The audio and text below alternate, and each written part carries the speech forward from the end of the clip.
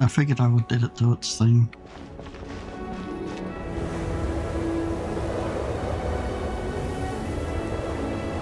Ooh, it sure is cold today. I wonder how much heavier the snow's gonna get.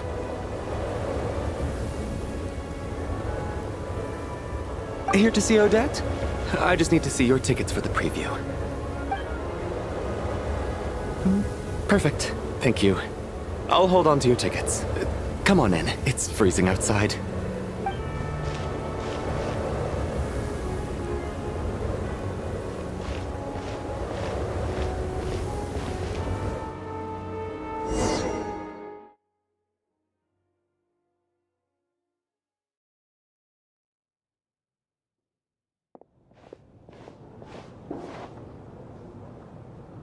I think I'll leave the Lelic question until after the show's over. Then I'll go find Odette.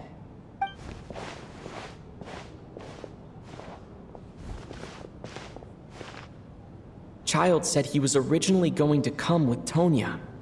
So I'm guessing Tonya's already here somewhere. Is there anyone here who looks like a Tonya? Let's see. It's a small audience. Makes sense for a preview. But wait, I do see some familiar faces. Mr. Chuganov's back again by the looks of it. Oh, and is that Mitya? And that Fatui officer, Valeri. Guess he must be playing cat and mouse with Mitya again. Oh no, it looks like the show's starting and I still haven't found Tonya. Never mind. I'll just have to take a seat for now and see if I can catch her afterwards.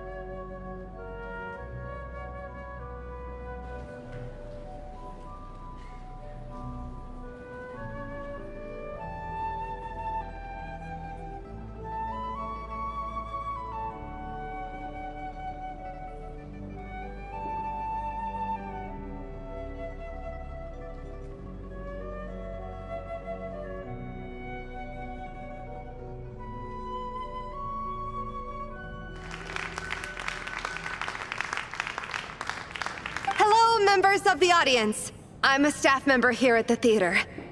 Today's performance was a very special one for us, as it marks the first attempt in a long time to revive the classic Snezhnayan ballet, Spirit Seeker. To commemorate this occasion, we would love to take a group photo of the cast, crew, and audience members present today. Could I kindly ask the audience to please come up onto the stage?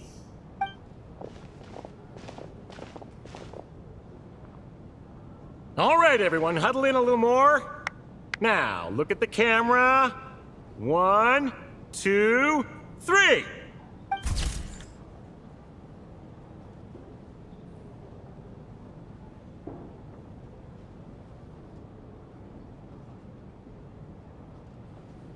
Are you quite satisfied, Mr. Energy Scientist? I rather hope you don't have any other escape plans to add to my workload today. What are you talking about, Sarge? This was simply my way of inviting you to watch Miss Odette's new show with me. And wasn't the performance spectacular? In the future, I heartily encourage you to take a leaf out of my book. Find some soul-nourishing pastimes to enrich your time outside of work. It was indeed a fine performance, but I must correct you on one point. This is not time outside of work. These are working hours. Working hours and non-working hours are just a social construct. Human technology can never advance if we're too rigid in our thinking, Sarge. May we leave now? Already? I mean, I was kinda hoping to soak up the atmosphere for a little longer, but... No? Okay, guess I'm pushing my luck. Didn't seem like too much to ask, but fair enough. Off we go then, Sarge. Back to the land of working hours. Lead the way. That has to be her. She's the only person in the audience around Tonya's age. Excuse me, are you Tonya? Huh? Your brother's busy today, so I took his ticket. Don't worry about him, he's fine. Oh, okay. Sorry for the trouble. What's wrong? Are you sick? No, I'm fine. It's nothing. Maybe she caught a cold on the way here because of the weather.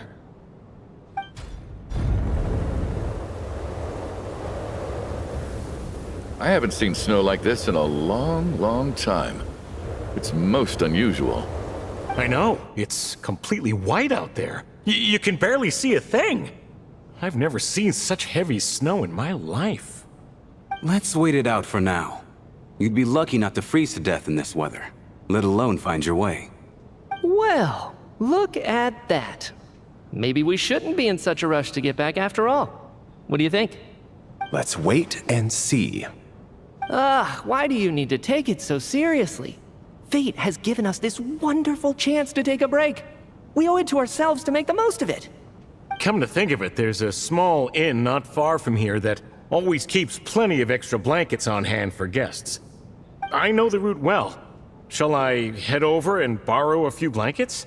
That way, anyone in a hurry can wrap up warm for the journey back. Just remember to return them next time you're over this way. Sir, there's really no need to go to all that trouble. Hey, it's no trouble at all. Wait here, I'll be right back. What a kind gentleman. Very good. My wife and daughter are waiting for me at home, so I shall be heading back as soon as I get my blanket. So... are you expecting us to go back to the Armory Palace wrapped in blankets too?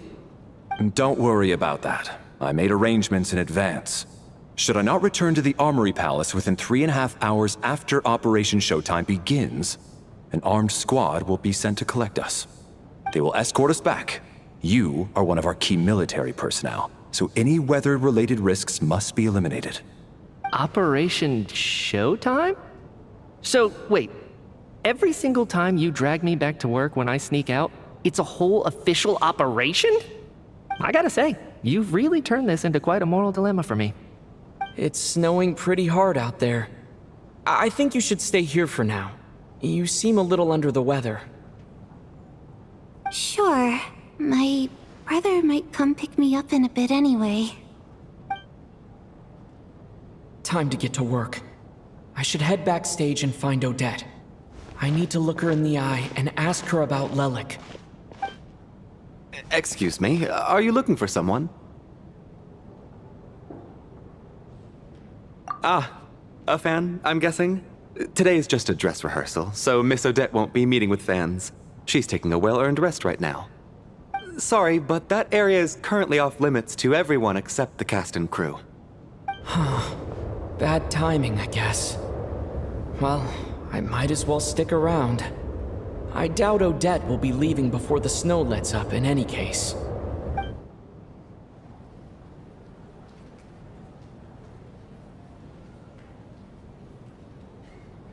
What happened to the gentleman who went to fetch the blankets?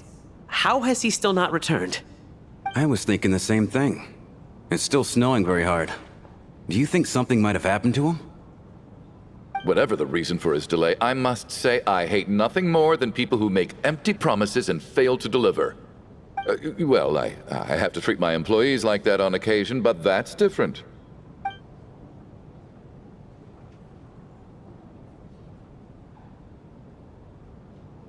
You seem anxious, Mr. Valeri. It's been nearly 4 hours since I left the armory. The army should have arrived to extract us by now. They know how much I despise tardiness and disrupted plans. There's simply no reason that they shouldn't have shown up by now, barring exceptional circumstances. Surely a snowstorm like this one counts as such. Few things in this world can stop the Snezhnayan army, Mr. Mitya. and a snowstorm is certainly not one of them. Why don't you go out and take a look? They might be right outside, waiting for your orders before they dare come in. An absurd hypothesis. I have no intention of leaving your side for even a moment until I have escorted you back to the Armory Palace. This doesn't look like an ordinary snowstorm to me. That guy who left earlier. It looked like he just vanished into thin air. Either that, or my eyes were playing tricks on me. A man-eating snowstorm? Come on. Night hasn't even fallen yet. Spare us the ghost stories.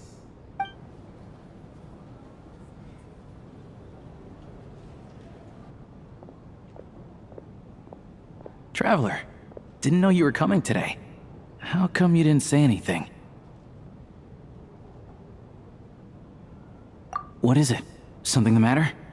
Tell me, I can help. Whoa, that's quite a snowstorm out there. I've been working backstage this whole time, so I didn't even notice. No wonder the audience hasn't left yet. Is weather like this rare, even in Snezhnaya? Yeah, snow like this. I'm sure I've seen it out in the wild before, but never in the city. Actually, I take that back. I don't think I've seen snow this bad even in the wild. This is something else. It's not normal. If even Alosha thinks snow like this isn't normal, could it have anything to do with that monster people have been talking about? We can't stay cooped up here forever. Someone needs to go out and take a look. No need. I have plenty of experience with snowstorms.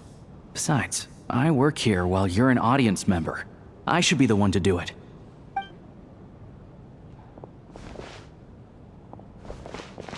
Everyone by the door. Careful not to let the snow soak into your shoes. In a snowstorm, you gotta look after your toes above all else. Heading out, my man? Be careful. I've been told the snowstorm eats people alive. Thanks for the advice. I am planning to be careful. I just want to take a quick look at the situation out there.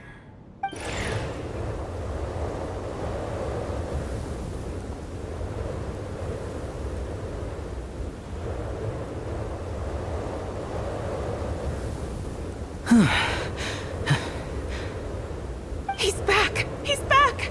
How was it? What's going on out there? Did you see any soldiers patrolling the area? Something about this storm isn't right.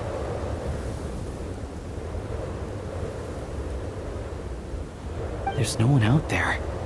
I didn't see a single soul. And something in the air gives me the creeps. This isn't your average snowstorm. I suspect it might be related to recent events in our nation. I strongly advise everyone to stay here until the snow dies down. Are you serious? So all of us are trapped here now? That sounds a little far-fetched to me. You want to go outside and see? I, for one, am not risking my neck in that weather. This just turned from a minor delay into a major hassle. We can only hope that our friend who went to fetch the blankets just ditched us and went home. Is it really that bad? But my daughter, I won't be able to read her a bedtime story tonight. Huh? What are you all still doing here? Whoa! It's snowing hard! So now we're stuck here? Oh, this is terrible! Luckily, it was just a dress rehearsal today, so there aren't too many people here. On the bright side, the theater's always well stocked with supplies. If the snow still doesn't let up as we get into the evening, you can spend the night here, everyone. At least, I assume that's alright? Odette? Fine by me. This seems like a sensible backup plan under the circumstances. My thanks to the theater for being so accommodating. What are you staring outside and praying for, my man? You anxious to get home too? Oh, Your Majesty the Tsaritsa, I beg you, please do not let tonight's snowstorm stop. This is a golden opportunity to spend the night under the same roof as the two top stars in all of Snezhnaya. It's a once-in-a-lifetime experience. I think I've changed my mind. Sir, if you so much as look at us funny, you'll be seeing stars in a whole other way. Behave yourself, or you'll be begging for that blizzard. It's getting colder. We need to keep the indoor temperature up. Close the door and lock it tight. Let's head somewhere warmer.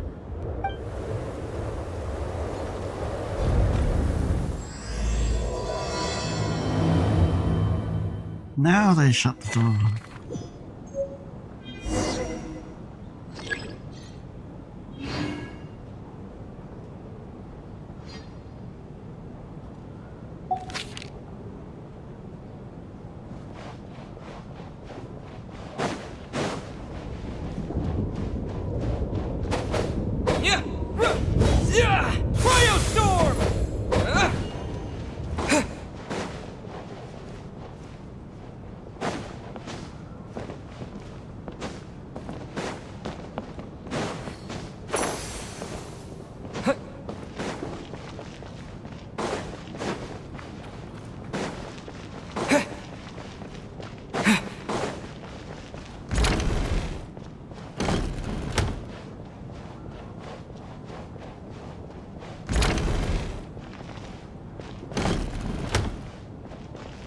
My husband has major trust issues.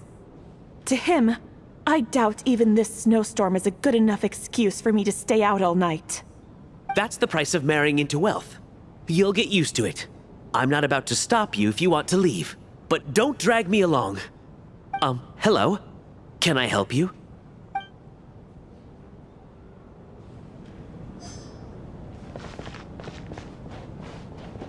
How are you feeling, Tonya? I'm fine. Sorry to worry you. I'm used to it by this point. I take medicine for it. My brother usually helps to get it ready for me. Child must take great care of his sister. He's never mentioned Tonya's illness, though.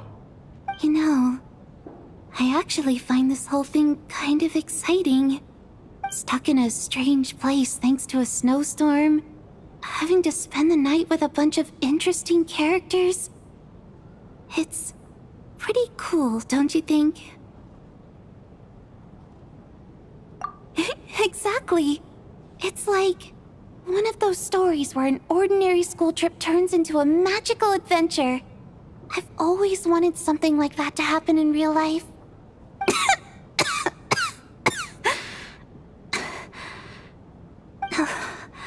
I'm fine, really. Just got a little overexcited. Look after yourself. Otherwise, your brother will come after me.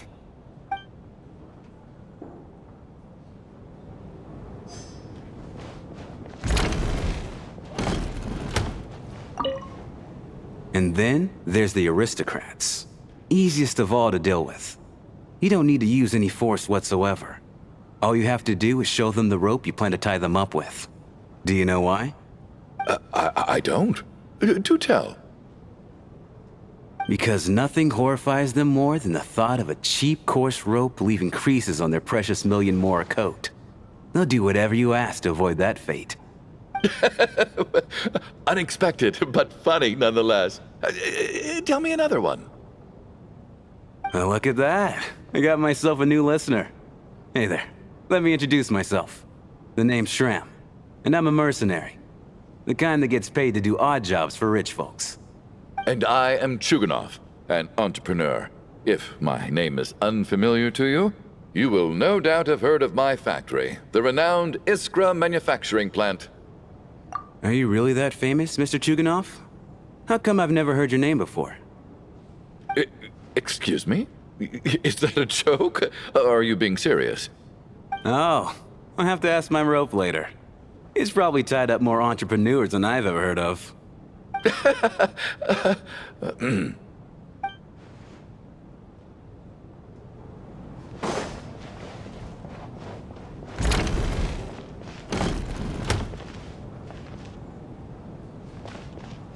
This is highly irregular. A delay of over an hour during an operation like this theoretically warrants a Harbinger-level response. I wonder what the issue is. The storm, or something else.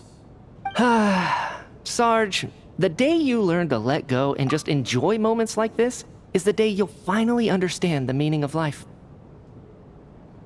My theory is that somehow a shadow event formed, but that's probably not likely. Anyway, that's my theory. Ah, why, hello, sir. I believe you were the one sitting at a nearby table back at Podvorye restaurant. Any friend of the theater's star performers is a friend of mine. It's a pleasure to meet you. I'm Mitya from the Energy Commission. Greetings. Major Valeri, head of the Special Assignments Battalion. Armory Palace Royal Grenadier Guards, 1st Regiment. I am here to ensure Mr. Mitya's personal safety. Please let me know if I can be of any assistance. Mr. Traveler, I cannot help but notice that Miss Odette is stealing glances at me. Any idea what that could be about? I've racked my brains, but I can't think of anything I might have done to offend her. Perhaps she noticed me spacing out during her performance? What? You mean I really did do something to upset her? Well, thanks for letting me know. So, Mr. Mitya, is your work related to Project Stuja? Yes, that's right. The higher-ups in the Fatui transferred me from the Energy Commission to the Armory Palace because they wanted me to... Really? I can't even talk about that? Pretty sure it counts as part of my private life. All right, I won't say anything. Sorry, Traveler. As you can see, I'm afraid this pleasant chat will have to end here.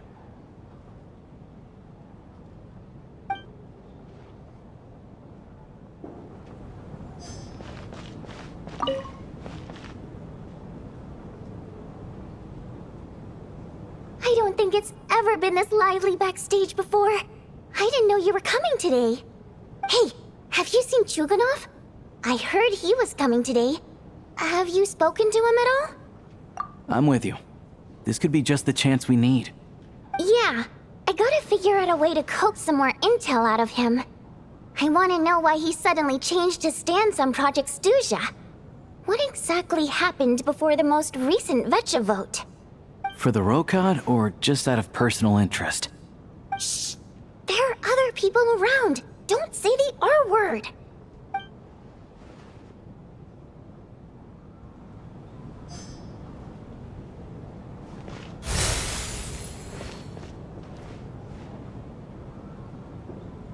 I have to say, even though today was a rehearsal and there were some hiccups along the way, Miss Odette's performance was one of the best I've ever seen, even compared to an actual show. Oh, I couldn't agree more, especially considering the weight of the subject matter. It takes a truly seasoned professional to do justice to a theme like love and regret. Do you think we were coming on too strong? Odette's ignoring us again. What about you? What did you think of today's performance?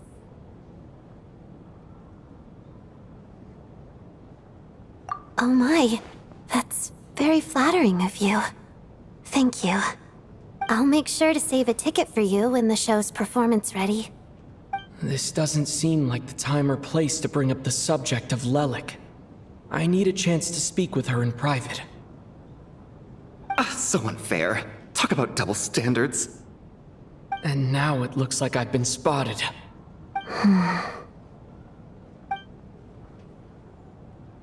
You know Mitya too?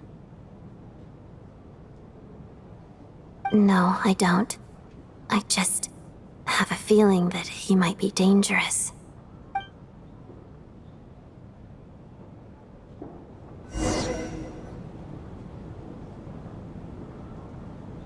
How's it looking, Alosha? No change from this afternoon. Heavy snow with no sign of slowing down. May I have your attention, please? The storm is unlikely to stop tonight, and it'll be even more dangerous outside at night than it was during the day. We at the theater owe everyone here a duty of care. Therefore, we strongly suggest that you stay on site overnight and avoid going outside unless absolutely necessary. In a few short moments, we'll give you a tour of the theater's various quarters. You can choose to sleep in the VIP room, the office, or backstage. Or on the stage if you'd prefer. We won't mind.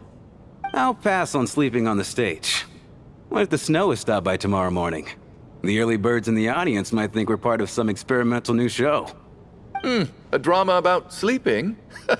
That could be fun. Maybe we could come up with a title for the production. Not bad. Clear selling point, at least. Could be a big hit. Anyone who doesn't wish to sleep on the stage, please follow me. I'll show you to the rooms.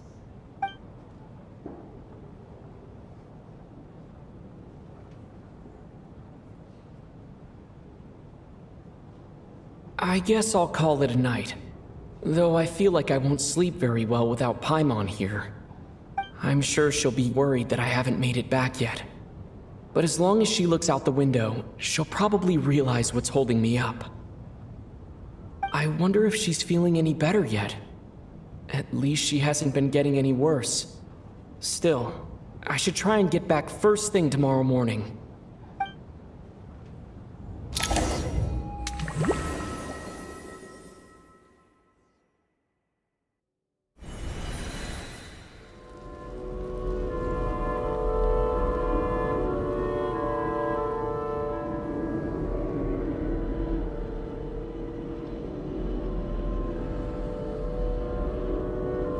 Ah, finally.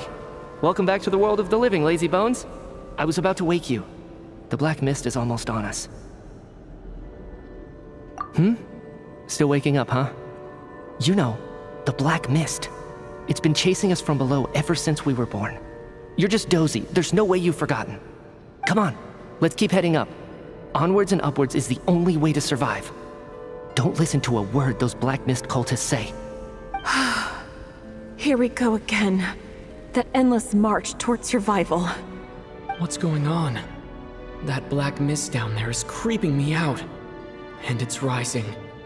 Guess I should head upwards and get away from it. The black mist cultists believe that being swallowed by the black mist leads to everlasting peace. But if you ask me, they're just lying to themselves. We're the only heretics left, the only ones who refuse to give in. We have to keep going. But how do you actually know that they're wrong? Dangerous question there, Torgov. The moment your faith wavers, you start a chain reaction that ends in the collapse of your will. Put the question out of your mind. Stay strong and believe that the black mist means certain death. Okay, but it's not my mind that's the problem. My body's about to give up on me. It's already starting to falter.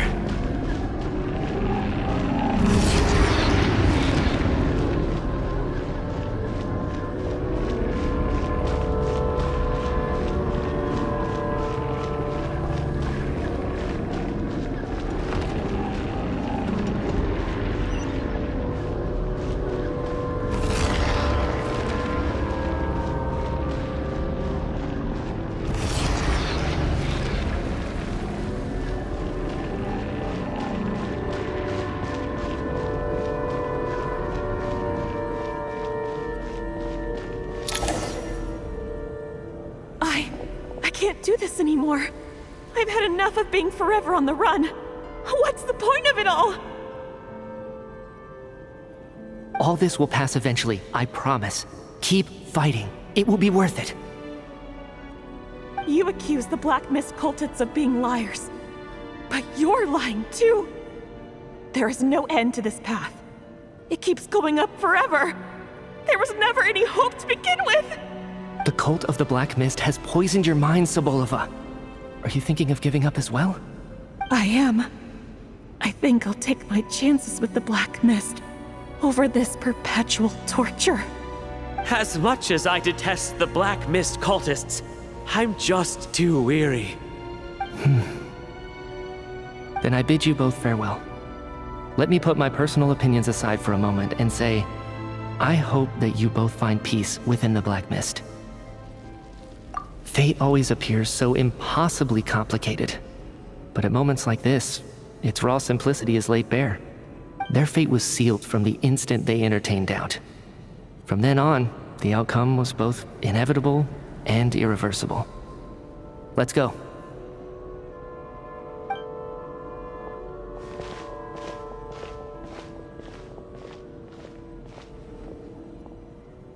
Torgov and Sobolova are gone.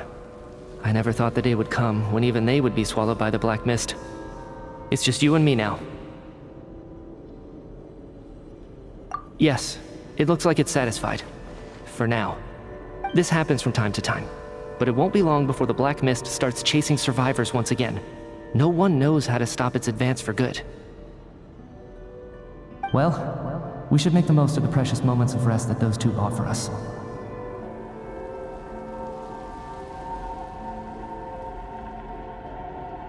Huh?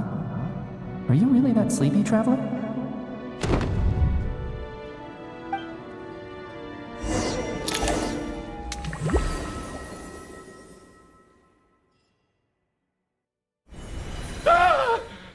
Help!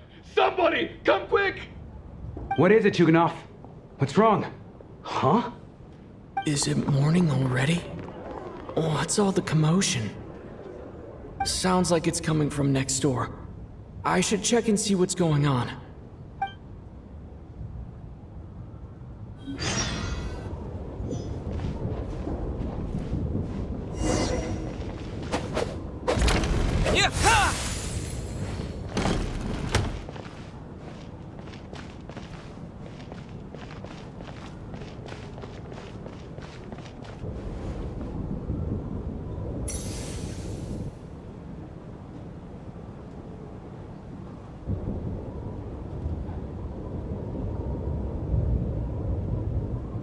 Don't look, Miss Tonya.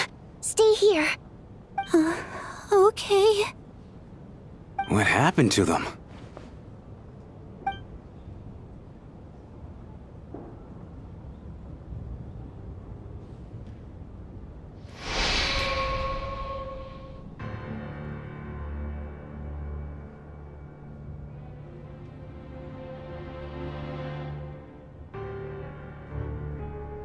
These two people have passed away. And the strange thing is that somehow, I knew this was going to happen. I knew that they would be the ones to die. Have I seen this moment before? Or did I have some kind of premonition? I can't remember what it was. Let me take a look.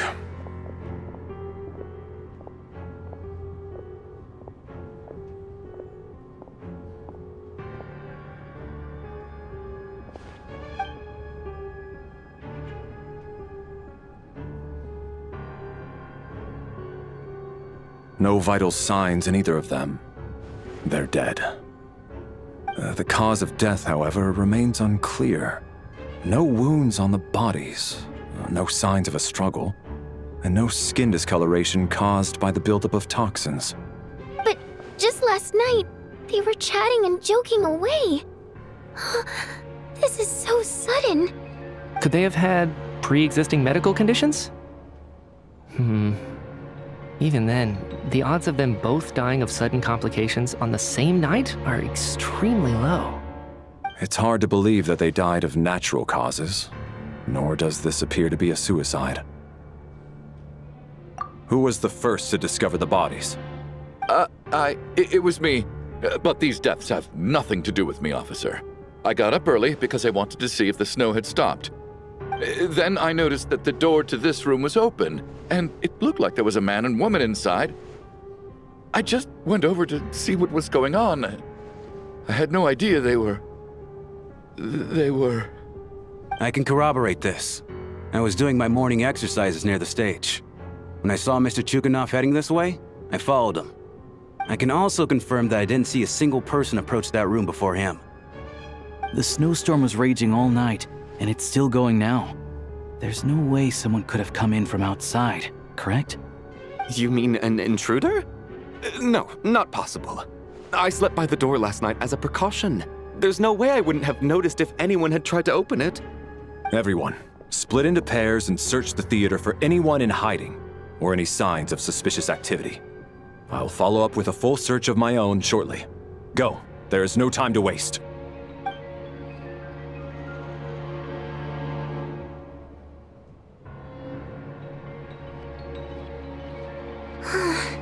Nothing on your end either? Backstage is clear. No signs of suspicious activity. We checked the basement. Also clear. I don't think there's anywhere here that a living person could hide. Are we certain that the theater doesn't have a back door? Or any tunnel or passageway wide enough for a person to fit through? No, there's nothing like that. If people were sneaking in through some secret tunnel to avoid buying a ticket, we'd have sealed it off ages ago. I also checked the windows. All of them are locked from the inside, and there's no sign of anyone entering or leaving. It sounds like we can safely rule out the intruder theory. If anyone came in during the night in this weather, there'd be no way for them to avoid leaving footprints or water stains. This can only mean one thing. It's like one of those murder mysteries you see in novels and plays, isn't it? The ones where the killer is one of us. We can't quite jump to that conclusion just yet. Could he be right? It's hard to imagine something like that happening in real life. Set in a theater during a snowstorm, a murder takes place, and the killer is among us. It's such a classic trope that it seems unbelievable. Looking at who the killer targeted and the clean entry and exit, it all adds up. I know what this is. It's obvious now that I think about it. What is? What have you figured out? Both victims were wealthy, well-known local merchants. And the door was deliberately left open so I would discover the bodies and witness the crime scene first thing in the morning. Such ruthless methods. This was your doing, wasn't it, Lelik? Lelik? You mean Lelik is among us? And he's the killer? Lelik. I know this code name. Member of the Rokot, anti-Project Stuja. Always works alone. I've read the case files at the Armory Palace. Walk me through your reasoning, Mr. Chuganov. What do you know about Lelik?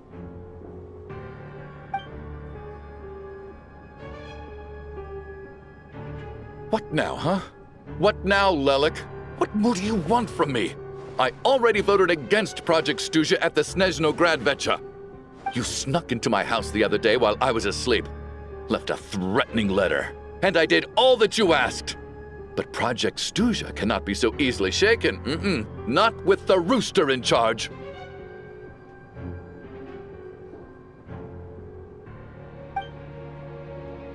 So he really was threatened by Lelik. That makes sense. And now you're resorting to murder to threaten me. Isn't that right? I knew it. The Rokot despises the rich. The lives of the wealthy are but refuse in your eyes.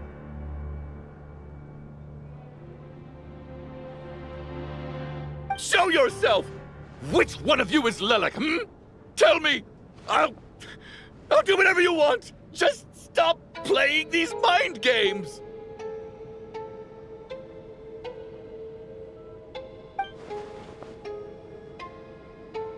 Was this really Lelik's doing? Would Odette really do something like this? If Odette really is Lelik, this seems out of character. But then again, how well do I really know her? I'm probably the only one here with a compelling theory about Lelik's true identity. But if I reveal it now, I'll be putting Odette in the line of fire. What should I do? I don't think it's likely that Lelik killed anyone. At least from the stories I've heard, he's never killed anyone before. And his name has never come up in connection with any murder cases. Besides, even if Lelik did want to threaten you, why resort to such an extreme and roundabout method? It's not his style at all. Vodyanitsa doesn't know that Lelik might be Odette, but her assessment is pretty much identical to mine. Miss Vodyanitsa, why do you suddenly feel the need to speak in Lelik's defense? Defense? Oh, no, it's just... I'm worried that we're jumping to conclusions here, so I wanted to share my point of view. Also, I don't think the Rokot is as bad as you're making it out to be.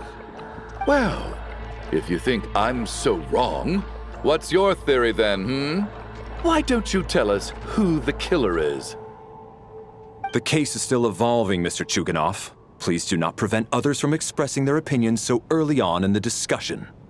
Even so, there's no denying that the recent threat received by Mr. Chuganov may well be an important clue.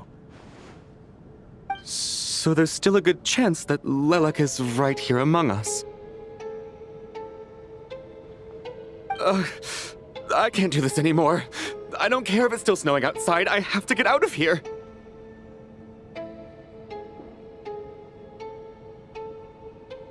Whoa, take a beat. We all know it's far too dangerous out there. Even the soldiers couldn't get to us. Go out that door, and you might not live to tell the tale. And whoever this Lelek is, they're surely not going to murder anyone in broad daylight. Be sensible, my man. You're safer inside. As much as I regret having to say this, I'd like everyone to cooperate and refrain from exiting the premises until further notice. Because as things stand, every one of us is now a suspect. Unless anyone has further information to share, let's adjourn for now. Feel free to keep searching for clues, but make sure you don't go off alone.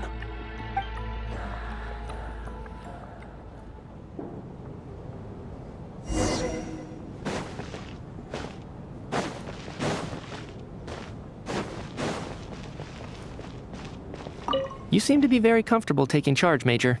You took the reins as soon as things went south.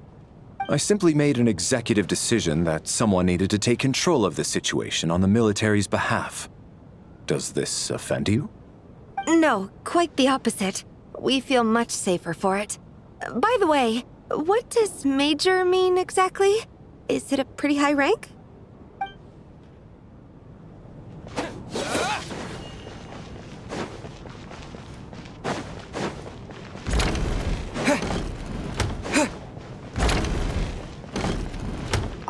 I still find it hard to believe there's a murderer among us. Just last night, I imagined we were like classmates out on a hiking trip. There's no guarantee that you can trust your classmates, especially not when you're locked up together. Why did they do this? Was it for money? Even then, they could have just kidnapped the people. They didn't have to die.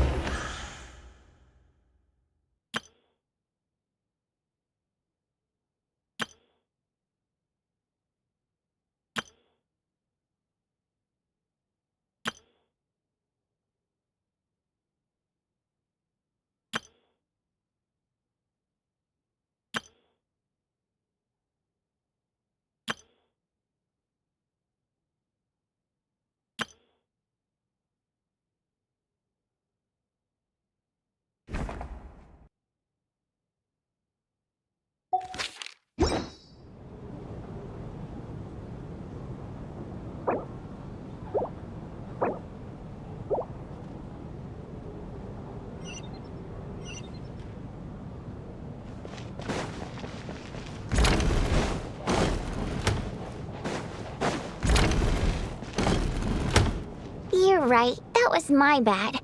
It was a knee-jerk reaction. I didn't think it through. Luckily, no one suspected my identity. Oh, phew. It's just you. I thought someone was eavesdropping. Since Vodyanitsa and I were on the same page earlier, I think I should share my thoughts with the Rokot members first.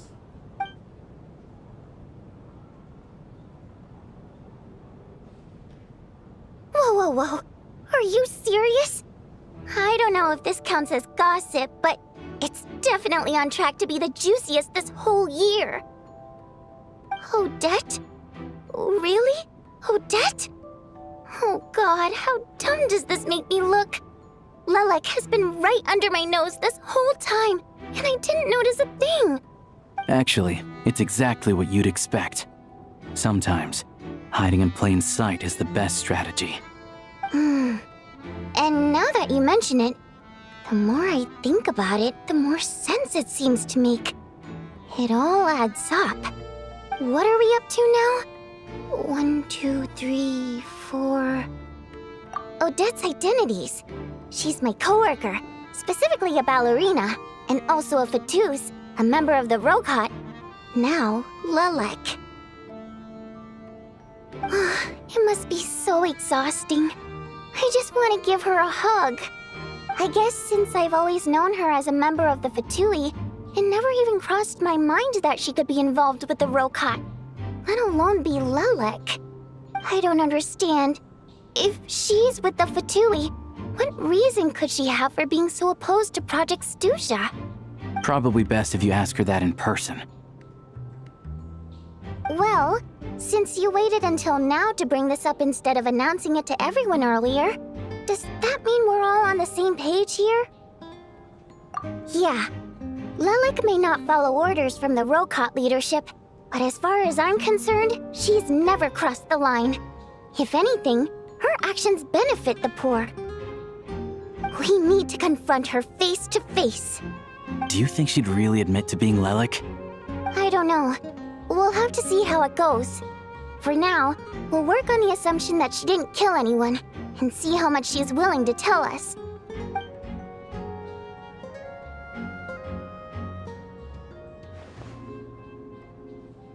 Now's our chance. Odette's alone. Let's go. Hey, Odette. What is it, you guys? Shh. Keep your voice down. We need to talk. So, you're Lelek, aren't you? Alright, fine. You don't have to say anything or explain yourself. Just hear me out first. None of us believes you kill innocent people. Whoever murdered those 2 people last night, it wasn't you. The Traveler was the first to figure out your identity, but he kept quiet during the discussion just now. Still, it's clear where the group consensus is heading. Everyone believes Lelek is the culprit. If your identity is exposed, you'll be in a really bad spot. We're your colleagues, and we know what kind of person you are. I don't want anything bad to happen to you. So, can you clue us in? Tell us everything. The more we know, the more easily we'll be able to cover for you. All right. Yes, I'm Lelek. And no, I'm not the murderer. And thanks, but I don't need you to cover for me. Actually, I'm planning to reveal my identity. Huh? You're gonna reveal that you're Lelek? Here? That's right. I'll admit I was surprised at first when Chuganov guessed that I was here. It was just a lucky guess, but it caught me off guard. But after taking some time to assess the situation and confirm where everyone stands, I don't believe I have anything to worry about. Are you sure you don't need a second opinion? Given the circumstances. Mr. Valeri! What?!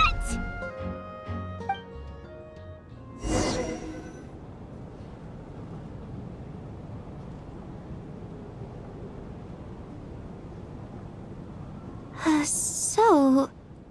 Odette is Lelek? I don't know what game you're playing, but you've got a lot of nerve.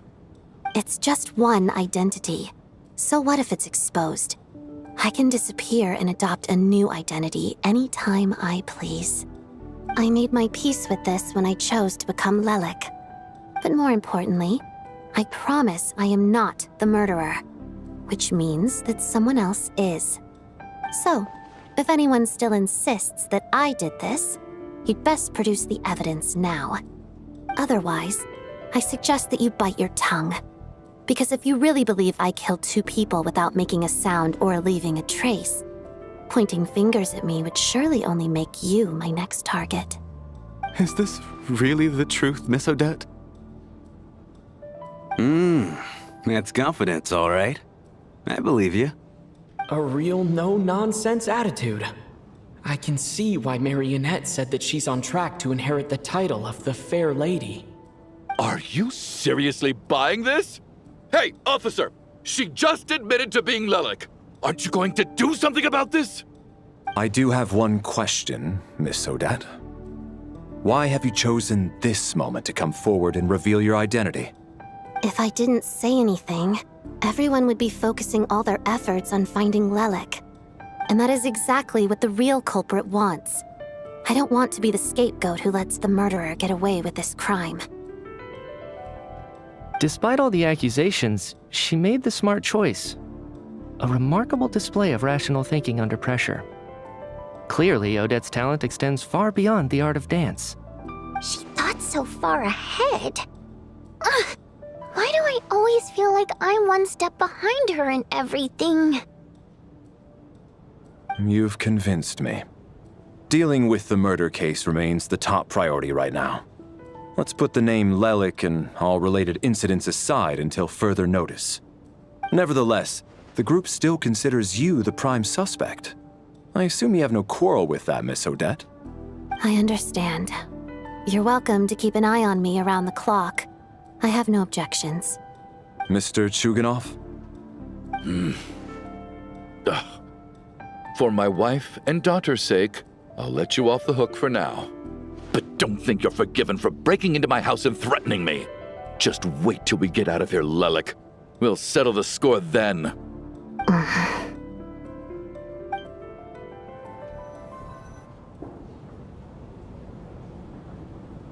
I do not think you'd have a shot, honestly. Good work, Lelik guard team. And Lelik too. Here, have some hot water. Turns out Valeri knew about my exploits. So now I've been told I have to guard Lelik with him. Shouldn't you be facing my way if you're guarding me?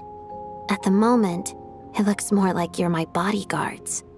If the true culprit is indeed still at large, as you have claimed, we must keep our guard up against them also. Don't worry, Tonya. We'll get through this. Once the snow stops, the officials will step in. The investigation will get easier, and then we'll be safe. But once the snow stops, won't everyone just leave?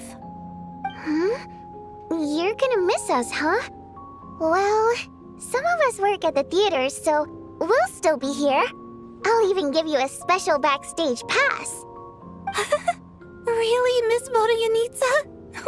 That's awesome! You've made a fan for life. Aw, you're so cute, Tonya. All right, let's swear to it. I promise to give you the pass, and you promise to never change your mind about being my fan. Promise. Don't indulge her, Tonya. You don't have to swear an oath over things like that. You really do get carried away sometimes, don't you, Miss Vodyanitsa? Hey, mind your own business.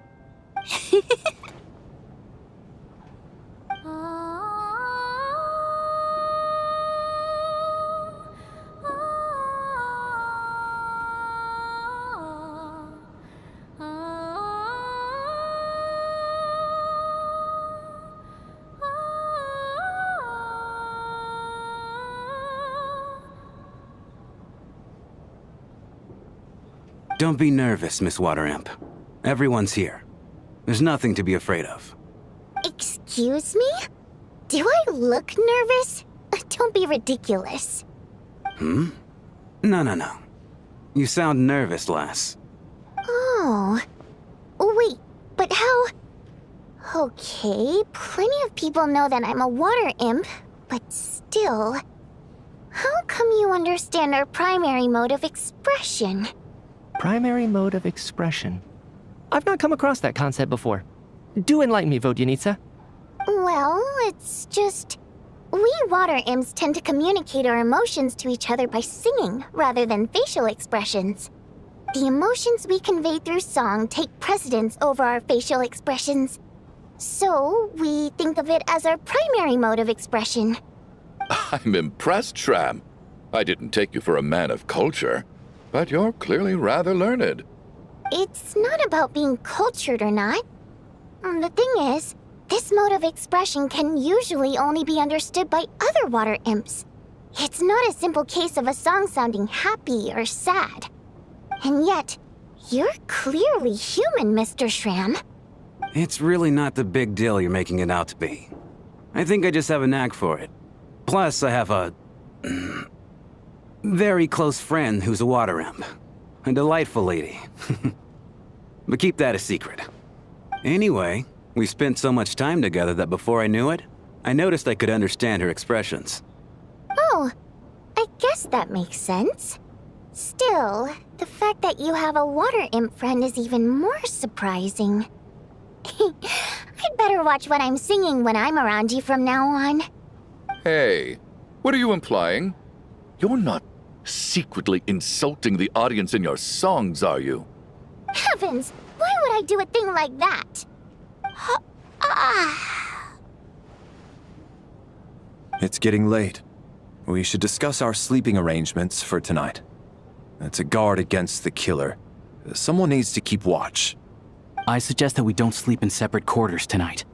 It will be safer if we all stay together.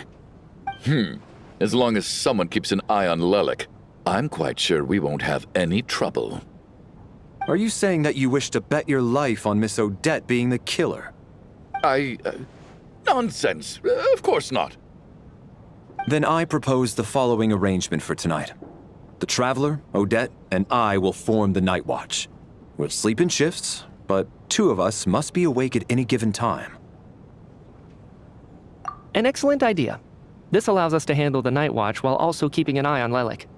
Meanwhile, the rule of taking shifts in pairs resolves the other issue. Namely that we can't necessarily trust the Traveler or Valeri either. I expect that plan took you quite some time to come up with, didn't it? Actually, our field combat manual outlines a similar approach. Although the scenario there involves guarding prisoners overnight during field operations. That being said, I must clarify that I harbor no disrespect towards you personally, Miss Odette. In fact, Lelik's numerous covert operations make fine textbook examples for military agents. I care less about respect and more about the fact that you just robbed me of 2/3 of my sleep tonight. I'm calling dibs on being the first to rest. Good night.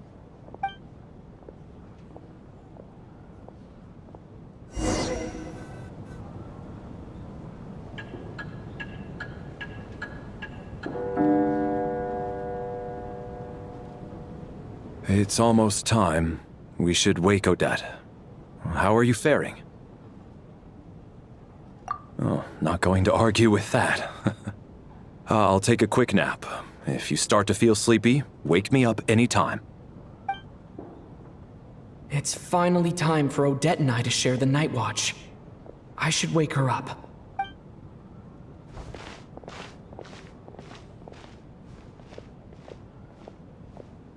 I came here to get information from her in the first place. Maybe I should think about what questions I want to ask before she wakes up. How long are you gonna keep staring at me? Couldn't sleep. My mind's been running haywire. Plus, there's something I've been meaning to talk to you about. I had a hunch that you wanted a conversation too. Let's take this chance to clear the air, shall we?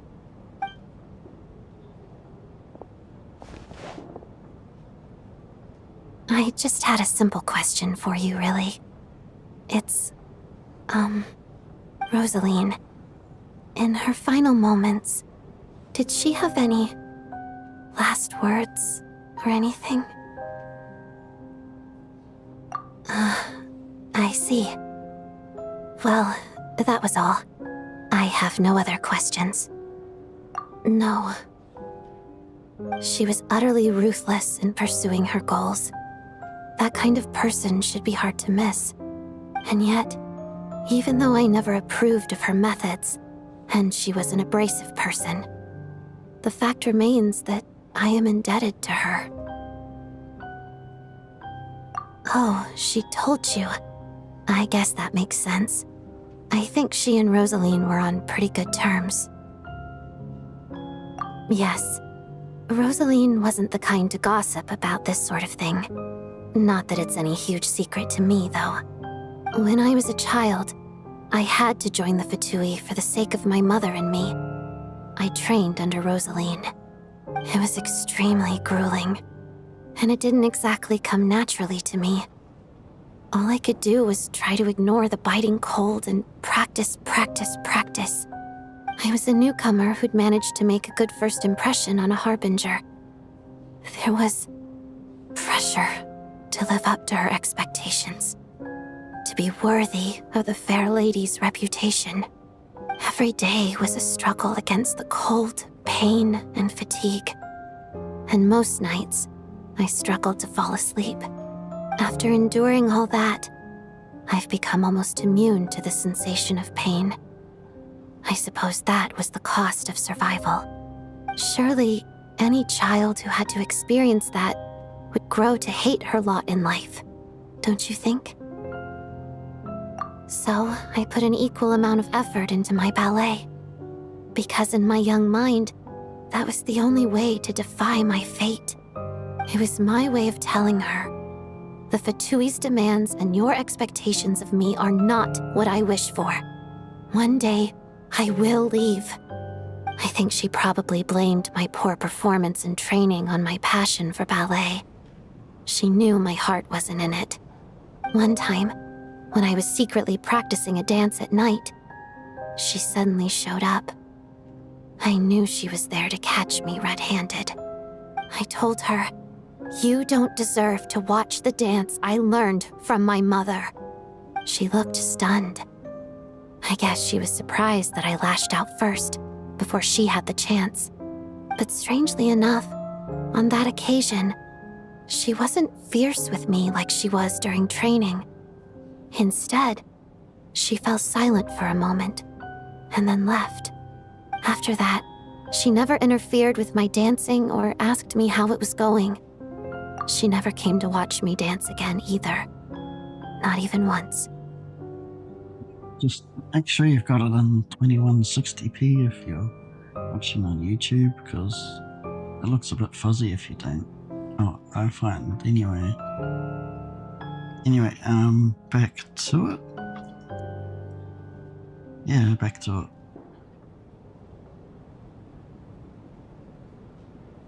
She was. But even now, whenever I take out this core Ignis, I can't help but think of that night. Of the look on her face. Sort of. Although gift might be too kind a term. This is her flame sealed within ice. A symbol of her favor, yes, but also her way of keeping an eye on people. She knew the location of every piece of core Ignis. If any recipient started acting suspiciously, she'd be on to them immediately. Trust her to make even a mark of approval feel suffocating. So, when news of Rosaline's death reached Snezhnaya, many people immediately crushed their core Ignis. It gave them a profound sense of relief, like they'd broken free from her shackles. But I kept mine. With my sensitivity to pain being as dull as it is, the warmth from this core Ignis is one of the few things I can still feel clearly. I still wonder, did she really come to stop me that night? I wasn't sure, but I was scared, so I said some really awful things. I guess she didn't leave anything behind. Not that I expected her to. It's fine. It's just a bit of a shame that we couldn't settle our differences before the end.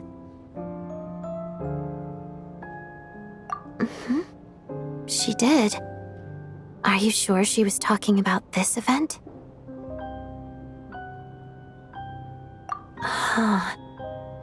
No, she didn't.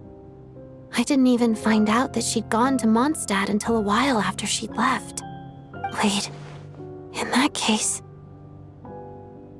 Okay, I will. Thanks for letting me know. There's something I'm trying to figure out. I'm beginning to suspect that Paimon's mystery illness is being caused by the energy research behind Project Stuja. Paimon's very important to me, so I have to get to the bottom of this. I figured that since you're Lelik, you might know something about all this. The ultimate goal of this energy experiment is to create a weapon for the final battle. The weapon's construction was completed in Nodcry. Now, all that remains is to arm it with a sufficiently powerful energy. Yes, the weapon's development and all the related experiments are overseen by Lord Piero, the Jester, and the lab is located deep within the Armory Palace. I'm not sure why this experiment would be making Paimon feel unwell, though. The best way to get to the bottom of it would be to go there in person. Once we get out of here, I'll help you apply for an entry permit. And I'm hardly the organization's proudest member, as you know. You answered my question about Rosaline. I want to do you a favor in return. It's that simple.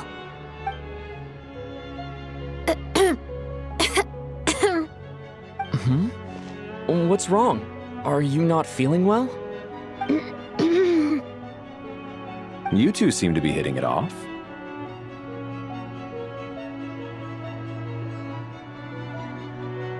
I thought you were sleeping. Of course I was. In the military, one learns to fall asleep quickly, even in the most inhospitable environments. It's vital to staying alert and energized. Why? Is something wrong? Even if he was awake, he can't have overheard us, right? Well, thank you both for keeping watch.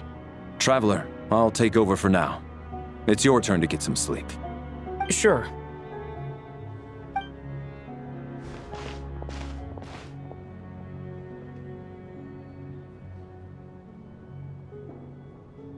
This is our second night here, but at least I found out a little more about Paimon's condition.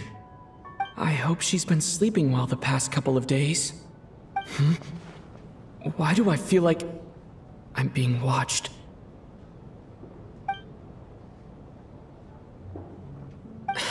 Seriously? Is this payback for when I stared at her earlier? But I thought she was asleep. Never mind. I'd better try and get some sleep myself.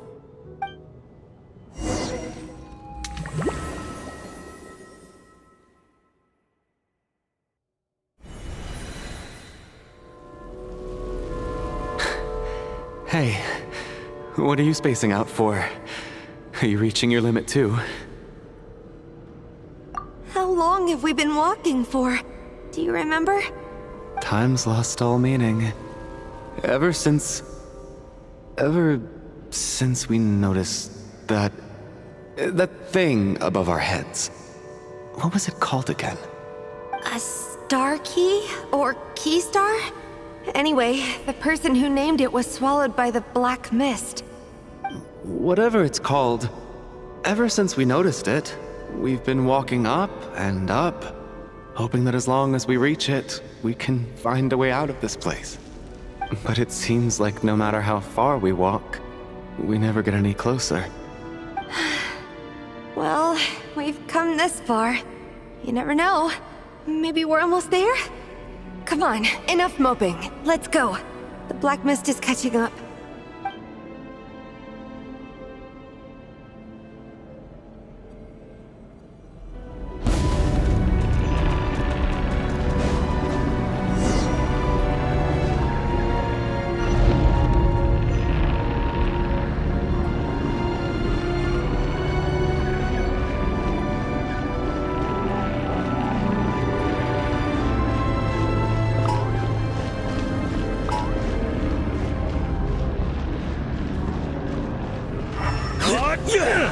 Backup is here. Monsters! Watch out! Not again! I've lost count of how many times we bumped into them. Careful!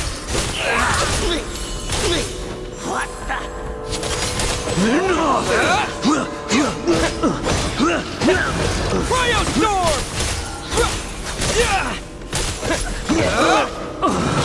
What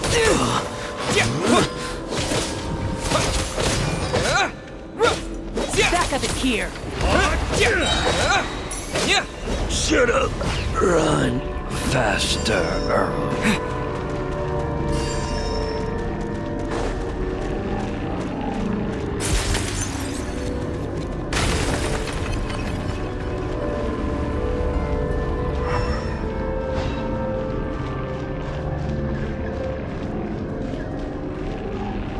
You wanna fight?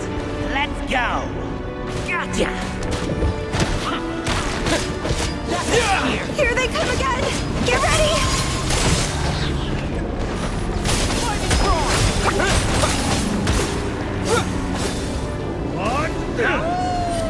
Get a load of this! Bombs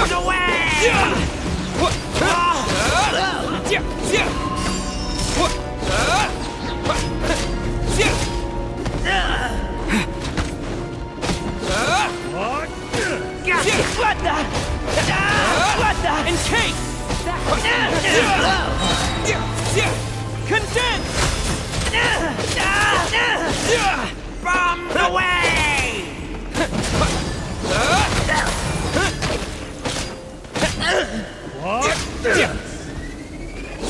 Gonna clean ya!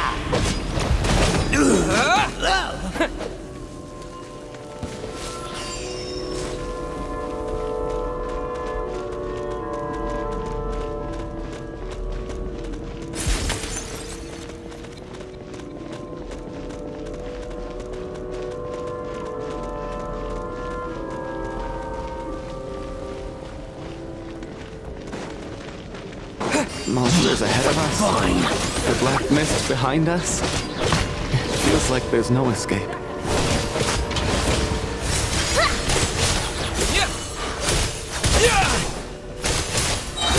Fighting frog!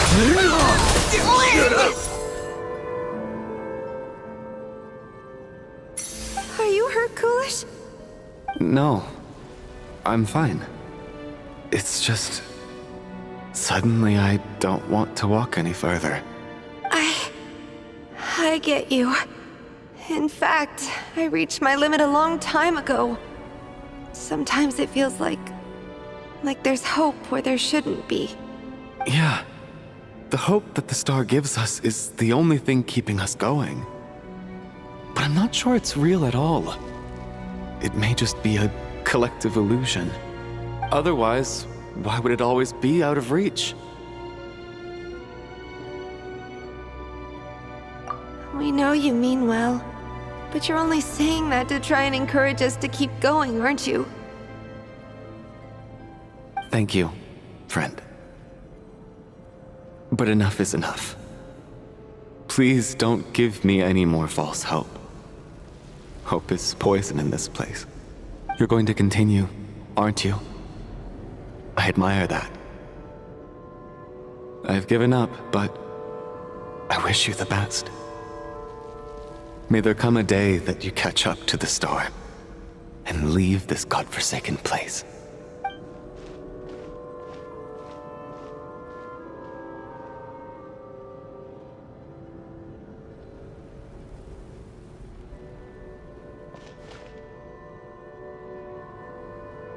It's not an illusion. We really are getting closer to the star.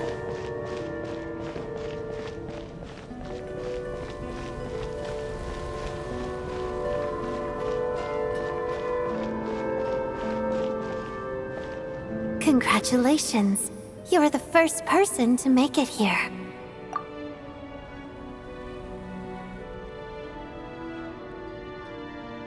I'm the star's envoy. The black mist has stopped rising. Its hunger is satisfied for now, having devoured your two companions. This is a good opportunity. I'll let you get some rest before we continue. What do you mean, leave? The star represents the starting point. It's the waypoint for the beginning. Congratulations on reaching the starting point. Once you are ready, we will head out and walk upwards. I will be right by your side the whole way.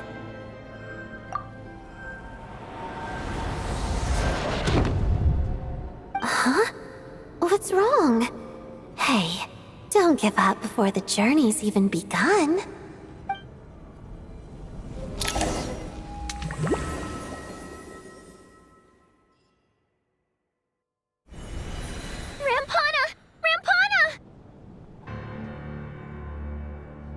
Is that Vodyanitsa's voice? What happened? Coolish, wake up! Please wake up!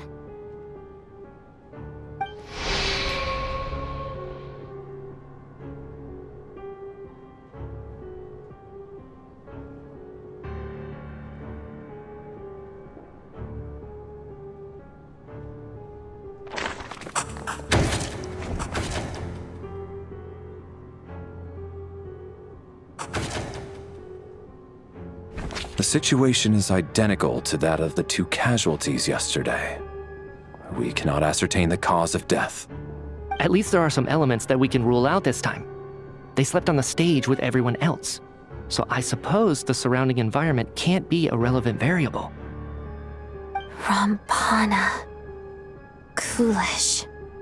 Weren't some of us keeping watch last night? 3 of us, in fact. How could you not notice something was wrong? I'm as confused as you are. Certainly nothing unusual happened on my watch. Likewise, and from what I've observed so far, both Miss Odette and the Traveler can be trusted. To be honest, I didn't get a wink of sleep last night. I couldn't help but think I was the target, so I just laid there with my eyes closed. I heard the Traveler and Lelik chatting, but otherwise I don't recall hearing any commotion during the night. Me too. I didn't want to wake everyone up, so I was concentrating hard, trying not to cough.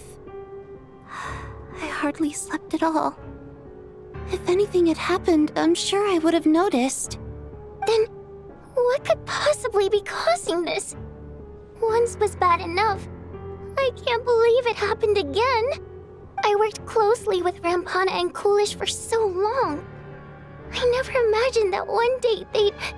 And on this stage of all places... Vodyanitsa... 4 victims in just 2 days, and we still don't have a single lead. I need to get to the bottom of this as soon as possible. And above all, keep Tonya safe. I'd never be able to look Child in the eye again otherwise. Still snowing? Yes, I just checked. Still no sign of anyone outside either. So we only have ourselves to rely on. If you ask me, this killer can clearly strike whenever they please. The Night Watch was a useless endeavor from the start. Lelik must be an expert in poisoning. Clearly she used some poison that can't be detected on the corpse. Here we go again. Listen, I was already thinking to myself last night, was Lelik's reason for revealing her identity the real story? Well, now I have my answer. It most certainly was not. She's been playing us for fools. You get off on this, don't you? Revealing your identity, only to carry on with your killing spree? That's a hideous thought. One that only a hideous mind like yours could dream up. How dare you? That's enough! Yesterday, you named Lelik as a suspect because the victims were both wealthy merchants. Lelik might have had a motive then, but today's victims were just ordinary people. Not to mention that they were colleagues of Odette and mine. What reason would she have to murder them? Let me guess, just to scare you? Who knows? Maybe you don't know her as well as you think. I implore you all to ask yourselves, how many people are there really in this world that have what it takes to kill another person? Not many, I'd wager. Lelik is well known to be a ruthless operator, and now she has revealed her identity. How could it be any more obvious? Everything you've said so far is still just conjecture, which doesn't constitute a concrete lead. You need to back up your claims with some evidence. He's a bit retarded talking about that stuff in front of half the military and the Fatous. It's like, oh, okay then, guy. We'll go with that. How can you defend her, officer? What did she say to you while you were on night watch? Maybe I shouldn't be so surprised. You military types are always colluding with criminals to target the rich.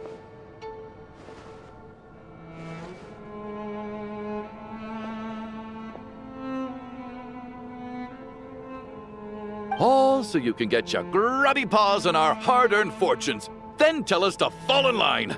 The Fatui, the Druzhna, and the Rokot. Thugs, the lot of you!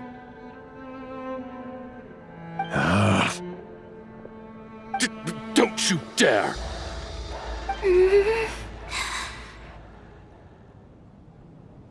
Sir, but you were the one who told us not to stop other people from expressing their opinions yesterday. 4 people have already died. Only yesterday I was chatting with Mr. Coolish. Then we woke up in the morning and he's... Turning against one another is the last thing we should be doing right now. Little girl. Even if Mr. Chuganov is a puffed-up, pig-headed windbag who doesn't have a clue what he's talking about, he's still one of the victims here, isn't he?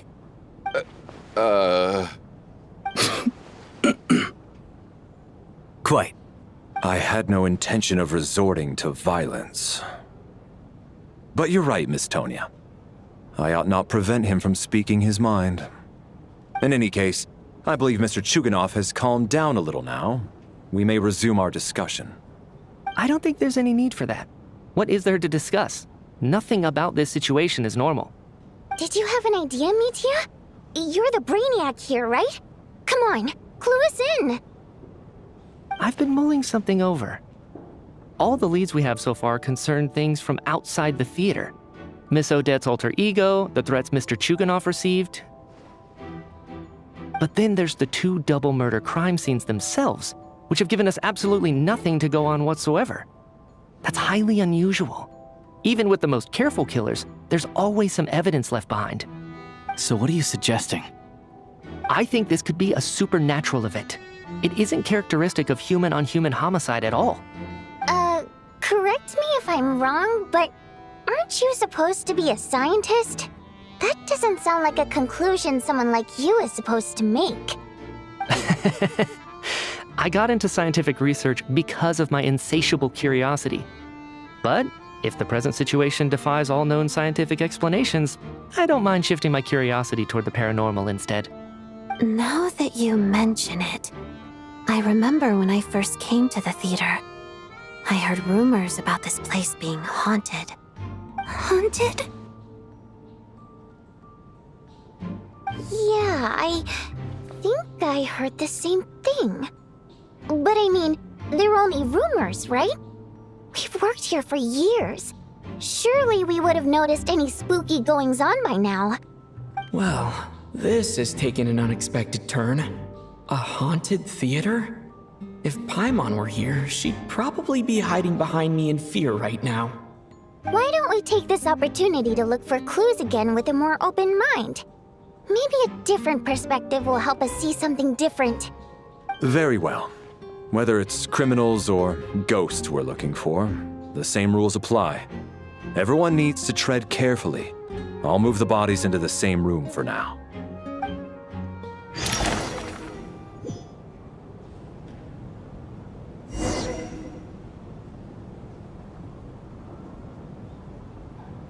So, I guess we should place bets on who the next 2 are. Since it's none of the main cast, it's going to be Scat, not him, but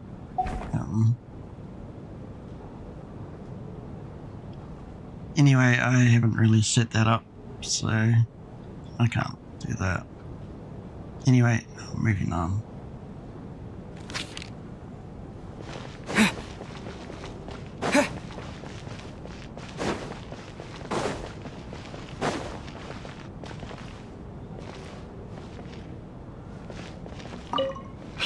think very hard about whether there's anything that ever needed hiding. After all these years, there must be some things even I've forgotten about.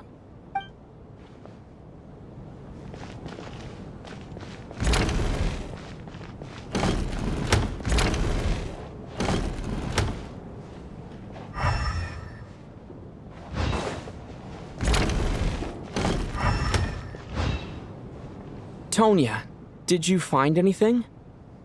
Not yet. Still looking. So...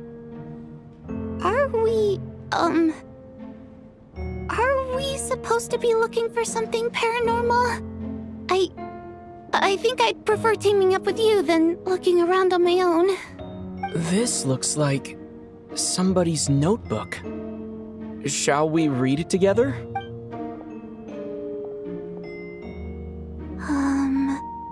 Well, it doesn't look scary or anything, so I guess it should be fine. All right, let's read it together.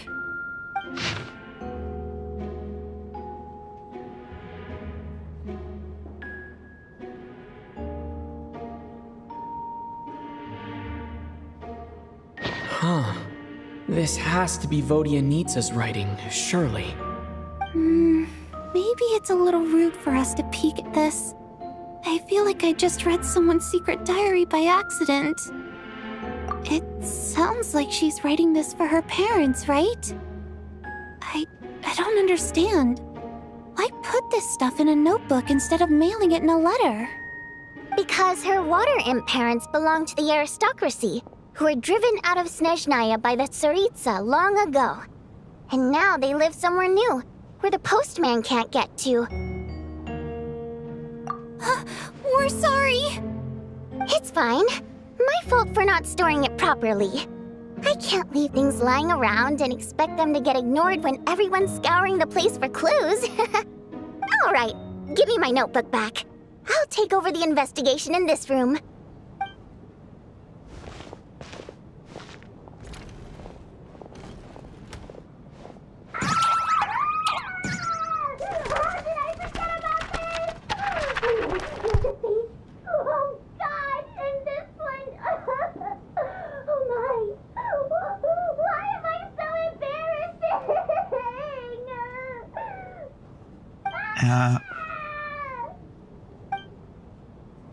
I forgot to read the other 2 pages. I'll see if I can go back and check, but I do not think I can. I noticed that as I quit out of the handbook, it said page 1 of 3, which is kind of sad, but oh well.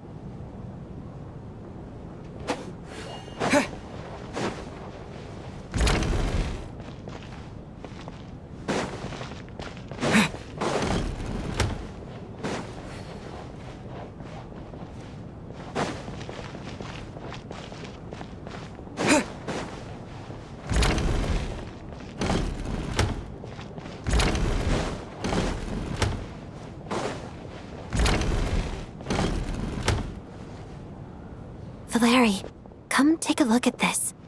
You too, Traveler. Some sort of notebook. What is it for? It's the on-duty logbook for the theater. Kulish was the main person to use it. He mostly used it to record any unusual incidents during a show, audience numbers, exit times, and so on. Yes, he'd always have this logbook with him when he checked tickets at the entrance. This should confirm a lot of key details about the recent show.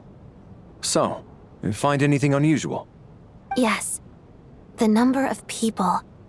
I've checked and double-checked, but the numbers just don't match what's recorded in the logbook.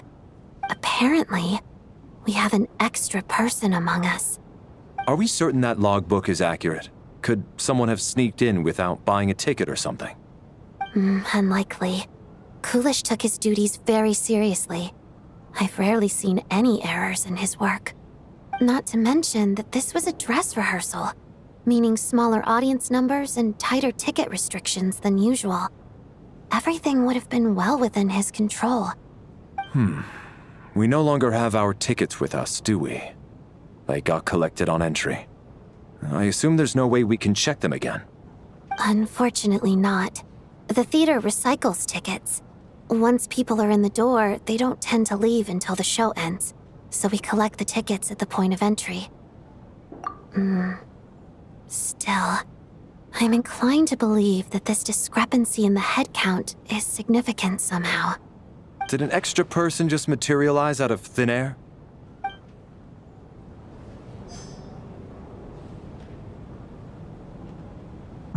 That guy's scarf could possibly count. I don't know. I forget this guy's buddy and his scarf. Anyway, on to the next one.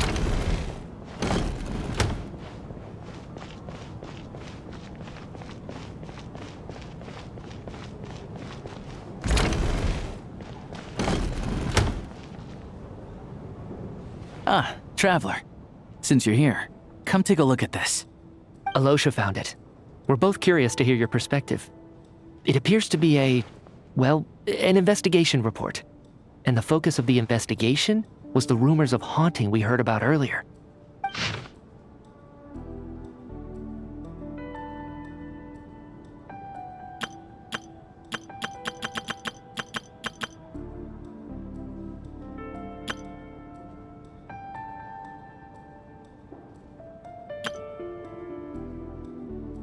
An investigation report, huh? Looks quite old. This person's name looks to be of Sumeru origin to me. Was the investigator from Sumeru? The theater manager must have hired an investigator once specifically to look into this issue. But it doesn't look like anyone ever looked at the report.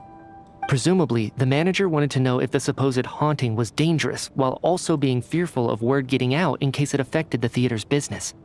Anyway, the bottom line is, the haunting is actually real after all. It's caused by an obstruction in the ley lines. Is there any chance this is the key to finally making some progress with the murder cases? Ley line problems are pretty unexceptional to me by this point. And while it certainly offers an explanation for the ghosts, it's hard to imagine what connection it could have to these two murder cases. Some of the language that appears at the very end of the report caught my eye. Angel civilization, ley line renovation? My area of research doesn't touch on any of that, so it's completely outside of my wheelhouse. Huh? A piece of paper just fell out from the report. It landed right by your feet.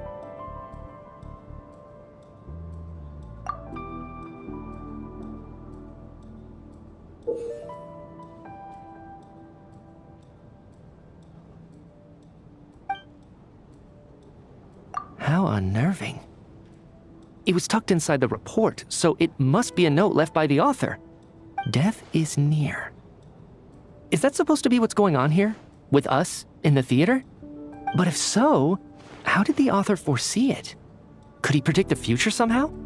Maybe things are more complicated than we thought. No, wait a second. If we take the report and the note at face value, they completely contradict one another. The report definitively concludes that the hauntings in the theater are harmless and cannot affect the real world. But the note seems to be warning of potential danger.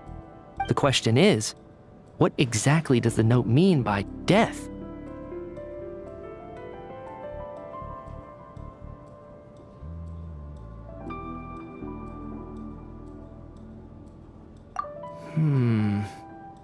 The various ways we could interpret this keyword lead in completely different directions. Let's pause our analysis here for now. I think we need more information.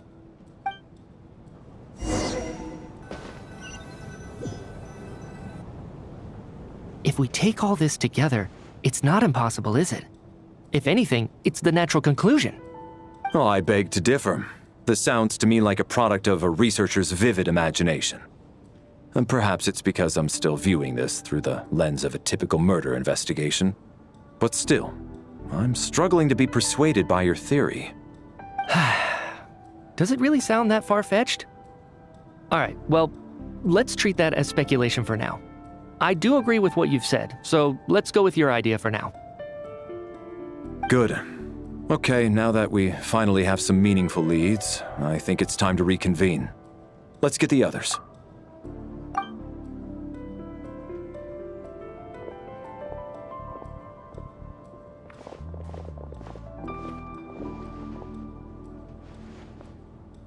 So, that's about everything we've discovered so far. I'll share my theory first. Based on what we've learned from the logbook, I believe the extra person among us is most likely the killer. If the killer had simply bought a ticket, it would have greatly increased the risk of their identity being exposed.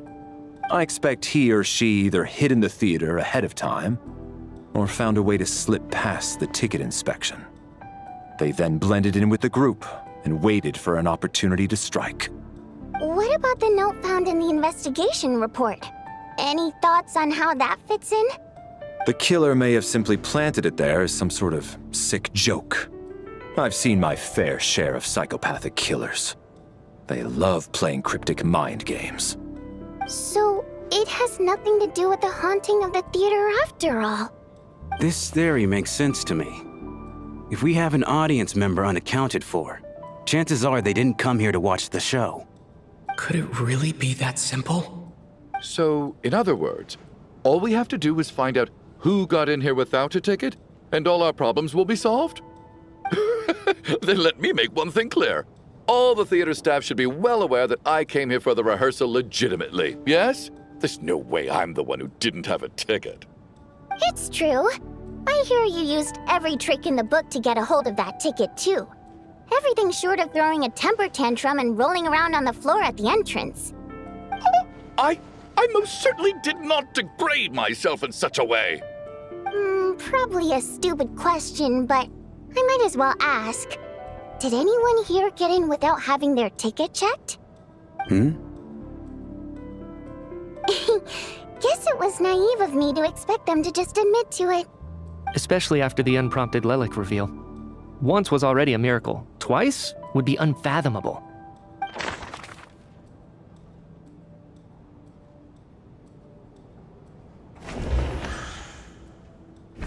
Valeri came to the theater to catch Mitya. Those two should be able to vouch for one another, and their motives are clear.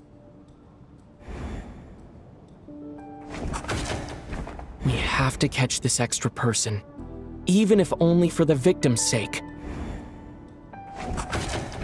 We have to catch this extra person.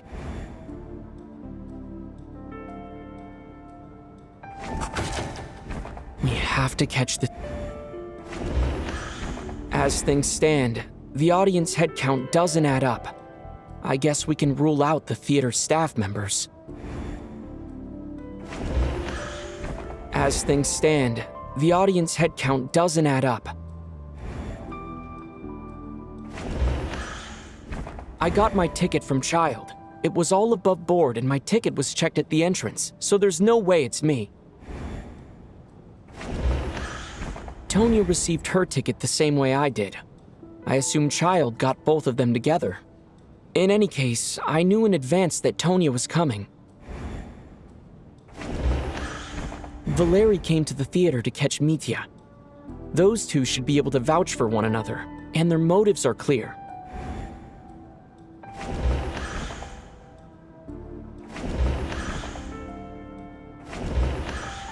As things stand, the audience head...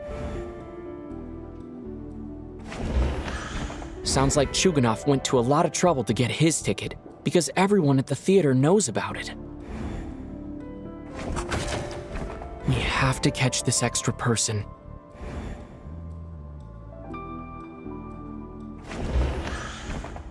I don't believe any of us here knew Shram before all this. If no one can verify Shram's identity...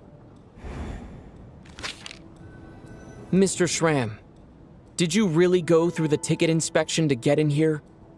Huh? Me? Why am I being singled out, my friend? Do I seem that suspicious?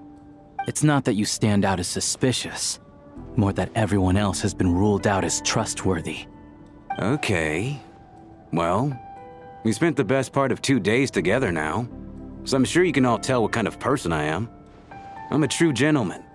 I never dream of doing something like sneaking to the theater without a ticket. Yeah, I have no doubt that you're a good person. But the problem is, none of us here actually know you, so no one can say for sure that you are who you claim to be. Although, actually, what was it you said last night? Yeah, friends with that water imp, which is why you understand our primary mode of expression. Last time I checked, there were barely any of us remaining in Snezhnaya, since most of the water imps left. Could you tell me a little bit more about your friend?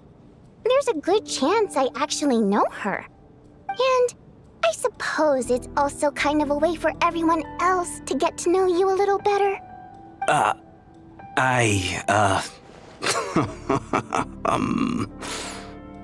Good grief. Are you blushing? Pull yourself together, man. Stop giggling like a teenage boy. It's revolting.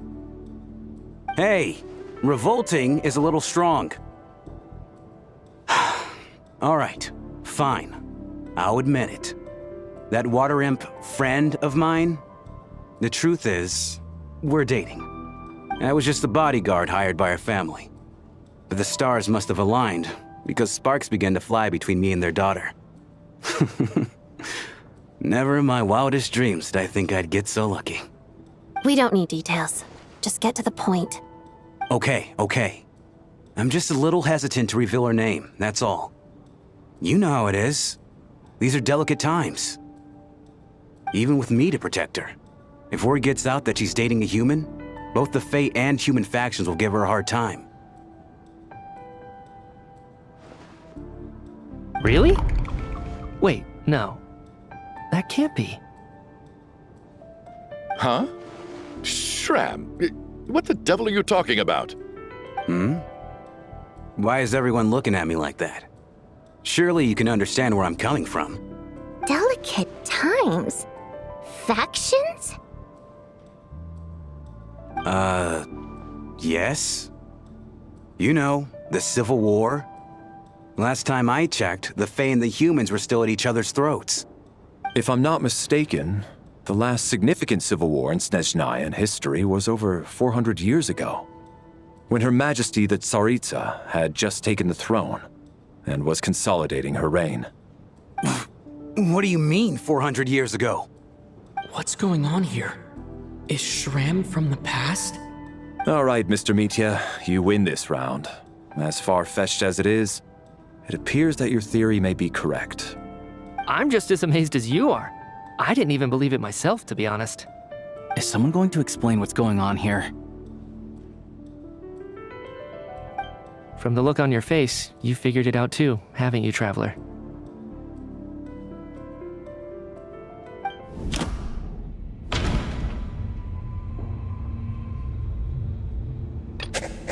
That seems to be the case. Shram's the extra person, but there's no way of learning his identity from this clue. The theater's ley lines have been modified to block souls within its grounds from returning to them.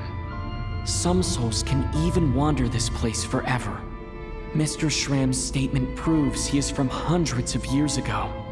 And according to the investigation report on the theater hauntings, Mr. Shram is very likely a lost soul wandering the theater.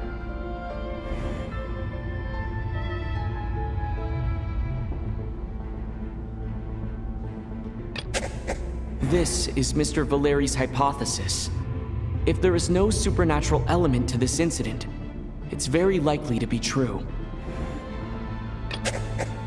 That's not it. If that's the case, we're back to square one. I don't think I'm that redundant. For some unknown reason, the soul that has been wandering the theater due to the ley line issues has joined our group and blended in. Yeah, that must be the immediate reason why the ticket count doesn't match the number of people present.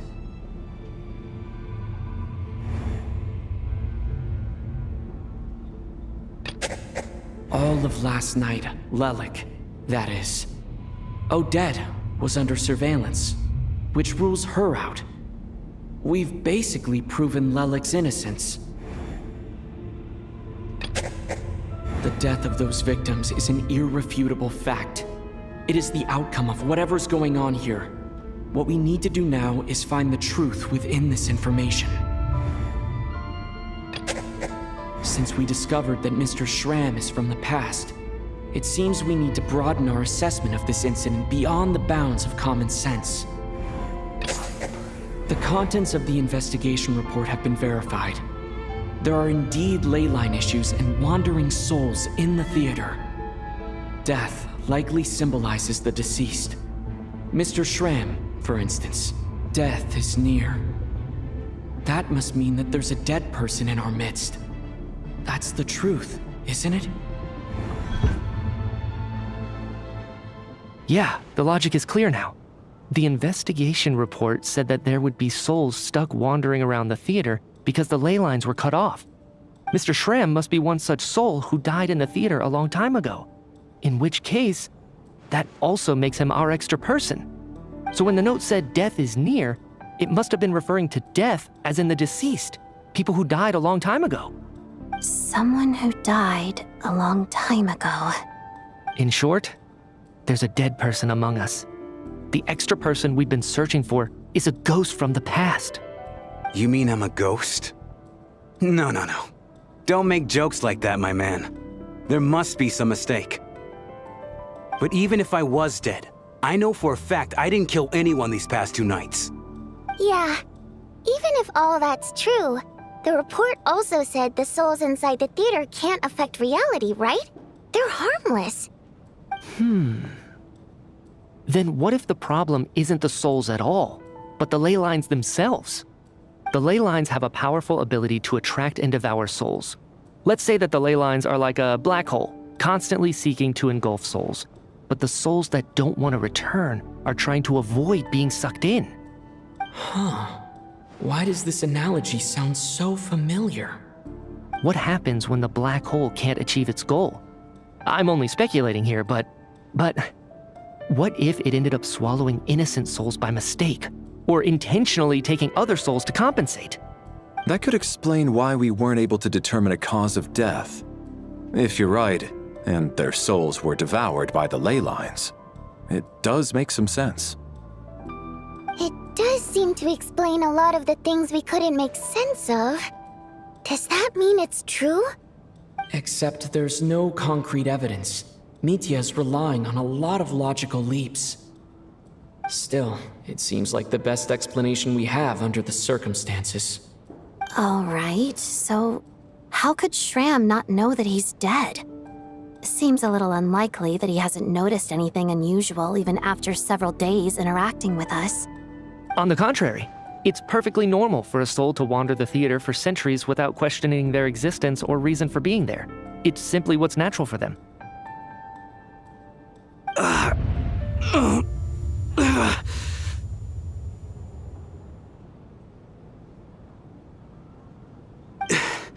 You know what, Mr. Brainiac? I think you might actually be right after all. I'm trying to remember and... even though my head feels like it's going to explode, I think... it's all coming back to me.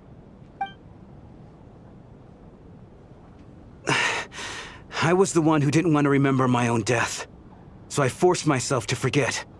Well, I'm sure those are painful memories. My lady and I snuck out to go on a date one day. We bought tickets for the theater. It wasn't really my thing, but I was just happy to be together.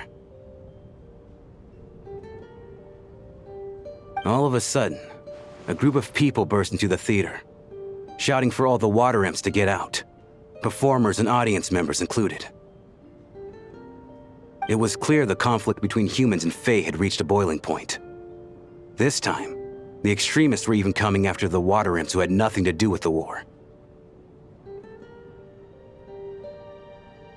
I thought I could pull one over on them, so I took off my jacket, draped it over my lady, and tried to sneak out amid the chaos. But I got caught. They started shouting, calling me a traitor to humanity. But I was going to do whatever it took to buy her a chance to escape, no matter how many people stood in my way. I had to, both as their bodyguard and out of love. It's all right, friend. You can stop there if you want. You don't need to dig all that up again. It's just... even now, I'm still struggling to accept the truth. How could I be dead? I'm sorry, everyone. If I'd known I was a dead man walking, I wouldn't have dragged you down with me. If I'm the cause of all this death, then punish me however you see fit. But, Mr. Shram... No. I refuse to be a burden. I know what I have to do. You said I've been wandering the theater for centuries, right?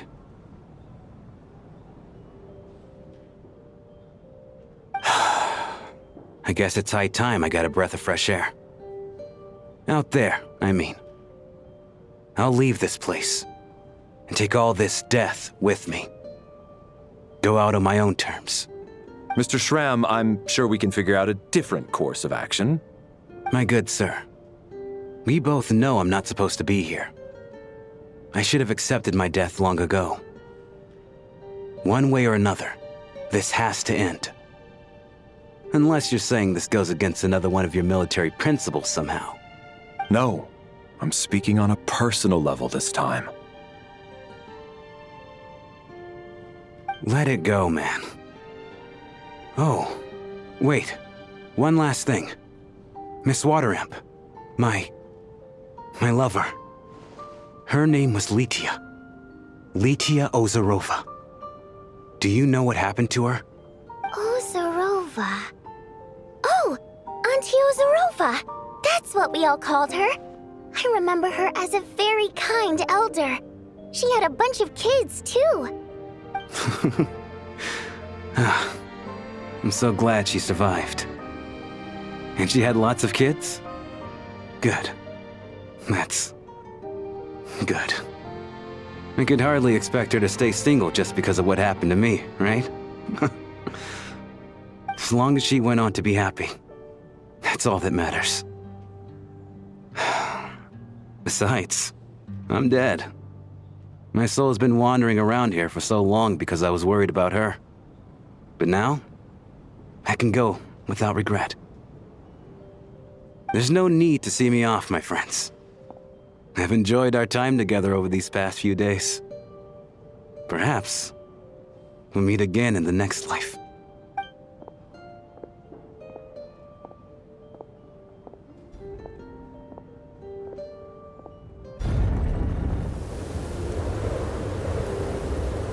Take care, my man. I know Mr. Shram was already dead, but... I still feel so sad. Death is cruel, no matter how we might try to make sense of it. So, was the conflict between Fae and humans really that bad back then? I was only little, so I don't remember much. It's terrible to think that so many innocent people had their lives turned upside down. Even the historical records about that time period don't say much about it. All people know is that the Tsaritsa founded the Fatui, drove out most of the Fae aristocracy without explanation, then used her terrifying power to suppress the humans. It seems to me like the Tsaritsa chose to make herself the enemy. She downplayed the conflict, directing whatever animosity both sides had for each other at herself instead. That's also why, despite how brutal the conflict was at the time, there hasn't been much lingering tension between humans and Fae since. Things have been fairly harmonious for the past few centuries. So, the Tsaritsa banished the Fae to protect the Fae living in the city? She offered herself up to be hated in exchange for peace.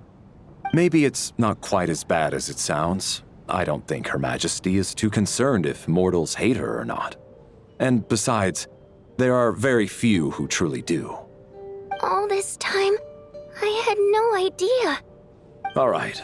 If Mitia's theory is correct, then I think we can consider this matter settled. Let's all take a break.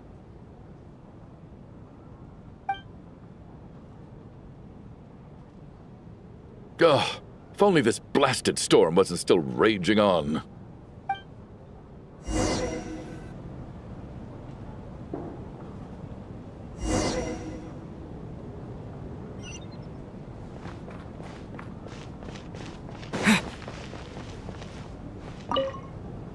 Even though Shram was already deceased, his decision to walk into the snowstorm was still a sacrifice, and a very brave one. This is one of the few times I don't feel at all happy to have my theory proven true.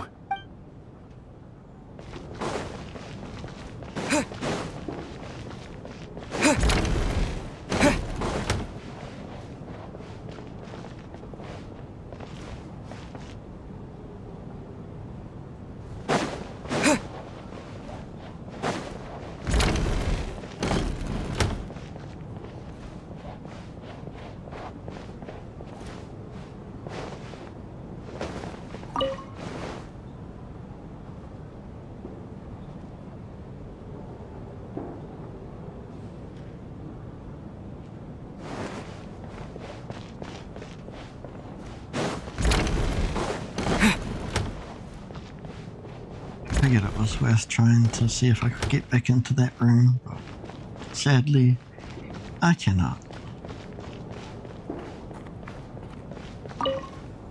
I was actually planning on hiring him as my bodyguard after we got out of here, you know. Oh, poor guy.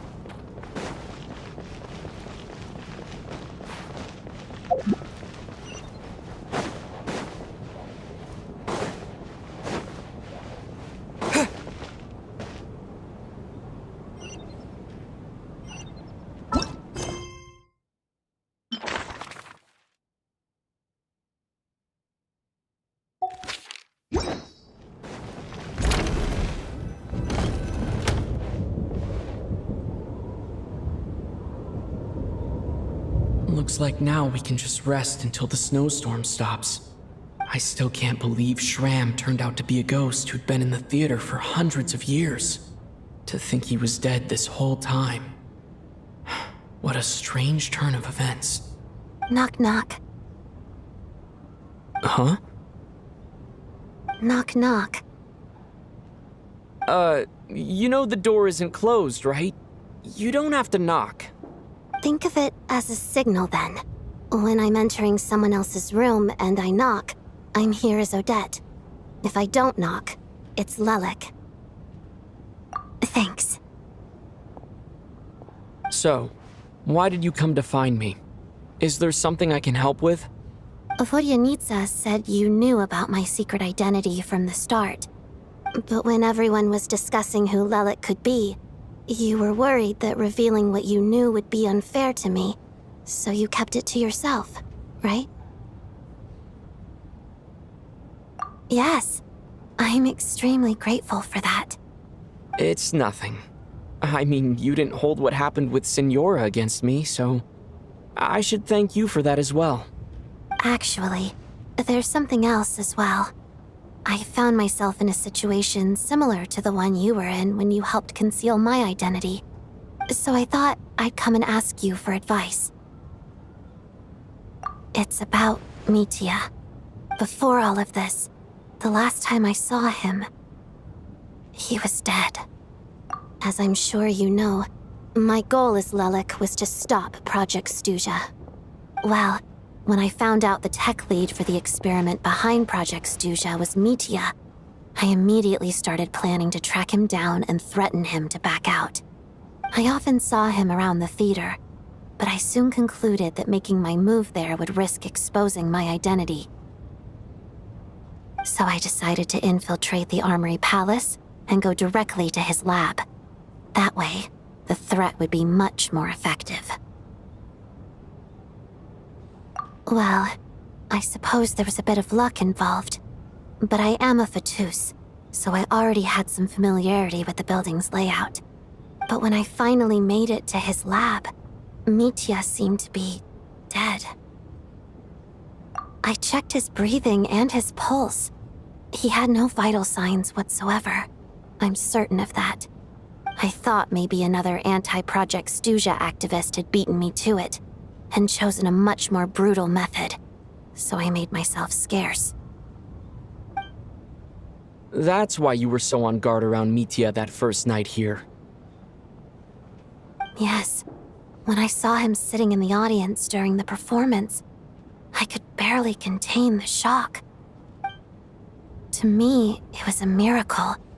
Somehow, he'd come back from the dead. But then, the murders started happening and things got so complicated that it wasn't really at the front of my mind. That is, until Mitya himself said there must be a dead person among us. Then, I couldn't ignore it any longer.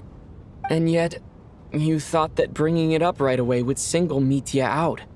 Just like when everyone was suspecting Lelik. Exactly. I thought there could be something I was missing. Besides, we soon figured out that Mr. Schramm was a ghost. And we knew there was only one extra person. So we thought he had to be the one. But now, it seems like there's another candidate. I understand why you kept it to yourself. There was so much information being thrown around during that discussion. Bringing up Mitya would have just introduced more confusion. So, what do you think we should do? Let me confirm one thing first. When was it that you found Mitya dead? Around a week ago. Sometime in the afternoon. A week ago? That's earlier than I thought. I saw him just a few days ago at a restaurant. That definitely would have been after you found him dead. He seemed completely normal to me, chatting with Vodyanitsa, trying to avoid Valeri. So he was definitely alive on that day. Huh. Well, all I can say is I know what I saw. Here's a thought. The reason we even suspected a dead person could be among us was because of the problem with the theater's ley lines. But Mitya's death happened inside the Armory Palace. The ley lines affecting the theater shouldn't reach that far. You're right. I guess he doesn't fit the profile of the person we were searching for. I think the chances of it being him are very low. Surely he can't have died for real in the Armory Palace. Unless... Unless what? Unless he really did come back from the dead. You're right. Do you think we need to disclose this to the others? Huh, what's this? A private meet and greet? Where do I line up? That's not what's going on here. Well, I was just making the rounds. Thought I'd try to lighten the mood a bit. Vodyanitsa's handing out food if you're hungry.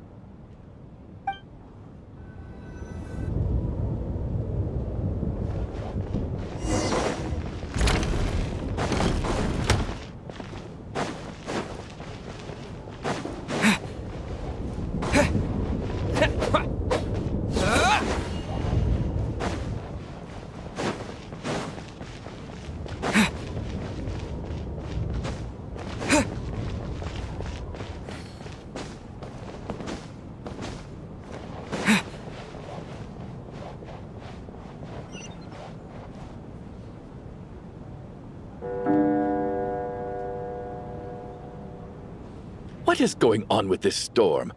Could it be connected to that monster that just arrived in Snezhnaya? I almost hope it is. Her Majesty the Tsaritsa left to vanquish that beast herself. We just need to wait for her triumphant return. Do you think people still feel the cold after they die? I'm wondering about Schramm. Oh, maybe we should have given him a coat before he went out there.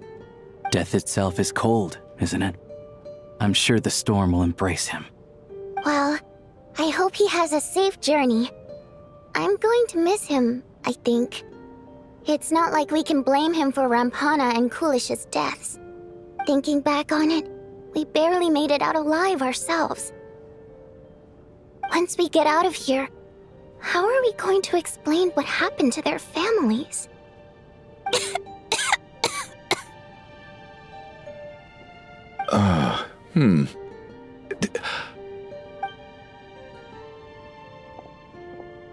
Are you okay?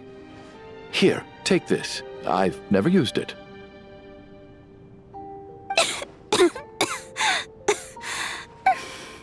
Thanks. Look who's Mr. Nice Guy all of a sudden. Is it because Tonya stood up for you this morning? At least you know how to return a favor. Yeah, without Tonya, who knows how badly he would have been hurt. I told you already, I never intended to resort to violence. Duh, bunch of rascals. Little girl? I was rather surprised when you spoke up for me this morning.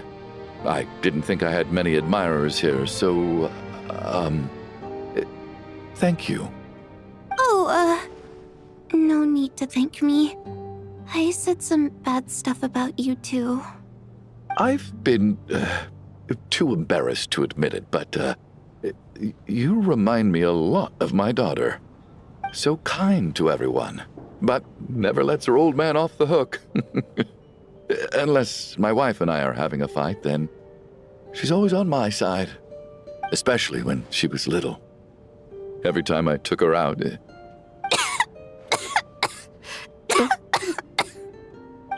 All right, easy now. How long have you had that cough, Tonya? I don't know. It's probably been a while. I'm fine. Are you taking anything for it? Yeah. I'll be fine once I see my brother. He's gonna pick some frost fairy flower leaves and brew a tonic for me.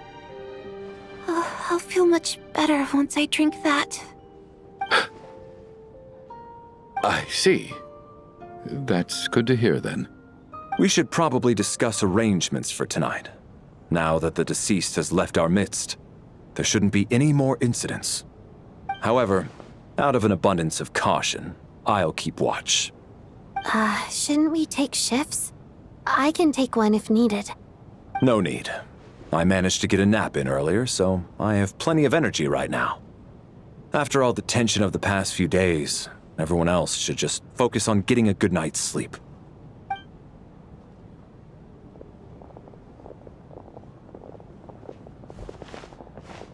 What a long day. This whole situation turned out to be way more complicated than I expected. But Valeri's right. I should just try to calm down and get some rest. The last thing I want is to give myself nightmares.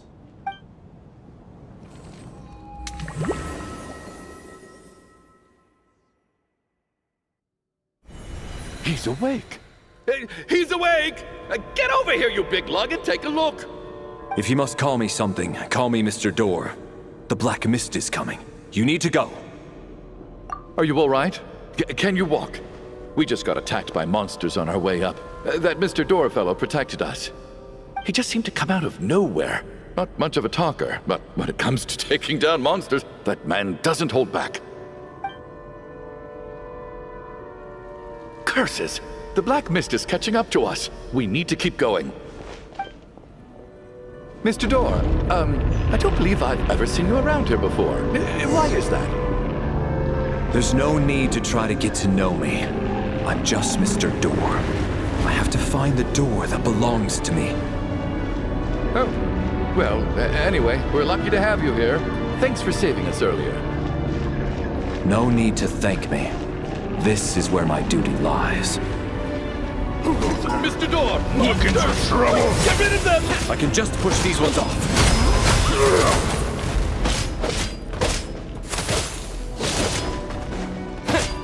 Like that! You asked for it! Firestorm!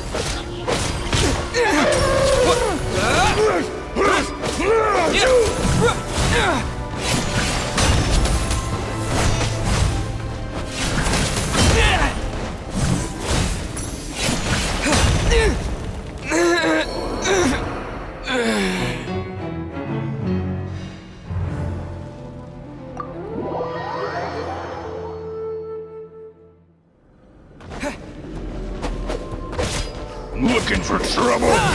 Ready to taste my fist?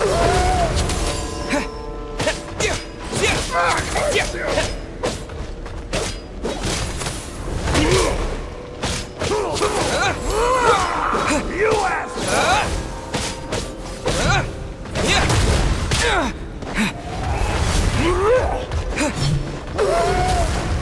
Take this! Cryostorm!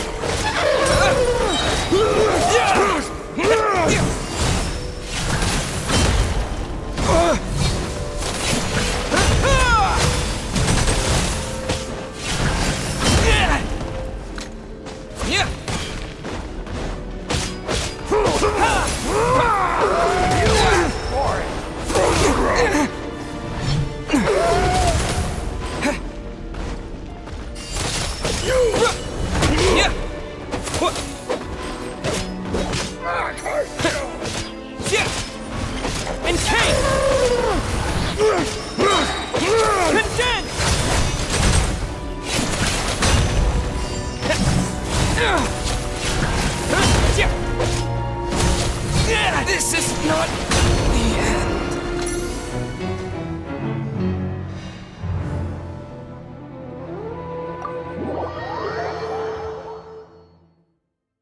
I did not notice I had a second person in mode. Who goes there?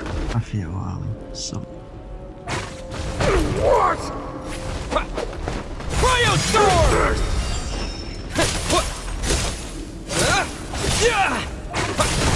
Well played!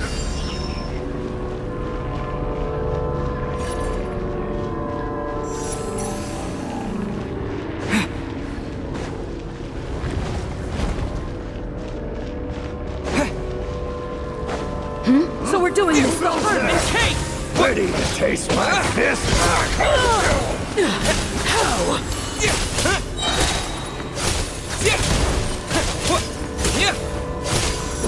Oh, remarkable work, Mr. Door.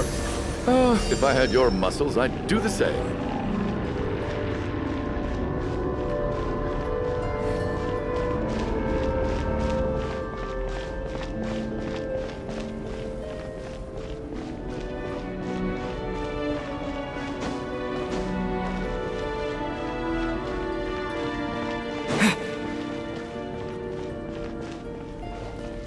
Are none of these doors the one you're looking for? No.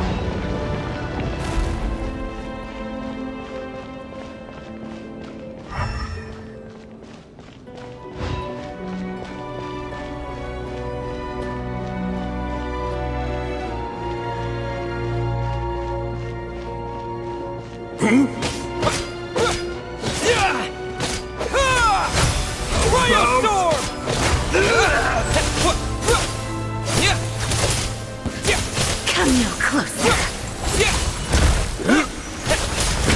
My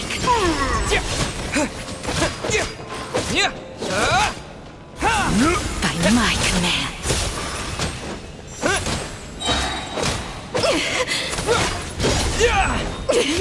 Impossible.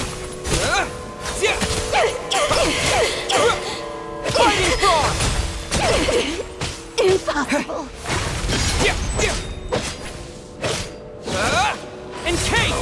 How about this?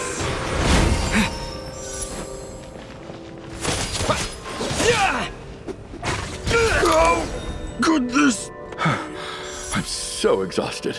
And the black mist is still rising. Oh. Wait, look! There's more monsters down there. Are they coming from within the black mist? No, no! They're gaining on us! Quick, keep going, or they'll be at our heels any second!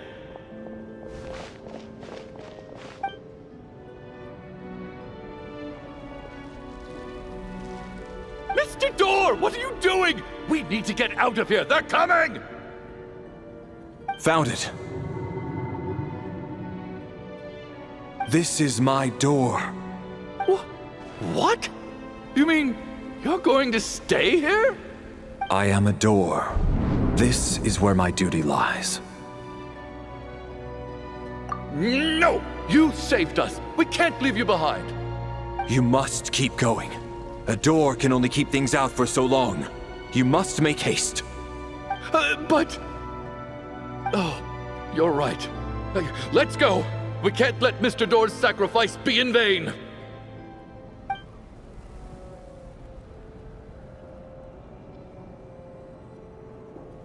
The black mist isn't moving anymore. Looks like both the monsters and Mr. Door are gone. I didn't just imagine all that, did I? Surely I wasn't so scared out of my mind that I hallucinated a door as a human being. Oh, okay, good. There's no way we both hallucinated the same thing. Getting sleepy? Well, looks like we're safe for now. Go ahead. Let's get some rest.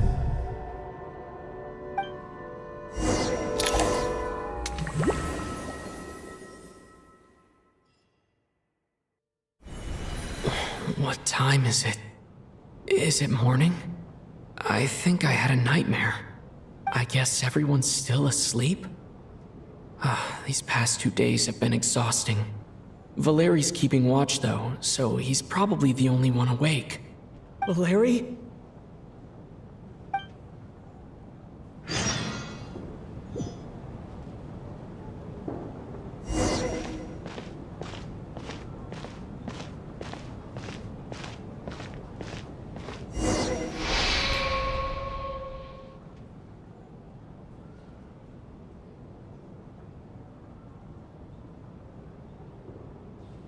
Wake up!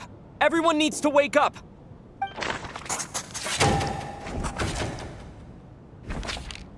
Just like the last 2 nights. No clear cause of death. I've been a real thorn in your side, haven't I, Mr. Valeri? Now you can rest in peace.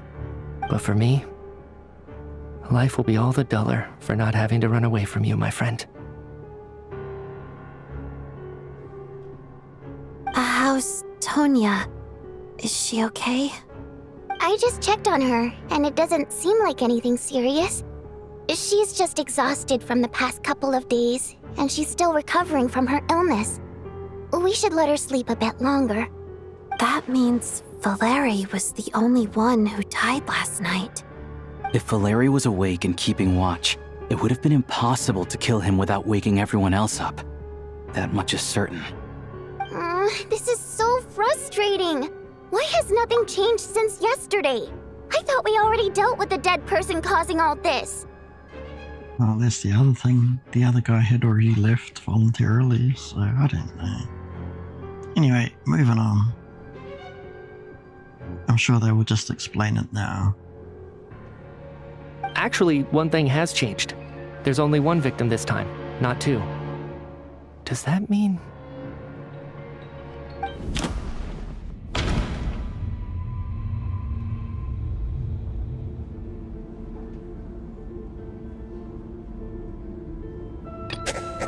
No similar cases have ever been confirmed, so this theory doesn't seem to hold up. Can a death at night even be defended against? This logic seems baseless to me. After the deceased Shram left, there was 1 less victim last night. That more or less tracks. It's a reasonable conclusion, considering the only variable that changed.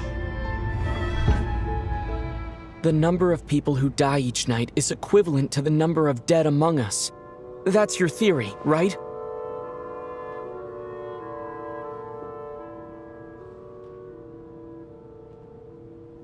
Exactly. We identified Mr. Shram, and the night after he left, the death toll dropped from 2 to 1. By that logic, there must be 1 more dead person left among us. Another one? But there was only 1 person unaccounted for in the ticket checks, right? The head count should match up now. Having an extra person was definitely a cause for alarm, but being 1 person short isn't nearly as unusual. Someone could have left in the middle of the show, or made it out before the storm hit. 1 more dead person among us. If Mitya's theory is right, then what Odette told me seems a lot more relevant. It's just, at the time, we had no reason to think there was more than 1 dead person. If only we'd taken it more seriously as a possibility. Maybe this could have been avoided. I'm sorry. This is my fault. I had information that could have been helpful, but I held back. I should have brought it up right away. I'm partly to blame as well. I was too quick to dismiss Odette's concerns. What is this about? What have you two been getting up to behind my back? Sounds like there's some big news you've been keeping from the rest of us. Well, we're all ears.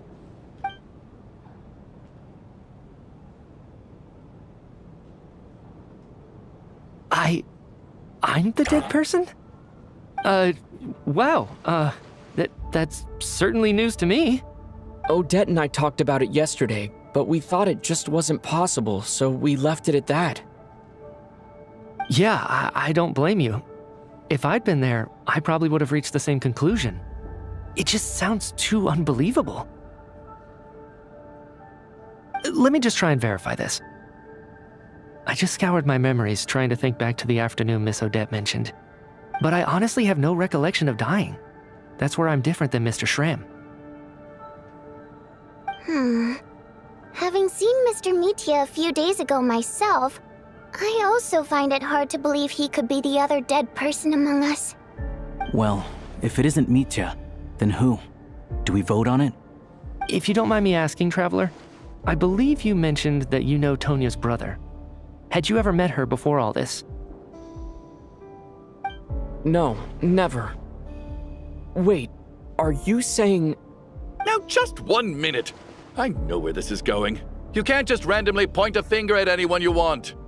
You're in the hot seat, and all of a sudden you want to divert our suspicions onto somebody else? Trying to pick a fight, Mr. Chuganov? Whenever you open your mouth, all you do is attack people, and I've had enough of it. If you don't want to engage in a civil discussion, you can shut up. You little brat! Did Mitya ask about Tonya because he suspects her? I suppose I only identified her by age, and nothing else. Could that mean... I'm just saying, you're going around casting suspicion on people for no reason. How could Tonya be dead? I can vouch for her, if nothing else. I've seen her before. She's the sister of that Harbinger, isn't she? The one called Child. Oh, really? You're telling the truth? Since being here, I don't think I ever mentioned she was Child's sister specifically. Does Chuganov actually know her? If Chuganov can vouch for her, then it can't be Tonya either. In which case, it seems unlikely that there's another dead person among us at all. Miss Odette, could you go over that afternoon with me one more time, when you found me dead? No problem.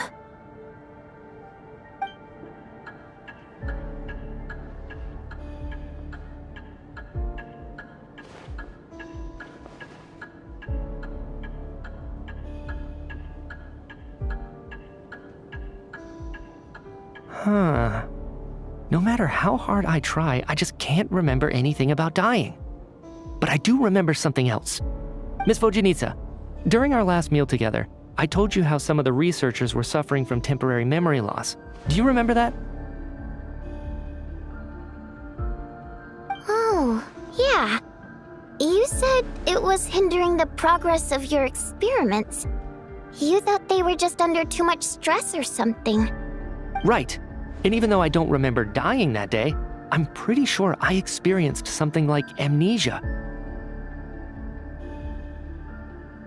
Some of my memories from that afternoon are missing.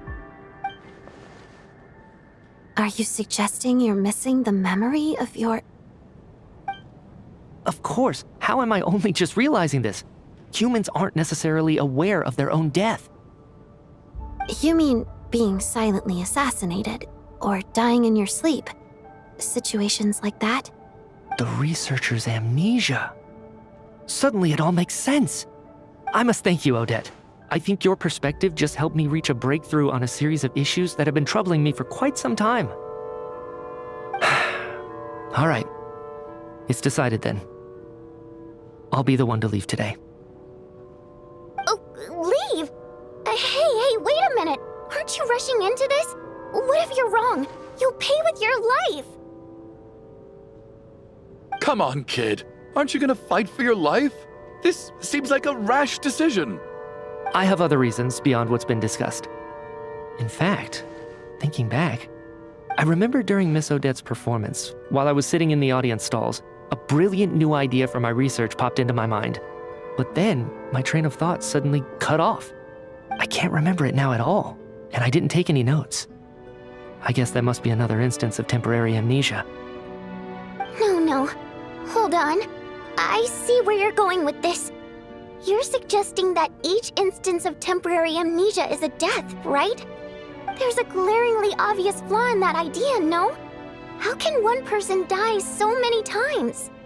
I believe Miss Odette's account. During the period where my memory is blank, I must have been either dead or in a similar state. All it would take is for the same thing to happen in the theater, and I would come under the effect of the ley lines in this vicinity. This increases the likelihood of me being the deceased, does it not? But... There's no evidence to suggest that anyone other than me is a candidate for the deceased. So allow me, as a scientist, to treat this as an experiment. Please relax, everyone. I don't think things are as bad as they may seem.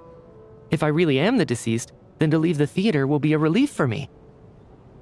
If, on the other hand, I'm still alive right now, well, apparently you've all witnessed my resurrection recently anyway. Who's to say I won't return from the dead again this time? Mitya's right. This is the only thing we can try right now. I think he's deliberately downplaying the gravity of the situation, though. He probably doesn't want to burden everyone. What is a scientist if not someone who gambles on experiment after experiment in an attempt to obtain the truth? With this snowstorm, the ley line phenomenon, ghosts of the dead, and my amnesia, we've been paralyzed by not knowing and powerless to do anything about it. It's a terrible feeling. But if I do get resurrected, you can be sure that I'll come back with the truth of all this. Just you wait.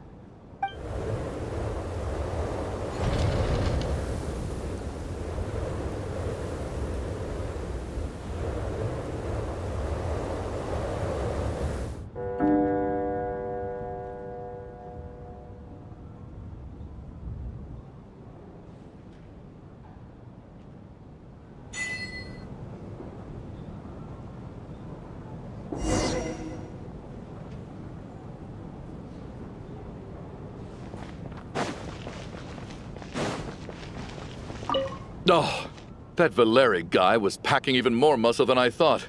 I can't believe how heavy he was. Hauling him over there nearly killed me. Ah, curse this confounded snowstorm. Go bother some other poor souls instead. What do you want? I'm not in the mood to talk right now.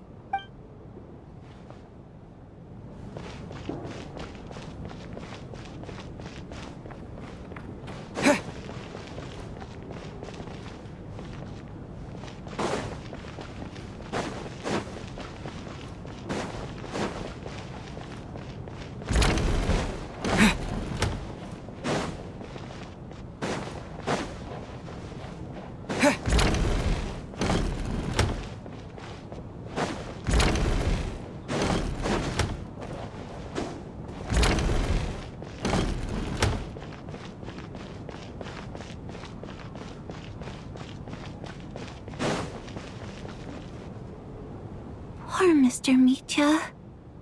I didn't even get to see him one last time. Maybe it's a good thing that you weren't there to see it. It was a hard thing to watch. I hate goodbyes. Why does it feel like everyone around me is slowly disappearing? Not just in here, I mean. In the outside world, too. Maybe it's the realization that, at the end of life, everyone has to face it alone. Come to think of it, the main reason we're still alive right now is pure luck. Each morning here, for every one of us, there's the chance that we might not wake up. You could take it a step further and say that the same is true outside, too. Who can never be 100% sure when they drift off to sleep that they'll open their eyes again in the morning? If I make it out of here, I'm going to cherish every moment that I'm awake and live without any regrets. Without regrets. I feel like a strange sense of anxiety has been quietly growing inside me over the last 2 days. Are you okay? You look really glum. If something's bugging you, let's talk about it. There's only a few of us left here now. After everything we've been through, what's the point in keeping things bottled up? I have a travel companion named Paimon. Alosha and Odette have met her before. She's been feeling unwell recently. You're worried about her, aren't you? That makes sense. We've been trapped in here for days. To be honest, I used to feel like I was just a spectator in this world, watching everything that happens from the sidelines. Maybe it's because I'm a descender. A descender? But with Paimon by my side, over time, I slowly felt my connection to this world growing stronger. She loves eating, sleeping, and having fun, but she's also a great guide. It's her authenticity that makes this whole world feel more real for me. Over the last few days that we've been apart, I've often caught myself wondering, what would Paimon say if she were here right now?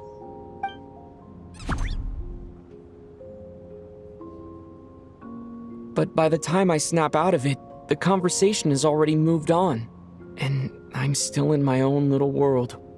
I'm trying to overcome this sense of detachment, but I really miss Paimon. I guess, in a way, she means the whole world to me. I bet she misses you when you're not there as well. Maybe you're her entire world too. I don't know if this will make you feel any better, but back when the water imps left Snezhnograd in droves, I also felt like the whole world was suddenly empty. I could be surrounded by people all smiling and having fun, and still feel completely separate from it. So, I totally understand how you feel. Later on, I started to think, maybe accepting the fact that our loved ones won't always be with us is something that takes a lifetime. All we can do is cherish their companionship from moment to moment. So, once we get out of here, you better hurry back to our side as fast as you can. You can't let your story end in regret. That's the trope I hate the most. Thank you. That's exactly what I needed to hear. But Vodyanitsa, if you hate goodbyes too, why didn't you leave with your people? That's just the choice I made. I used to regret it, but I don't anymore. Like I said before, singing is a water imp's primary mode of expression. It's how we convey our emotions. Our songs have echoed through this theater for hundreds of years, each one a story pieced together through moments of joy and sorrow. But does a story exist without someone to read it? To me, the answer is no. So I made the choice to stay. That way, there would still be someone left to sing these songs and listen to their stories. Otherwise, they could have been lost forever. Could you teach me how to understand your people's songs sometime? I want to be able to truly hear them, like Mr. Shram. A fan after my own heart. Thank you, Tonya. How about I sing something for you, and you tell me what you hear? Okay, I'll do my best.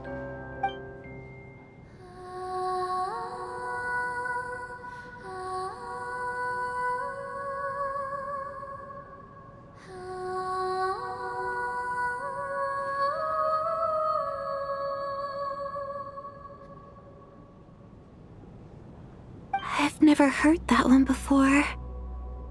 I feel like I can hear a sense of longing somehow. I wonder why that is. Color me impressed, Tonya. You're a keen listener. Most people can only tell if a song is happy or sad. I didn't think you'd be able to pick up on such specific details. So, What's the song about then? Come on, tell me! I've actually never performed this song in the theater before, because it has more of a ceremonial purpose for our people. It's not meant for the stage. It means something like, "May those we have lost watch over us, and follow this song back home in the night, so that we might be reunited once more."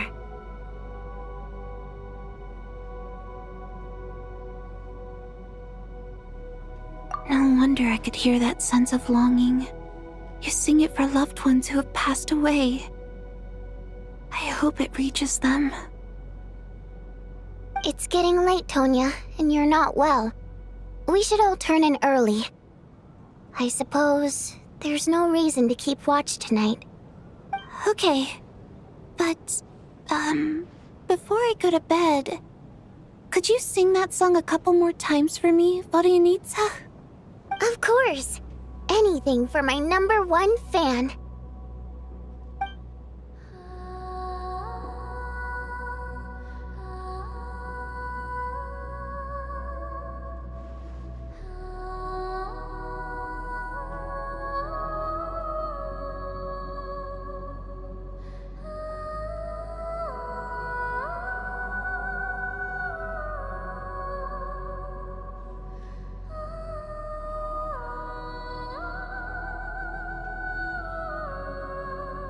Once I get out of here, I definitely don't plan on ever coming back. But I guess that means I'll never get to hear Vodianitsa sing again. That's a sad thought. Before I fall asleep, I should cherish this moment of companionship while it lasts.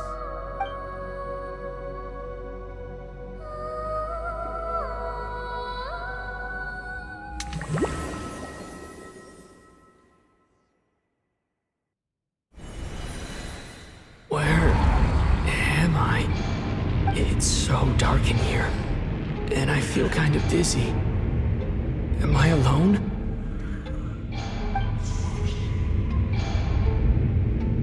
Huh? What was that noise?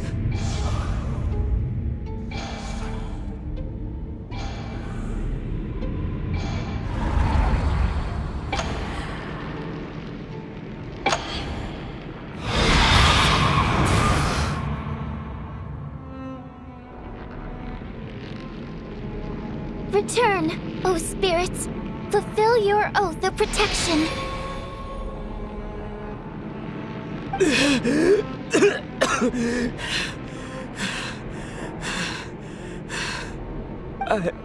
I'm alive? What just happened? No time for questions. Quick, over here. Turn on the switch. We need to bring back the light.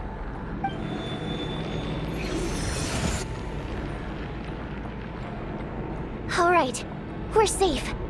The spirit just now is called Night Prayer. The light subdues her, but she'll attack without a second thought in the dark. Sort of. I know it's hard, but you can't let this place go dark, or she'll kill you again. Yep. Luckily, I was here to resurrect you. Otherwise, that'd have been a real bummer. A bit more than a bummer, I'd say. Wait, so you have the ability to resurrect people? Sure I do. I'm your guardian spirit after all. I specialize in soul recall. Oh, it's nice to meet you, by the way. Thanks. It's nice to meet you too. All right, there's no time to waste. The black mist is already catching up. We need to avoid it at Night Prayer at all costs. Come on, let's go. We need to reach the next switch before the place gets too dark. If we bring the light back, Night Prayer won't be able to get to us.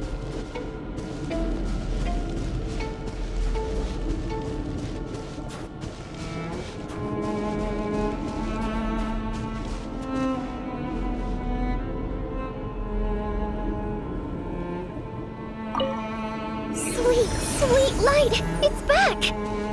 Now that's a sight for sore eyes.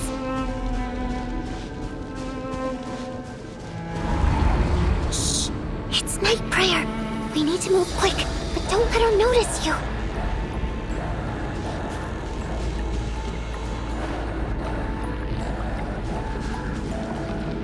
Look out!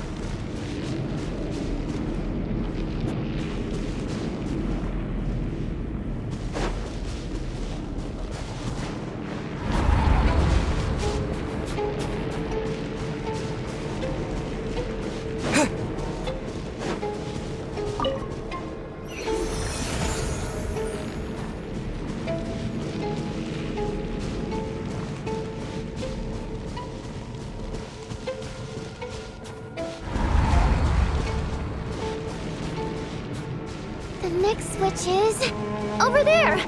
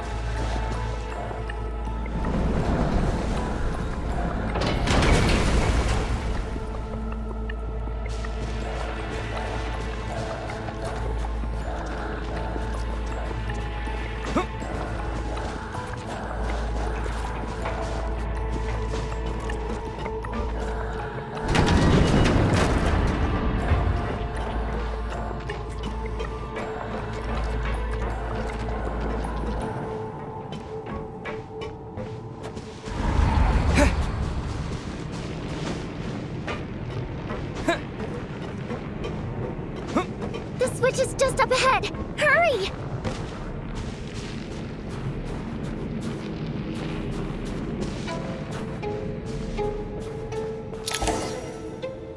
It's too dark.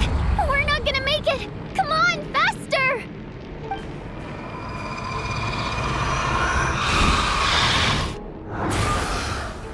Traveler! I won't let you die like this. Not on my watch.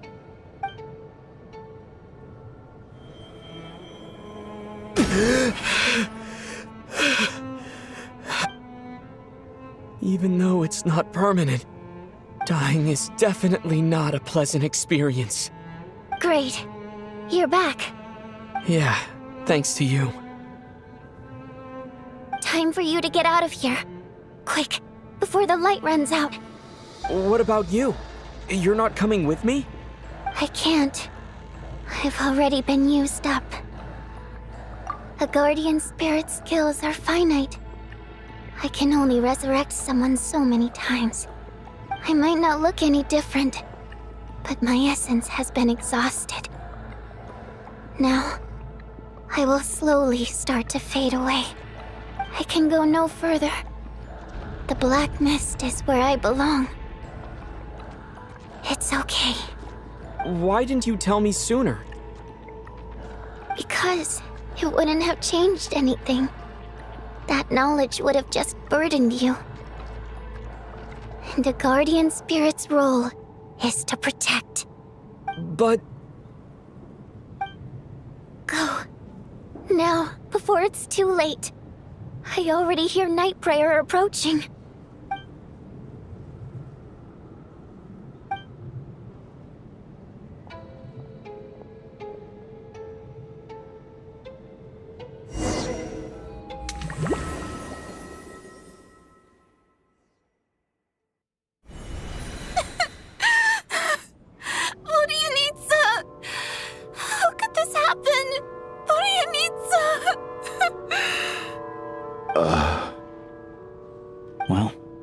guess there's no need to inspect the body.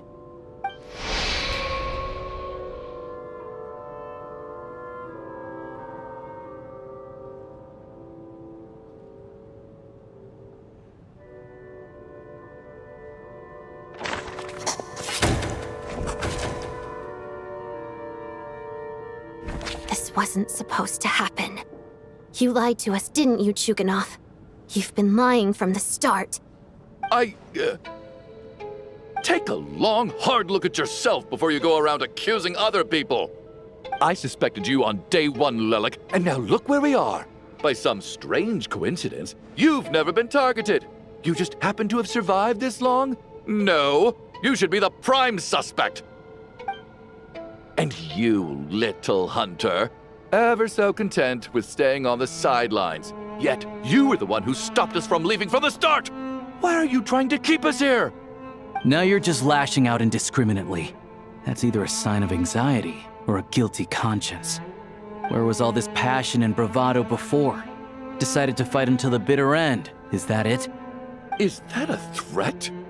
Fine, bring it on. You think I'm afraid to die after all this? You want to kill me? Go ahead. I'd like to see you try. After all the trauma of the past few days, everyone's been pushed to the breaking point. Valeria and Mitya aren't here anymore. Someone else needs to step up and take charge. But first, I need to think this through. Considering everyone left, who's the most likely candidate for the deceased?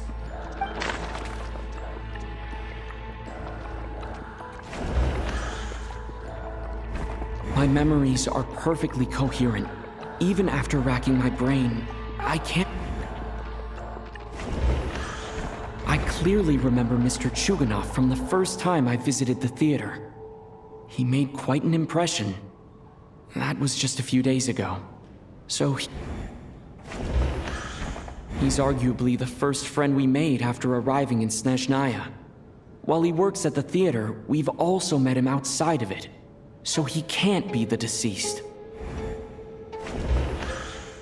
She's been recently active as Lelik, so she's unlikely to be the deceased. They're dead, yes, but the deceased should be a spirit who's been wandering the theater since long ago, not a recent victim. They're dead, yes. They're dead. They're dead. They're dead, yes. They're dead, yeah. They're dead. They're dead, yeah.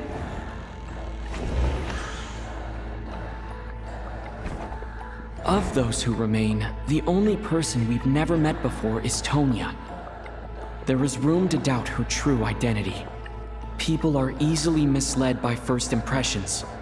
Now that I think about it, Child's sister was in fact a label I imposed on her due to my own assumptions.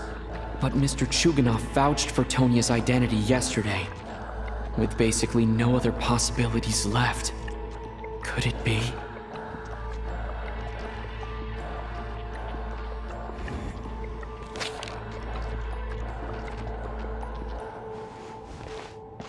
Tonya, how's Tusser been lately?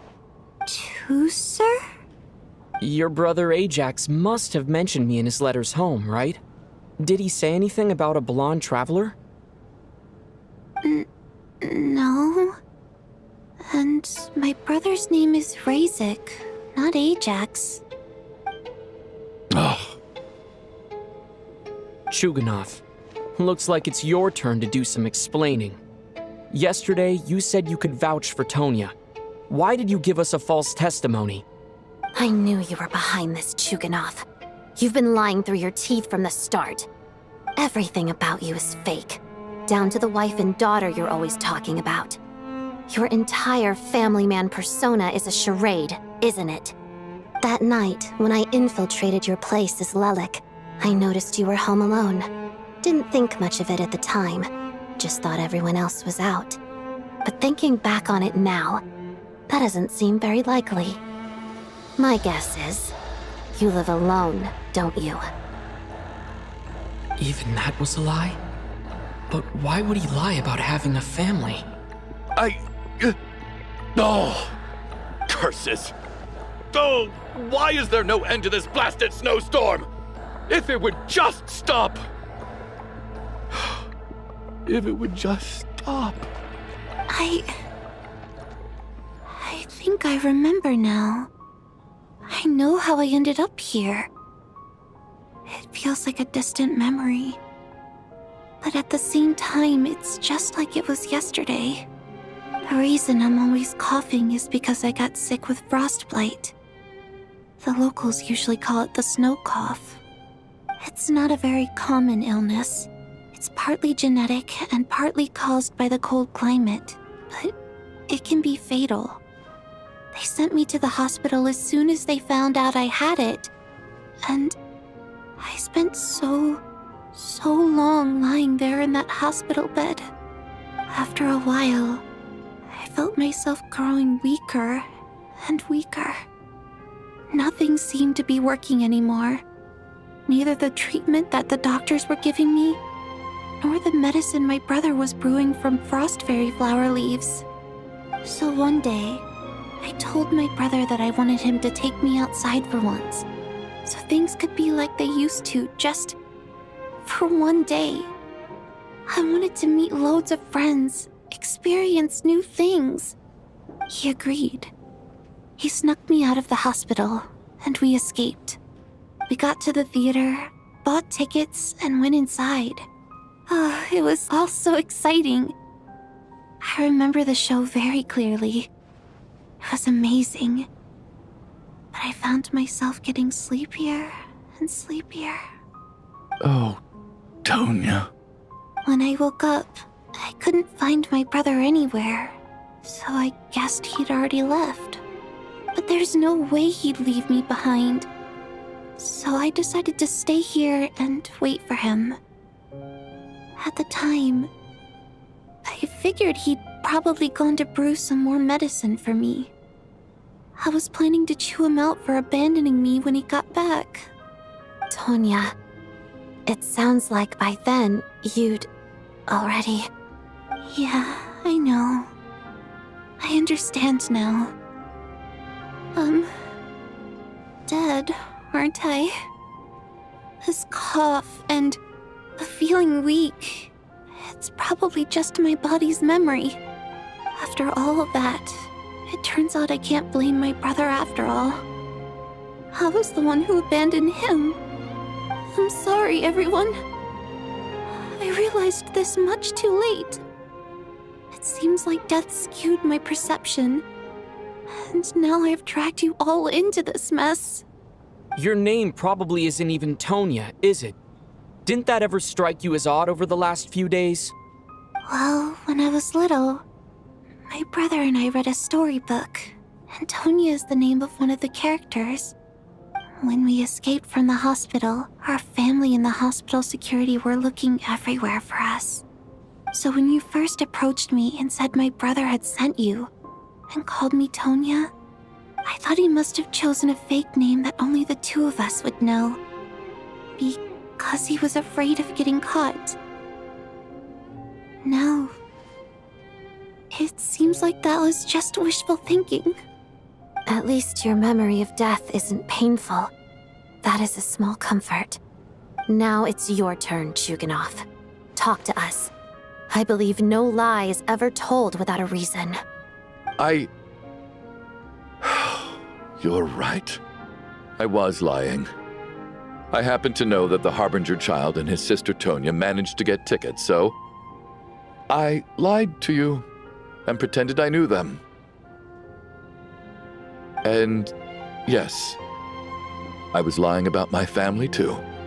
The truth of the matter is, I lost them a long time ago.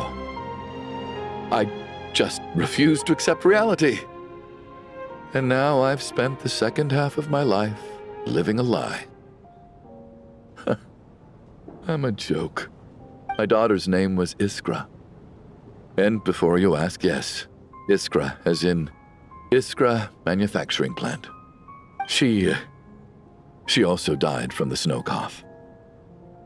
She was just 6 years old. If she were still alive today, she'd be around the same age as little Tonya here. After Iskra passed, my wife couldn't bear to face those memories either. So she chose to start a new life without me. One day when I came home from work and saw the empty room, I felt like I couldn't breathe. Subconsciously, I started to imagine that they were still there. I soon discovered that this was the only thing that made me feel any better, so I just embraced the delusion. Nothing more than a pathetic means of escapism, I know. But at least it's not a crime.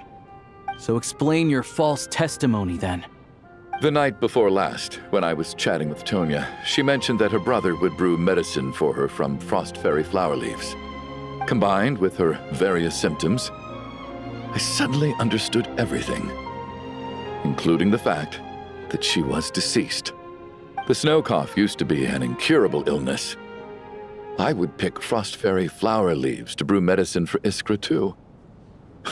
It took hours and hours on the stove. But the year after my daughter passed away, the jester of the Fatui announced that a cure for frost blight, also known as the snow cough, had finally been developed. It turned out that all previous treatments were completely ineffective. No better than random concoctions. That was the final straw for me. I just couldn't take it anymore. Just one more year. One more year, and everything would have been okay. So, more than anyone, I know full well that in this day and age, no one in their right mind would still be using frost flower leaves to brew medicine for the snow cough. Poor Miss Tonya, therefore, had to have been from an era when snow cough was still a terminal illness. So, you projected your daughter onto her? Even though you knew she was one of the dead? That doesn't make any sense. You knew she was already dead.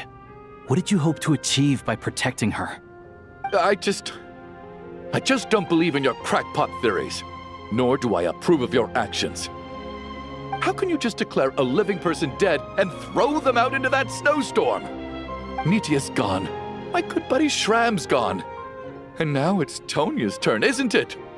The others I can make my peace with, but little Miss Tonya, here she is, standing right in front of us, alive and breathing, and fighting her own battles. Yet you're quite happy to say she's dead? I just want her to live. Once this snowstorm is over, the very moment it stops, I'm going to march out that door and find someone who can fetch the very best medicine for her snow cough. I'll be damned if I'm gonna let you cast her out into the snowstorm before I have the chance to cure her. Not again.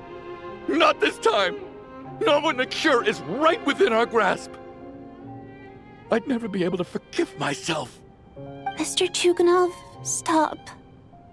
I can't let you do this. Tonya. By the sounds of it, you've known I was dead since the night before last, right?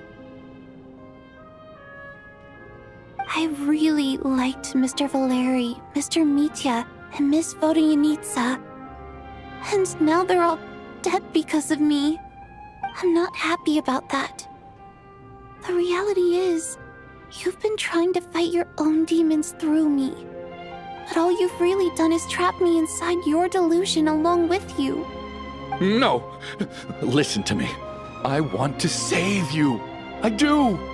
Well, at this point, I'm quite sure that I'm dead. I don't need to be saved. The time I got to spend with all of you is more than enough for me. Despite all the bad things that kept happening, I got to meet so many interesting people and spend so many days and nights by your side. Since the day I escaped that hospital until now, this has been an adventure I never even dared to dream of. I'm very fond of you all. If it were only possible, I'd trade my soul to bring back the ones who died. If it meant things didn't have to end like this. And that's why I'm not fond of you at all, Mr. Chuganov. I'm sorry. It's them that you owe an apology to, sir. Not me. Well then, I suppose this is it. It's time for my adventure to end. I've caused enough trouble. You're leaving already? It's still early.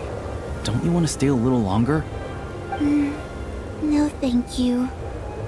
Oh, and by the way, my name is Patashka. It was nice meeting you all. Feels strange that we're only being properly introduced now that it's time to say goodbye. Tashka.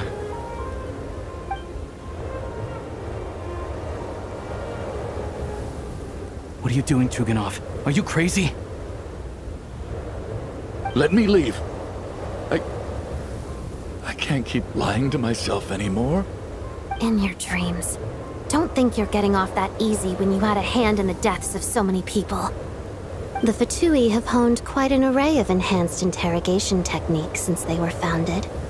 Once we're out of here, Lelik will personally give you a taste of every last one.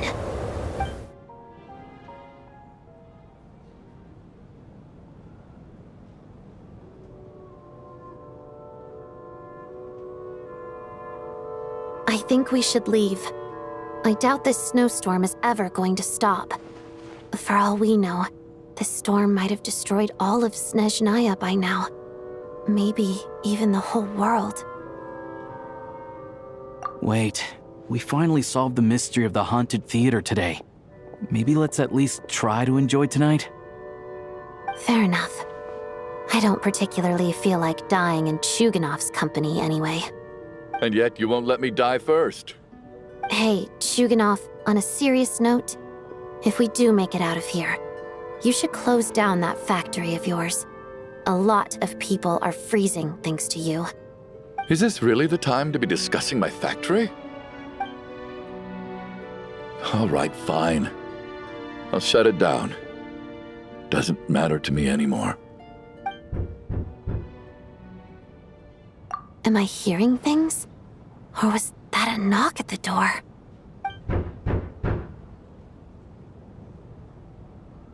There it is again. But I don't understand. The snowstorm hasn't stopped, has it? Should we open the door? Is this it? Is this nightmare finally over? If the last few days are anything to go by, I probably shouldn't be getting my hopes up. Whatever lies beyond that door at this moment, it could be something even more terrifying than everything we've been through so far.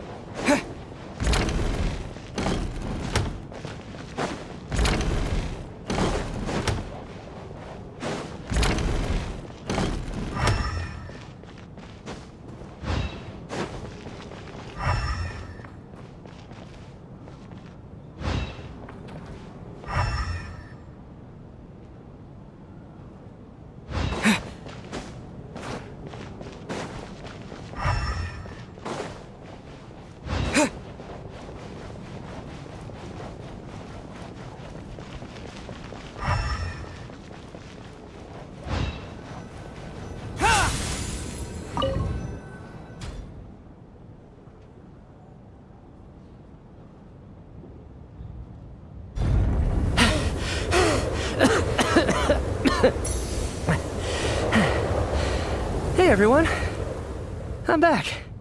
How are you doing? Feeling any better? Much better, thanks. Whew, It is so good to have you guys here. I was a little worried that the theater would be empty by the time I got back. Let me see. Tonya and Vodyanitsa are missing, which means... Vodyanitsa died last night. And then you discovered that Tonya was the other dead person. Am I right? Not Tonya. Pitashka. First, tell us how you made it back here. Given the conditions outside, no one should be able to return alive. You're right. The thing that got me back safely was... a song. I heard someone singing. After walking into the snowstorm, my mind grew hazy. I don't know how long I walked through the storm before my mind completely slipped away. Then, suddenly, I heard the sound of singing. The voice instantly brought me back to my senses, and I regained consciousness. So I followed the voice, searching for the source of the singing. I searched and searched, until finally, just a few moments ago, there was the entrance to the theater, right in front of me. I've actually never performed this song in the theater before, because it has more of a ceremonial purpose for our people. It's not meant for the stage. It means something like, "May those we have lost watch over us, and follow this song back home in the night, so that we might be reunited once more." That must have been Vodyanitsa's Requiem. Who knew it actually worked? That song is meant to guide the souls of the dead. Mitya, that must mean that you... Huh. No kidding. Huh, seemed like I guessed right then. This is what I've been so desperate to tell you about. When I first stepped out of the theater, I was still quite lucid. My memory of it is still pretty intact. I remember the outside world being completely different than what I'd expected. It was like this was a world where only the snowstorm existed. There wasn't a trace of any humans or buildings ever having been there. I don't know how else to describe it, except to say that it just didn't seem like the real world. And as for the Requiem, if I was guided here by Vodyanitsa's song, it can only mean that I must already be dead. And this is my soul, not my body. But I didn't experience a clear moment of death while I was out there. Nor do I feel any different now than before I walked into the snowstorm. You don't seem any different to me either. In fact, this is something I've been wondering about for a while now. If souls aren't physical, shouldn't they lack tangible form? Both Shram and Pitashka were clearly deceased, and yet their souls didn't look or feel like ghosts at all. They were visible, tangible, no different than you or me. This raises a truly terrible thought.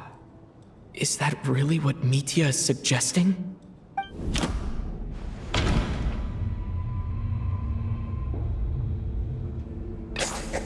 Mitya's soul was summoned back by the Requiem, confirming that he is indeed already dead. And yet, he looks no different from us. Of course, if even the long-deceased like Mr. Shram can blend in with us undetected, then maybe we've all been dead from the very start. And all of us are now souls wandering the theater.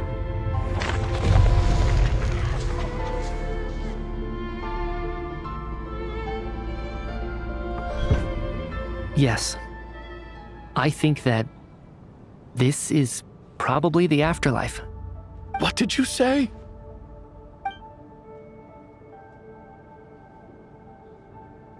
You heard me. We died in the theater. All of us did. But due to an obstruction in the theater's ley lines, our souls are trapped here, while an endless, infinite snowstorm rages outside. It's ironic, really. All that time, we were working so hard to figure out who the deceased among us were, when the truth was, we were all deceased. The only difference being some of us died more recently than others. Do you remember that note, "Death is near"? Seems like we misunderstood what it meant after all. Death was nearer than we wanted to think all along. The note simply meant that all of us were already dead. So all our attempts to survive, our search for the deceased, It was all for nothing? Hard to say. At the very least, we helped 2 lost souls find clarity and go to where they belong. The presence of those 2 is probably what caused our souls to be drawn in by the ley lines. In which case, the deaths we've awoken to over the past few days were just souls returning to the ley lines for good. If what you're saying is true, doesn't that make us the lost souls now? Huh, no wonder. This afternoon, when I was moving Vodyanitsa's body, I noticed that the other bodies in the room hadn't decayed one bit after all these days. That's further proof that those aren't physical bodies at all, but merely our shells here in the afterlife. Am I really dead? This doesn't feel real to me at all. No, that's impossible. This cannot be how it all ends. I still find it hard to believe that all of us are dead. How exactly did we die in the real world? None of us have any memories of dying, right? Not even knowing how we died is preposterous. Good grief! Surely there has to be some reason. Exactly. It's hard to rest in peace when you don't even know how you died. It gave me lots to think about as I strode out into the snowstorm. I racked my brains trying to remember the cause of my death, the exact moment I died, the root of all of this, right up until my consciousness faded. Wait. Hold on. Right before I lost consciousness, I think I saw something. I can't remember. And I think I lost my notebook and pen. Mitya, your hand. Is that blood on your fingers? Huh? You're right. There's blood on the fingertips of my right hand. Looks like it's already dried. When did that happen? What the? I guess this was what I saw. I must have desperately drawn it in my own blood right before losing consciousness.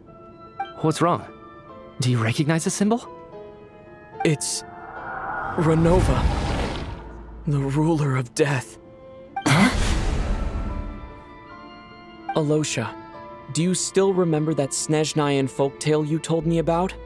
It was about the Grim Reaper. When someone's about to die, he appears as an incarnation of someone familiar to guide their soul into the afterlife. And as soon as you recognize his face, your life is over. I heard a similar tale when I was little. You think the Grim Reaper in this story refers to the ruler of death you mentioned? That's right. In which case, death is near could also mean that the Grim Reaper is here disguised in a familiar form. Death, the deceased, and the Grim Reaper? So it's a triple entendre. When I first saw this note, I thought it contradicted the investigation report. But now it seems like that was the whole intention. So the Grim Reaper deliberately misled us. Then, we started suspecting each other and searched for the deceased while they hid in plain sight. By that logic, the one person most likely to be the Grim Reaper incarnate is...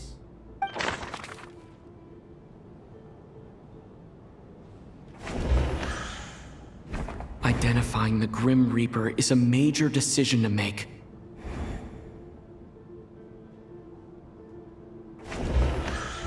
Identifying the Grim Reaper is a No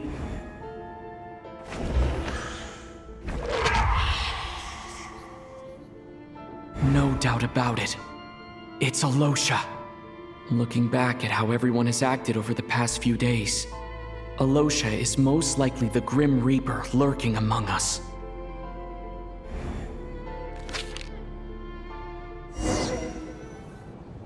Is it you, Alosha?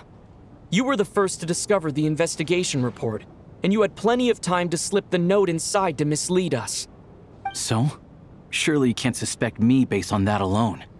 What if someone else found the investigation report first, slipped the note inside, and then put it back without telling anyone? There's no denying it. The note could easily have been slipped in much earlier than it was discovered. That's not all. I've also noticed that although on the surface, Valeri, Mitya, and sometimes I were the ones taking charge of the situation. Looking back now, even though you didn't say much, You were always subtly guiding everyone from the sidelines. What do you mean? You were the one who emphasized how dangerous it was outside and insisted we all stay here.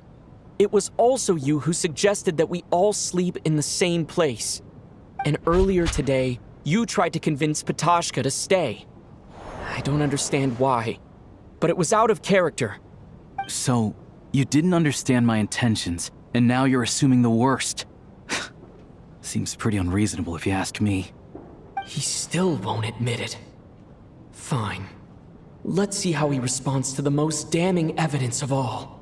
The biggest question I have right now is, if the Grim Reaper is impersonating Alosha, then where's the real Alosha? When did they switch?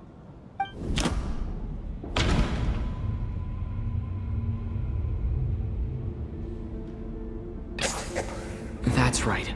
This was the moment. Right at the start. Before any victims had even emerged, Alosha was switched with the Ruler of Death while everyone's guard was still down.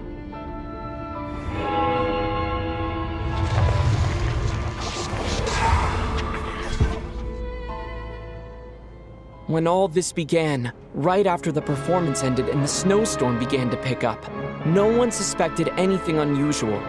We just assumed we were snowed in. It wasn't until we discovered the bodies the morning after that we realized something out of the ordinary was going on. But it's clear now that the oddities actually started earlier than that, when Dimov walked into the snowstorm and never came back.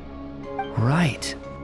So Mr. Dimov was the first victim, not Sobolova and Torgov. And if we pinpoint that moment as the beginning of this incident, then one thing becomes clear. Alosha, you are the only person who walked into the snowstorm and came back without the help of Vodyanitsa's Requiem. More precisely, Alosha never came back at all. The one who came back was the Grim Reaper. Not bad. Well, since you've backed me into a corner, I suppose there's no point in keeping up the act anymore. Alosha? You're the Grim Reaper? I am no such tired cliché. Mortals should address me as the Ruler of Death.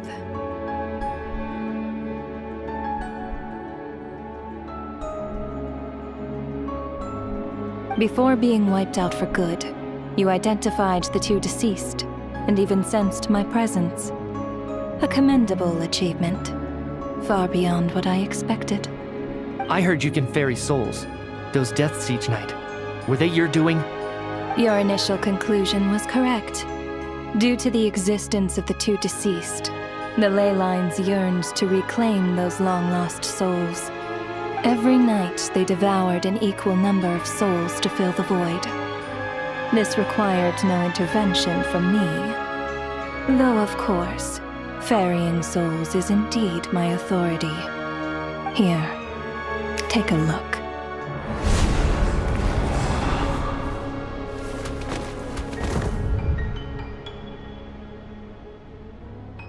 What are you doing? That takes care of today's too. Don't get so worked up. You are already dead, and your souls must return to the ley lines. I know we're already dead. You murdered us, didn't you? Murdered? No. Murder is when mortals usurp my authority. Death is my jurisdiction. If I require someone to die, I need not resort to such laborious methods as murder.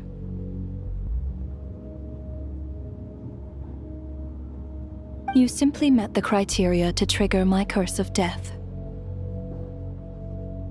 I know about the curse of immortality. So there's another death-related curse too? You cursed us? When? And why would you do such a thing?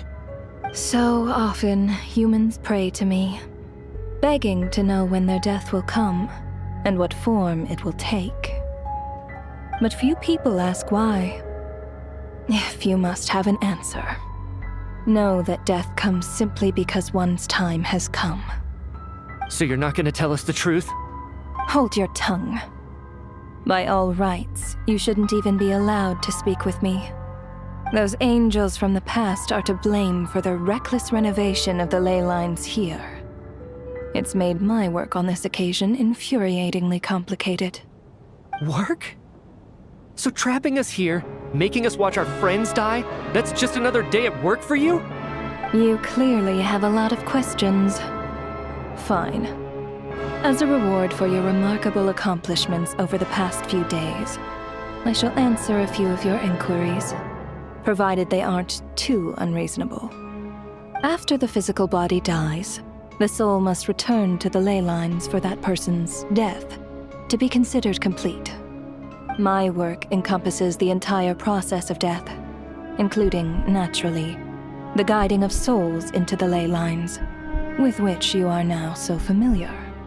You must also be rather familiar with Natlan's Night Kingdom, I presume?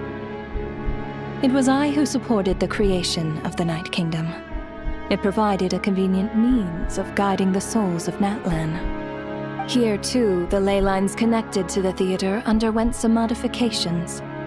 The angels hoped to make them capable of accommodating the souls of some special creations.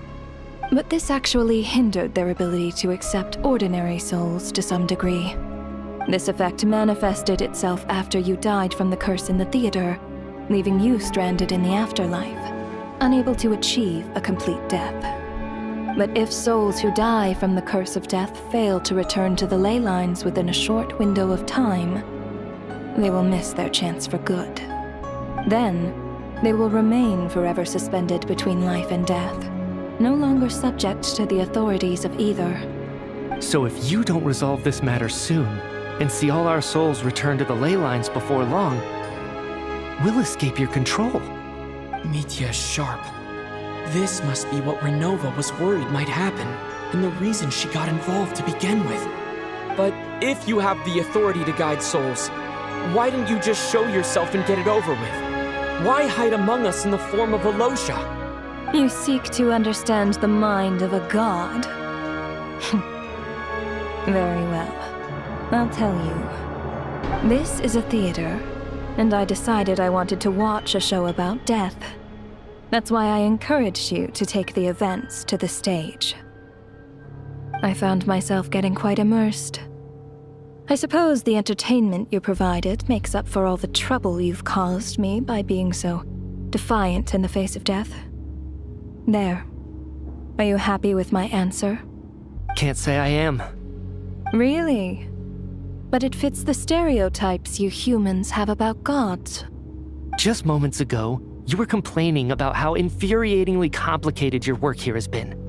Work is work, I get it. There are times when it's a huge pain, but you just have to get it done, right? That's a rather unique perspective for a human. You are in fact correct. There is a pain point in this case. Due to the obstruction in the theater's ley lines, there is a hard limit on the number of souls they can receive each day, making it impossible for me to ferry all your souls at once. Revealing my identity too soon would inevitably have led to futile resistance, and there was a risk that any souls who chose to run would disappear. Then there was the issue of the 2 lost souls you called the deceased. The way you resolved that quandary was all part of my design. That's what I don't understand. If all of us were souls of the dead, what made their presence among us special? For centuries, they have refused to return to the ley lines, exploiting the issues created by the angel civilization to resist being drawn in. Centuries of obsession accumulated during this process. You may think of this obsession as the resentment of the dead, and in this quantity, it was a bomb that could have detonated at any moment. It reached the point where I could not afford to leave it unchecked. But the only way to fix it was to help them acknowledge their own deaths, make peace with their regrets, and willingly walk into the snowstorm. Only then, with my guidance, could they finally return to the ley lines. Otherwise, you would not like to know what the consequences would have been. I vaguely remember seeing Batashka, but in the most terrifying form. Was that in a dream? Is that what would have become of her if she hadn't returned to the ley lines? I see your dreams brought you many revelations. So you see, death in fact grants wisdom to mortals. Souls connect to all things in the world and see the chain of cause and effect between them. It's nothing unusual. Anyway, giving psychological counseling to lost souls is not my strong suit. That is more of an angel's role. It was something I could not resolve directly using my authority, so I decided it was easier to leave the bomb defusal to you. Meanwhile, of course, their presence caused the souls of other members of your party to return to the ley lines each night. From where I stand, that was killing two birds with one stone. As both issues slowly resolved one another without me having to lift a finger, all I had to do was stay close by and keep the situation under control. Then use my authority to wrap things up at the end. And, of course, while I was at it, I thoroughly enjoyed watching this drama, dealing with death from a mortal perspective, play out on the stage. Sounds like you had it all figured out, Grim Reaper. I just did the math. You said there's a hard limit to the number of souls the ley lines here can receive each day. It's 2, isn't it? That much is obvious, even to a fool. It's time to review this whole affair. If the ley lines can only take in 2 people per day, I need to go over the deaths from these past few days again.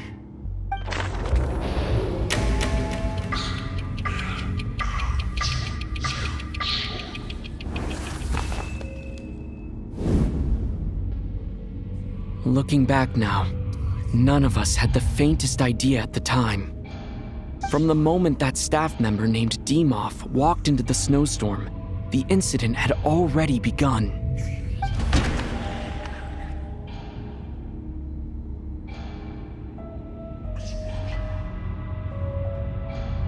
I do not know how I'm gonna get this one.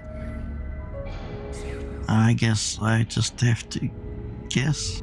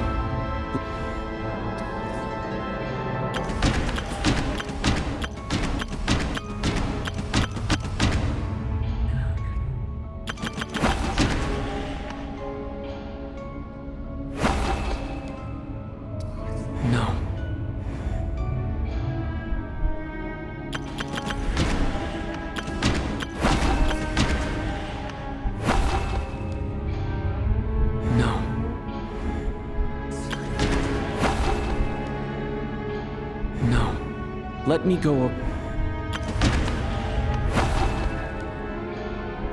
No. Let me... No. Let me go over...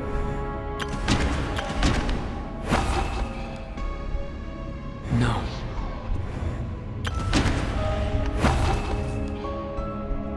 No.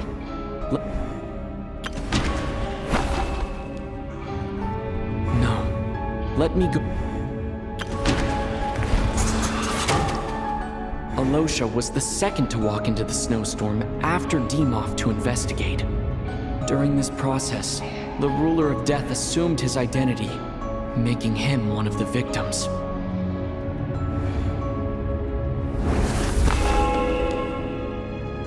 During our first night in the theater, everyone was caught up in the novelty of it all. No one could have expected there would be victims the very next morning. Despite all the confusion, And with the help of hindsight, we finally began to realize that something was amiss with the snowstorm.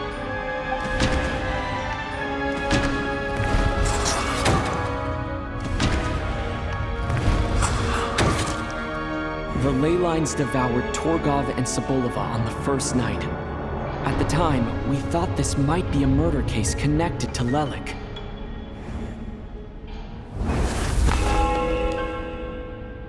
Odette and I spoke a lot that night.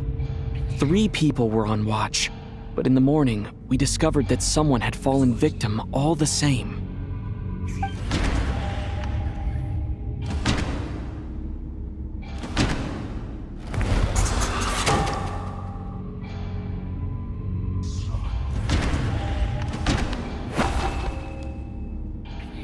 No, let me...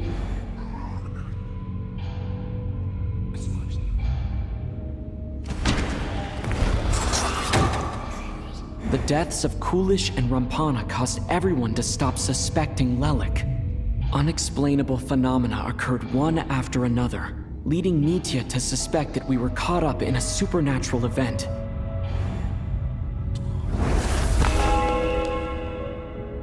Later, we discovered that there seemed to be an extra person among us, and subsequently discovered the existence of the deceased.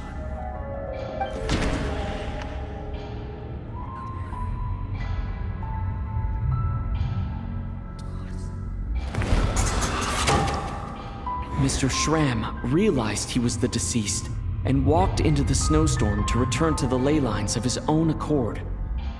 It turns out there really was a dead person among us.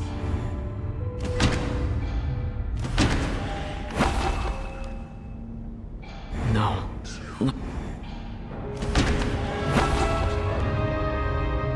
No.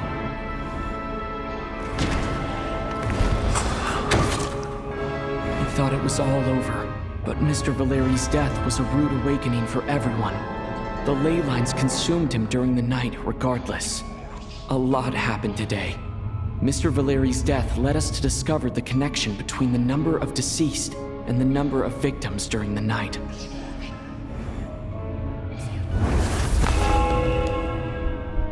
The fact that there was more than one deceased seemed to bring us back to square one.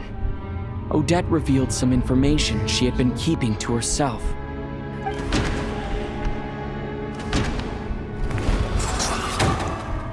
Vodyanitsa was swallowed by the ley lines in her sleep, but the requiem she sang before falling asleep was quite a game changer.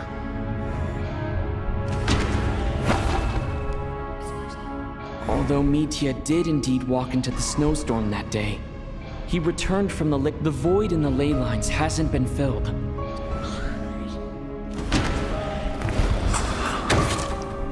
As it happened, Patoshka filled the void left by Mitya's return from the ley lines by walking into the snowstorm this morning. The girl I thought was child sister Tonya turned out to be another of the theater's deceased. Come to think of it, Patoshka was about to walk into the snowstorm at that time, and Renova, unaware that Mitya would return, was concerned that her soul would overflow from the ley lines. That's why she used Alosha's voice to try and persuade her to stay behind. Looking back, I suppose that was an early slip-up on her part.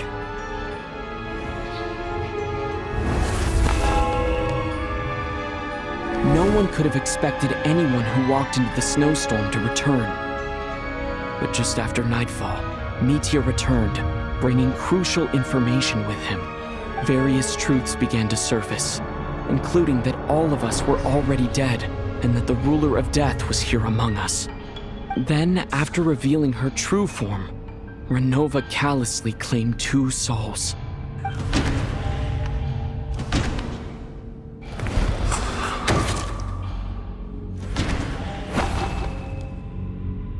No, let me go over that.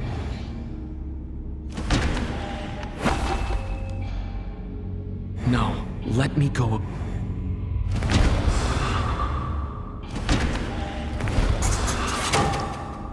In fact, everyone was already dead by the time we took the photo. And in the days since, we've experienced many more partings in the afterlife. Now, only Mitya and I remain. And the true culprit behind everything still stands before us. In Mitya's eyes, I see the same anger and frustration that I feel.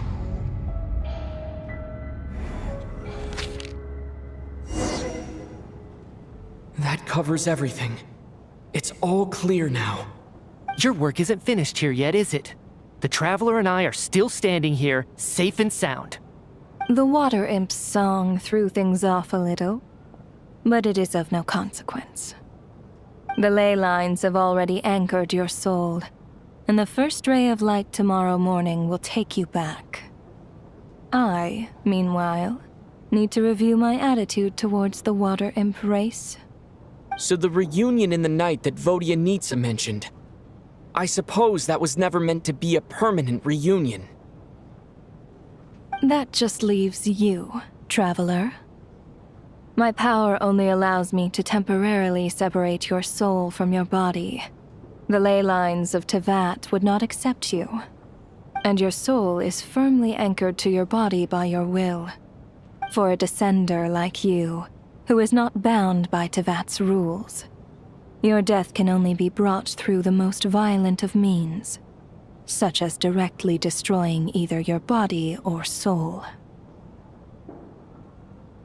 I have no interest in involving myself with Descenders, for now. Although, this may change if Asmodee remains missing, or you insist on interfering with our affairs. One last question then. All our struggles and sacrifices here, they were meaningless from the very beginning, weren't they? Death abides no reason. Besides, what you call sacrifice is merely a concept created by humanity. To me, it is nothing more than a self-indulgent charade in the face of death. Mere mortals fantasizing that their actions could reclaim something from my grasp. A truly laughable idea.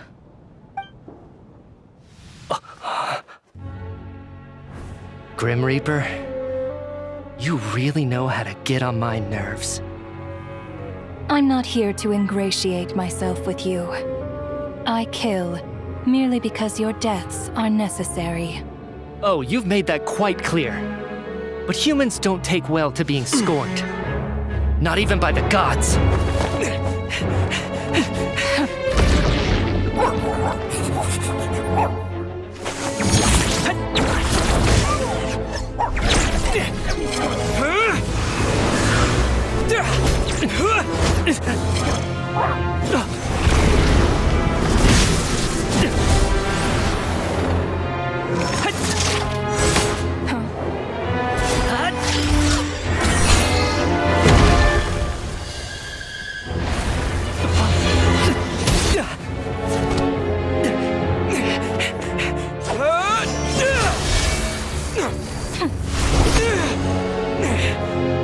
This is futile.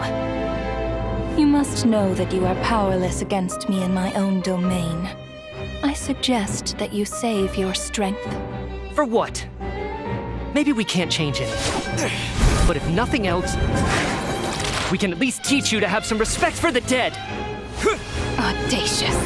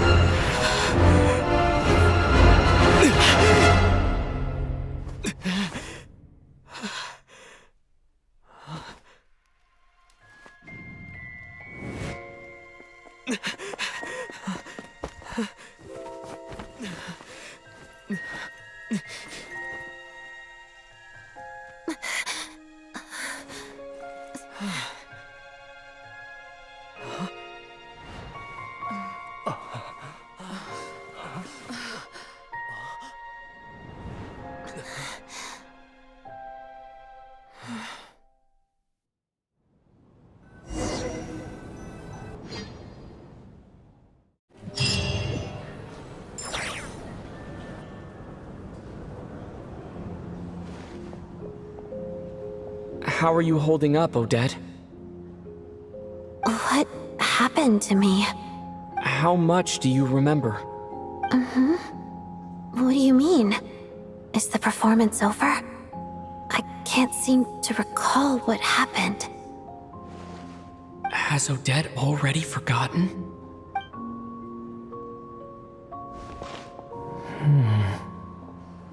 Mitya?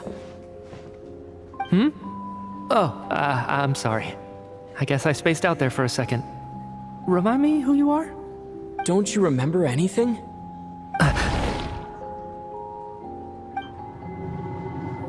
Yeah, I remember now, comrade.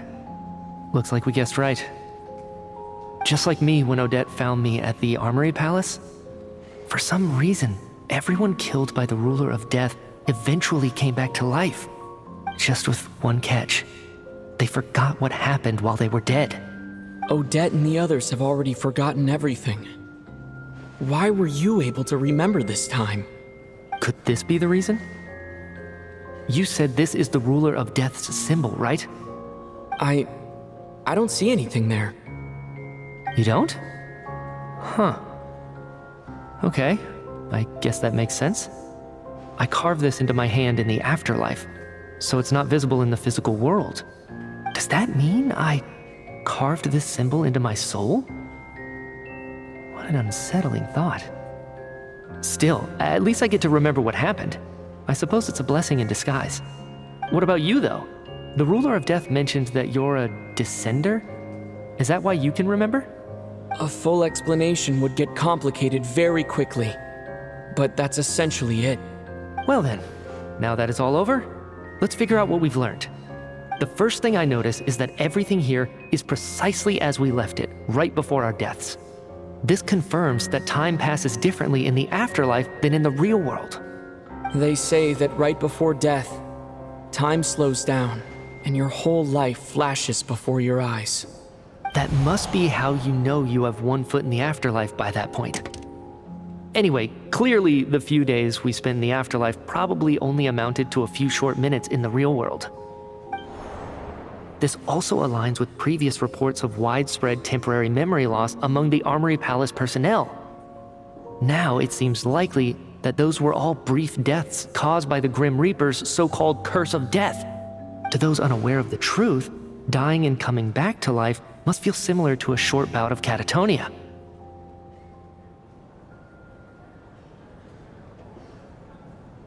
This leaves me with a couple big questions. What are the conditions that trigger this so-called curse of death? And why are we resurrected after we die? If nothing else, I think it shows that killing us wasn't her ultimate goal. We still don't know her true reasons for subjecting us to death. Right. This time only got complicated because of the situation with the theater's ley lines. That's why she had to approach it differently.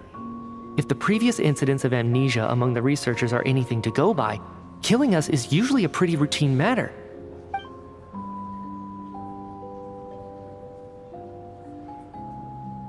Come to think of it, wasn't I about to note something down before I died?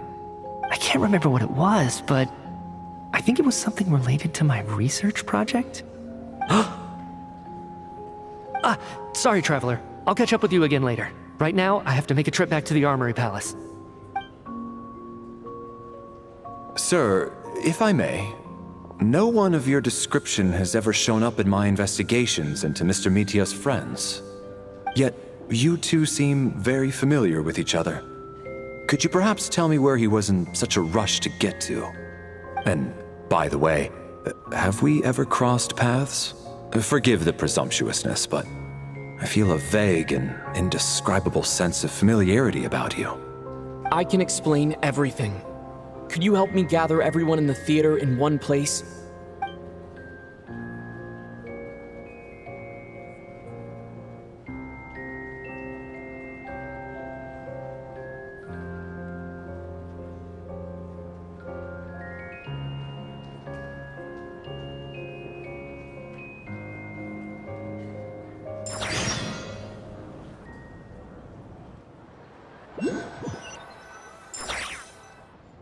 So, Chuganov really is going to shut down the factory.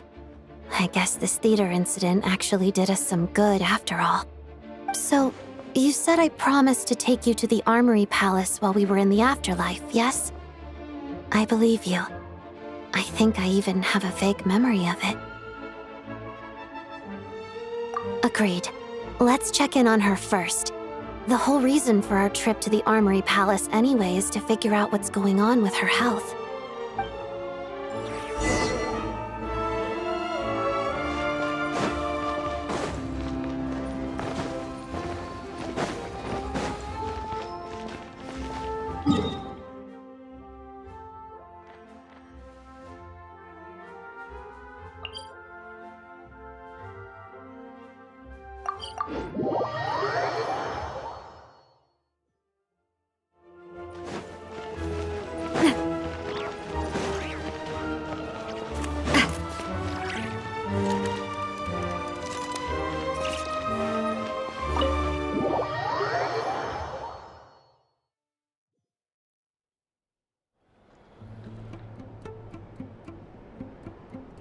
I'm finally back, even though a long time has passed from my perspective.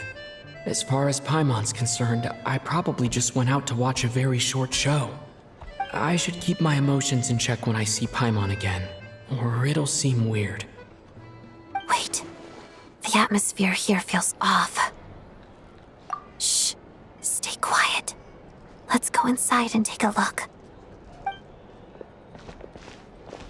Have we still not been able to notify Child yet? We need new orders. What if that person comes back again?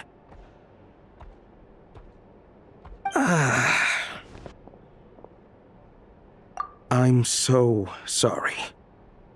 Under the circumstances, there was really nothing we could do.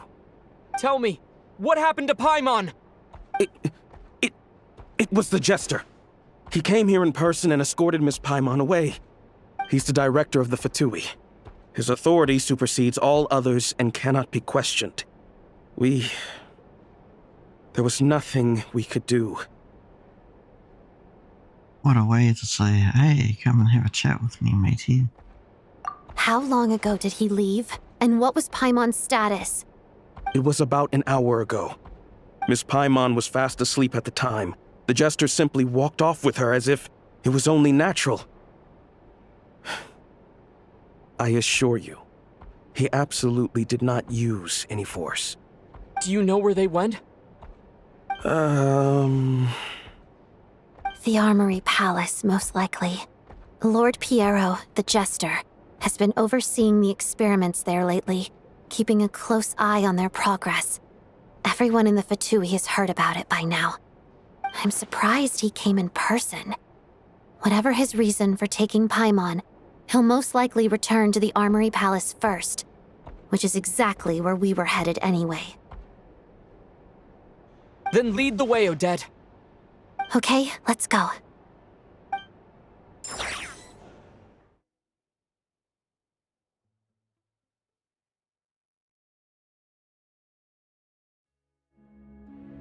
It's just up ahead. Quick, let's get inside. No, I'll go alone. You know I'm planning to force my way in. You're with the Fatui, so you should stay outside. I was hardly planning on taking you through the official channels anyway. I'm here to force my way in, just like you. I may be a Fatus, but I'm also Lelik, enemy of Project Stuja. Paimon's safety is paramount right now. With me around, you'll have an extra pair of hands. There might be devices inside that are easier for an insider to deal with. If you say so. Let's go. There's no time to hesitate.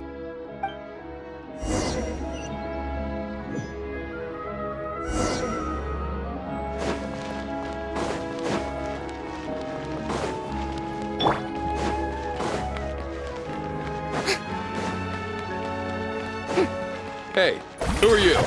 This part of the Armory Palace is under restricted access. What do you think you're doing? No questions, please. We're short on time.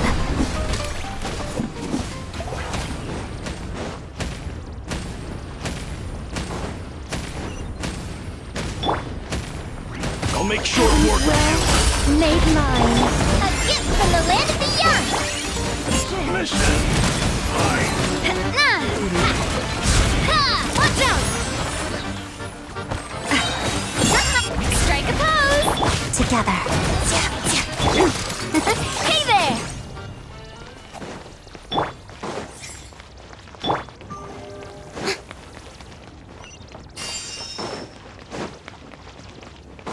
I spell your doom. Time to shine! Shower me with praise! Such defiance! Attack! Waltz of the snowflakes.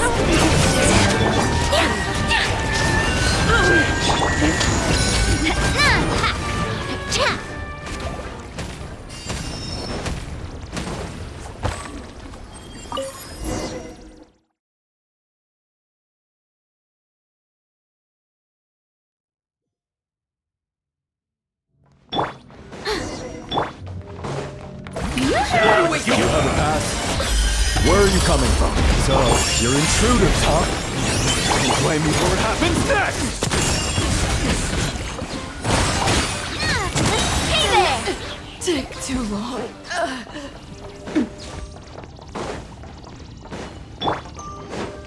Shower me with praise! The Armory Palace is hidden this deep in? This place is much bigger than I imagined.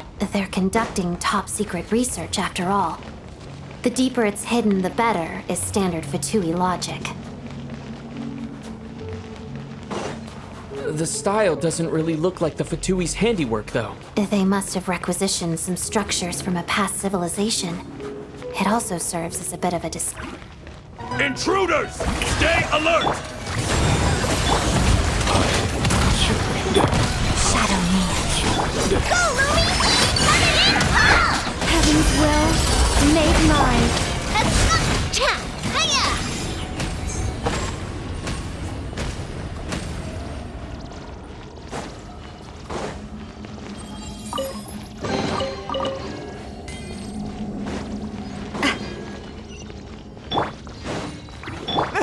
Intruders? Don't come any closer!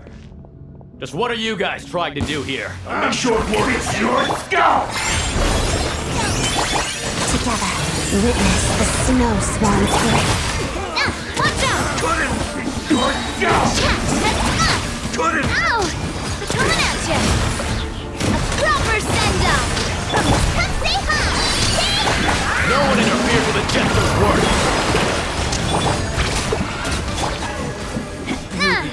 Sure.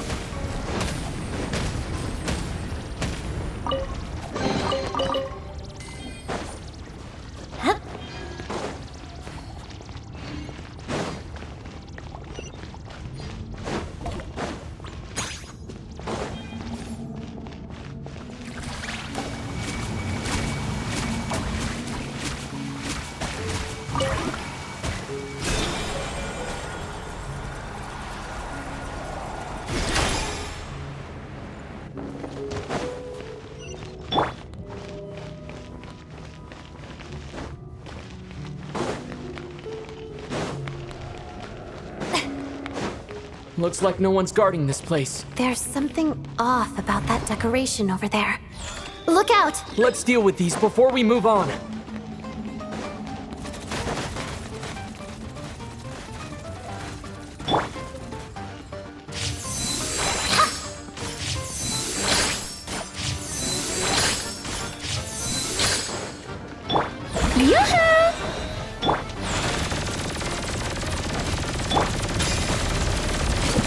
Hey there!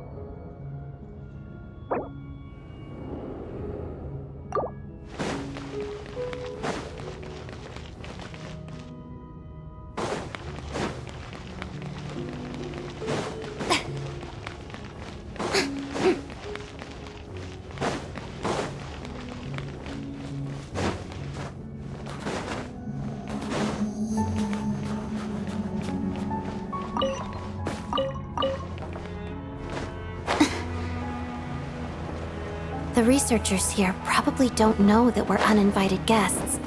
Let's try not to hurt them. What's the big star from the theater doing here? That's Miss Odette. She's a member of the Fatui. You didn't know that?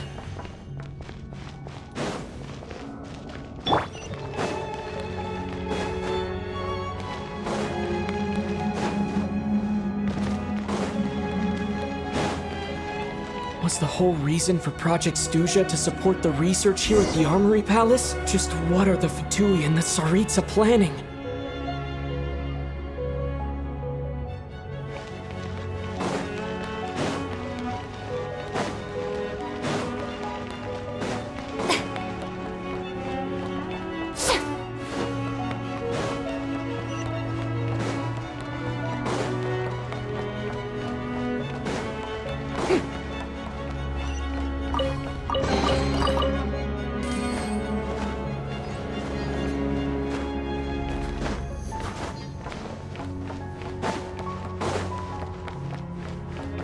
Whoa!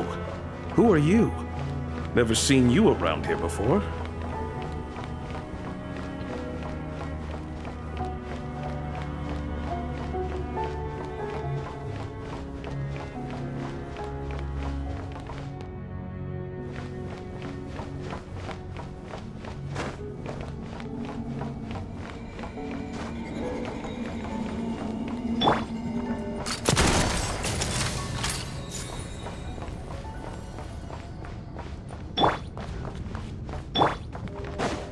Looks like there's no way through here. Maybe using the power of this prism could help?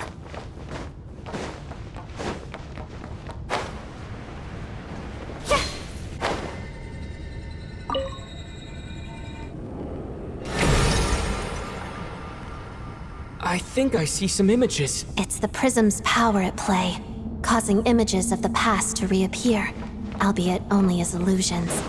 Let's make our way through here. Paimon.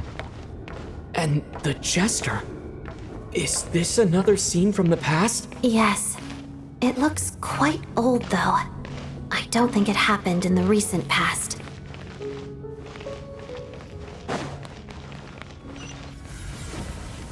What's going on here? What happened? The source seems to be the Armory Palace.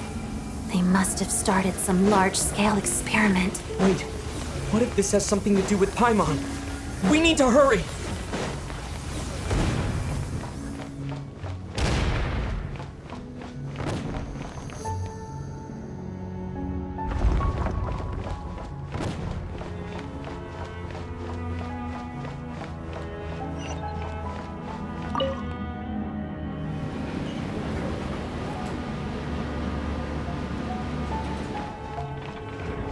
We're almost there. The Armory Palace is just up ahead. Paimon, please be okay. Such defiance. Our little secret. Walls of the snowflakes.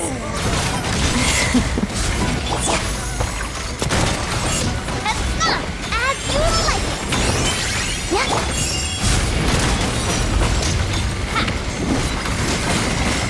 Coming at ya. A proper send-off. Coming in hot.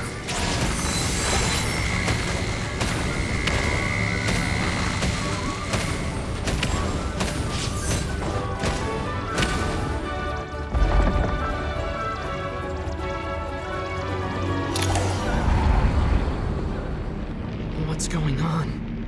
Wait, I remember this feeling. It's the curse of death. No, not now. Why is the curse of death striking again already? Odette.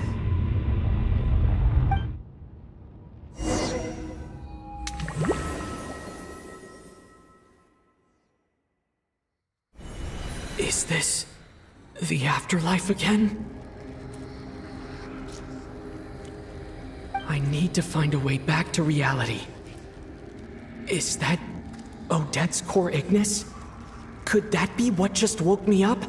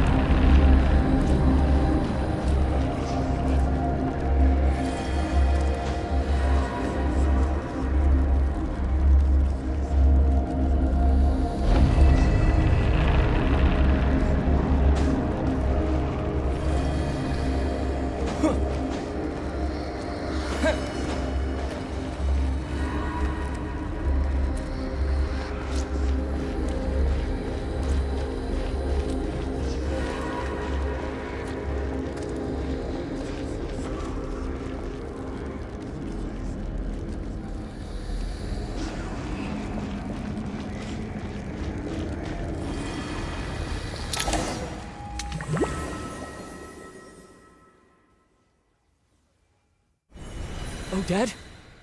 Odette! No signs of life. But past experience says that she should be resurrected before too long. Right? Did Odette intentionally use her core Ignis to guide my soul?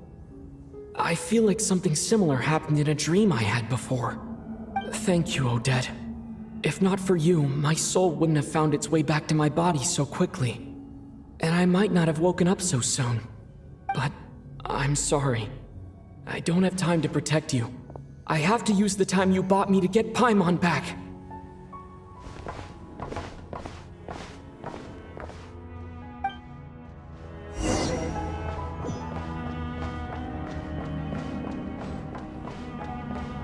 Sure enough, everyone here has been affected by the curse of death. Paimon! Paimon! No, wait. Paimon probably didn't escape Renova's curse either. She won't be able to respond to me right now. I'll have to find her myself.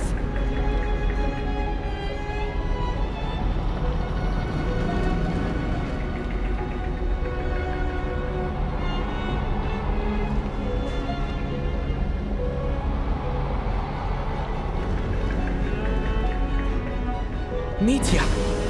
Is this the laboratory he works in? What happened here to trigger the curse of death again so soon? I'll have to ask him when he wakes up. Finding Paimon has to take priority now.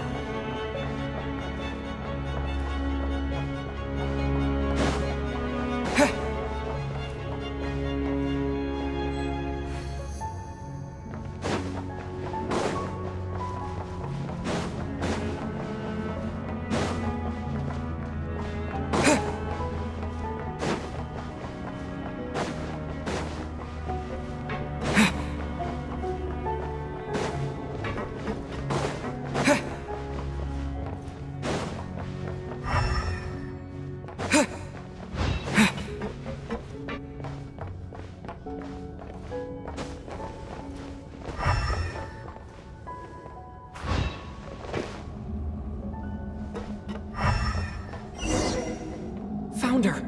Paimon really is here!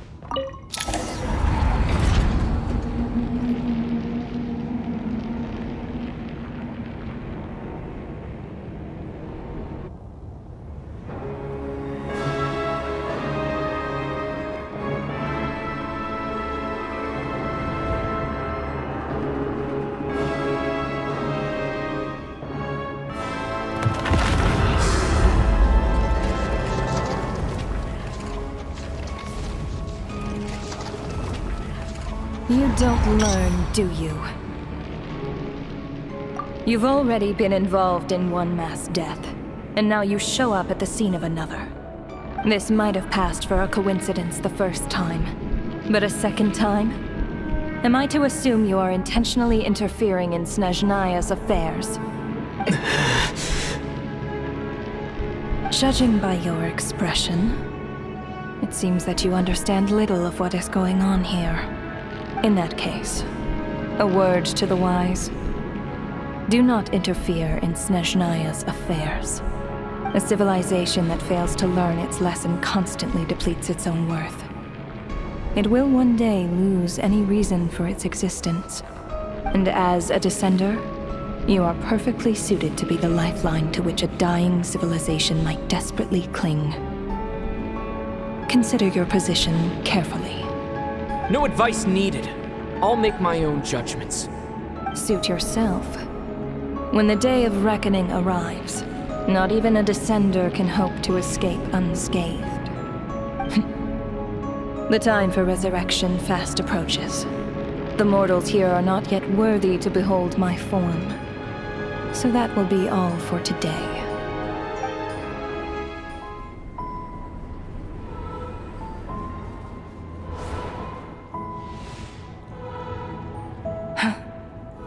That thing is coming with me.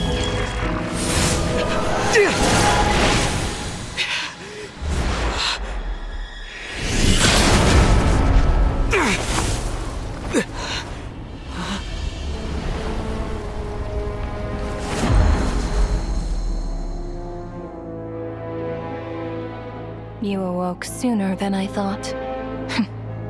The curse of immortality is stubborn, unable to enter the ley lines, yet not content to remain a spirit. Ruler of death. What do you want? You perplex me. Both you and you. That thing may be a creation of Celestia, but it possesses none of Celestia's power, let alone authority. Your obsession with it baffles me.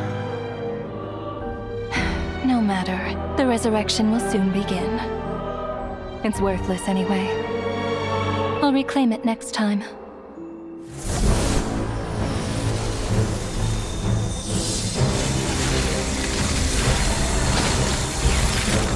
Hey, who says there'll be a next time?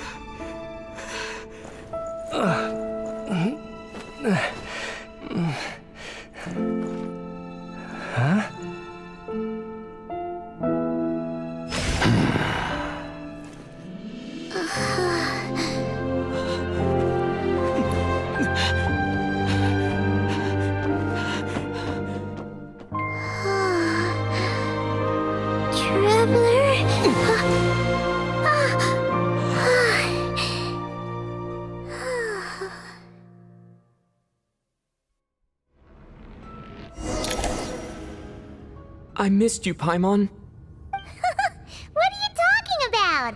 We haven't even been apart for that long, have we? It was different this time. You seem to be in pretty good shape.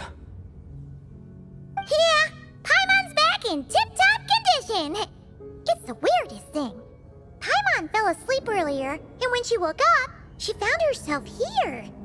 The Jester and that guy talking to him used some kind of energy on Paimon, and she could kind of feel it canceling out that other thing that was making her feel unwell. So, Mitya helped too? Apologies for leaving in such a hurry at the theater earlier. I was in a rush to verify some theories. Rest assured that your companion is perfectly safe. We reversed the effects that the experimental energy had on her. The Jester specifically instructed me to do so. I suppose this is our first official meeting, Traveler. I could not let Paimon suffer in her condition for a moment longer, and so I simply took her without explanation. I hope you do not mind. But why would a big shot like you care about what happens to Paimon? As I said when you first arrived in Snezhnaya, we once spent some time together in the distant past. Oh yeah, you did mention that. And Paimon did think you seemed strangely familiar the first time we met. I'm afraid the reminiscing will have to wait. Mitya, let us continue with the report. What conclusions, if any, did you reach from conducting the final experiment of our energy research ahead of schedule? The good news is, my hypothesis regarding the Ruler of Death has been verified. As for the bad news, I recommend we suspend the experiments and Project Mistleton until further notice. Currently, we have no means with which to make a breakthrough. I say this purely as a scientist, guided by reason alone. I will trust your judgment. We shall put the project on hold until the Ruler of Death has been eliminated. Wait, what are you guys talking about? You want to get rid of Renova? Like, how? By killing her? By whatever means necessary, so long as it removes the threat she poses to us. Until then, everything we do will be in vain. After what just happened, I've ascertained Renova's goal.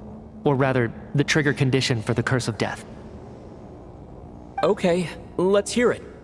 What she's doing is blocking Snezhnaya's technological progress, preventing us from possessing any means with which to threaten the heavenly principles.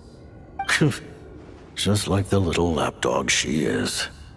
So, any ideas, research, or experiments that lead to technological progress can trigger the curse.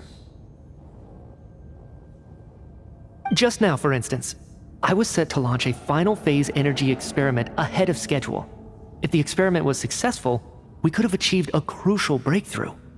As expected, though, the moment the experiment began, all the researchers, technicians, and witnesses died from the curse. All that effort, not to mention the energy and materials we relied on Project Stuja to gather for us, went to waste. In the end, nothing was gained. Does that mean something similar happened when we were at the theater? That's right. During the performance, I thought of an important breakthrough regarding the experiment, and wound up dragging everyone into this. So the nature of the curse seems to be something like, when moments of technological progress occur, all life in the vicinity is taken away. What a violent method. Of course, that meant the curse was normally limited to the Armory Palace. Since outsiders are forbidden from entering, this mass death phenomenon went unnoticed, until Odette came along. I believe she was the first witness. The Curse of Death was triggered just before she infiltrated the Armory Palace that day. But you mentioned something about a final stage experiment. Doesn't that mean you actually made some progress? That's right. Even with the gods locking certain key components out of reach, humanity can still advance technology in incremental steps accumulated over time. But, as I'm sure Renova anticipated, even incremental progress has its limits, a point where the truth you're seeking must be put to the test in an experiment. You mean the experiment you were just about to do? Yes, we were at a critical juncture, a moment where the quantitative was about to translate into fundamental qualitative change. With this single experiment, we could have brought everything we've worked for to fruition. But now, after already being forced to fumble around in the dark all this time, it feels like we've truly hit an impenetrable wall. As long as Renova's Curse of Death persists, we won't be able to advance the experiment or obtain any results. And with Project Stuja having been in effect all this time, at our nation's current strength, repeated trial and error is simply unsustainable. Only by eliminating Renova first will it be possible to continue advancing our plans. But she's the ruler of death! She can just kill whoever she wants, right? That's gotta be the scariest power ever! Is it even possible to beat her? We'll see. But one thing's for sure. She definitely can't just do whatever she wants. The best proof of that is me, standing here, very much alive. You're saying... Wouldn't it be easier to just kill all of us researchers for good? Why resurrect us over and over again?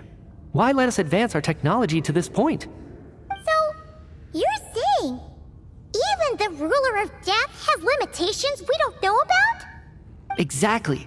And I think that's where the key to our breakthrough lies. Regardless, the ruler of death has always been an obstacle we must overcome. Indeed, we must face life, death, time, and space. After all, our goal is the heavenly principles. The Fatui want to challenge the heavenly principles? For a long time, I've had a vague suspicion the Fatui and the Tsaritsa were targeting the Heavenly Principles. But hearing the Jester admit it is still a shock. No wonder the Tsaritsa's goal has always been kept a secret from the people. What kind of road will that lead Snezhnaya down? In that case... Lord Jester, I would like to request some leave. I'd like some time to organize my thoughts and go over the data. Granted. Get some rest, put the experiment out of your mind, and take care that the curse of death doesn't affect any civilians.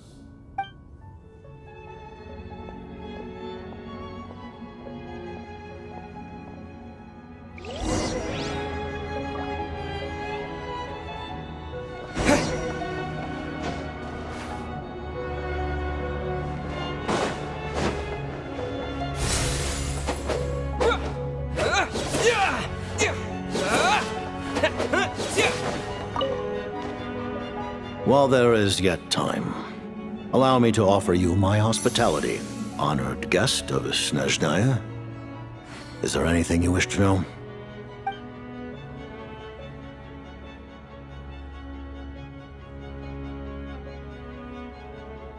I remember hearing the term Mistleton from Columbina. Yeah!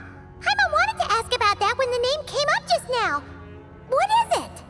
Paimon's heard of Project Stuja, but not this one.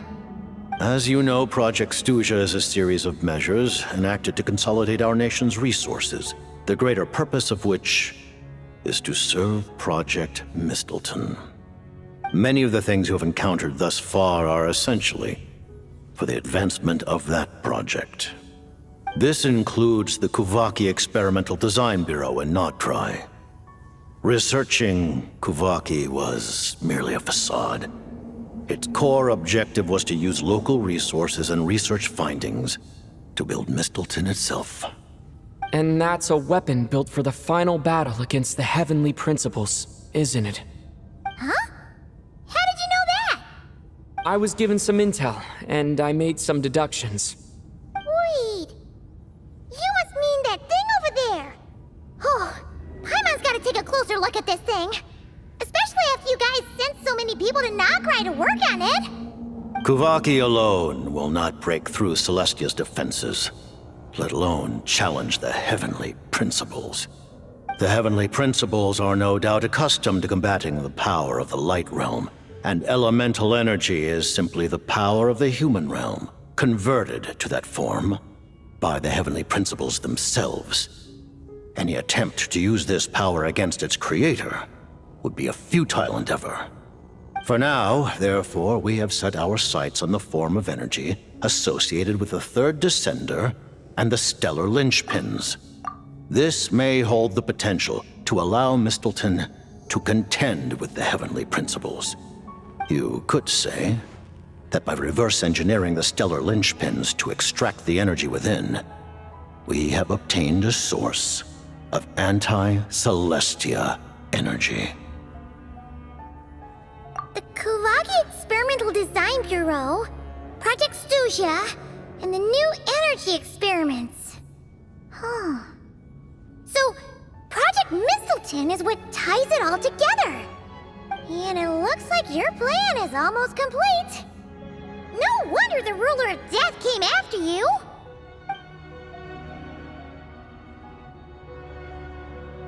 Her Majesty the Tsaritsa has embarked upon an expedition to vanquish a monster. Were it not for this, I imagine she would have been delighted to grant you an audience. Seems like the powers that be in Snezhnaya don't intend to hold my past conflicts with the Fatui against me. The Harbingers have been granted significant autonomy in retrieving the Gnosis. But by the same token, they do not completely represent Snezhnaya's official stance. You read my mind. Speaking of the Gnosis, Paimon's been dying to ask this question since forever. Why exactly does the Tsaritsa want to collect them? Is it something to do with the fight against the Heavenly Principles? The Gnosis will undoubtedly serve as a key bargaining chip when she confronts the Heavenly Principles. Beyond that, you had best ask the Tsaritsa herself. I am not sure if this information is mine to disclose. What do you mean, not sure? you make the rules? You're the highest-ranking Harbinger! Ugh. Never mind. Taking on the heavenly principles is something most people wouldn't even entertain in their wildest fantasies. Why is the Tsaritsa so fixated on this? Into that today, civilization is nothing but an illusion. Something whose very existence can be negated at any moment. Our civilization may very well be destroyed in the struggle, but as things stand, the heavenly principles could choose to negate our existence on a passing whim. And we must not sit back and accept that fate. Only by changing the state of affairs, only by overthrowing the heavenly principles, can our civilization truly be said to have taken root. Otherwise, the fate of the people of Conria and Hyperborea is a cycle doomed to repeat itself. Accepting potential destruction in return for getting to control your own fate. Furthermore, perhaps this is still somewhat difficult for you to understand. Are you aware that all the rules of this world are made up of curses? Huh? All of them? Paimon knows about the curse of death you mentioned, and the curse of immortality that you and Dainsleif have. Then the birth of the Hilly Churls, the rules of Natlan's Ode of Resurrection. Those are curses too? Farina's long life seems to stem from a curse placed on her by Focalor as well. Yes. Even a god's love for humanity is a curse the heavenly principles inflicted upon the gods. What? The Tsaritsa has always had ample reason to hate the heavenly principles. If she can seize their authority, she will reconstruct the entire world, and when that time comes, humanity will be completely liberated from curses and lies. Look forward to it. It will be a world beyond your imagination. Though the ordinary people of Snezhnaya may not understand these details, in this frigid land locked in a ceaseless struggle against the environment, in this nation to which the gods have never shown favor, we all believe that standing in solidarity with the Tsaritsa in our shared struggle will surely usher in a new and better world.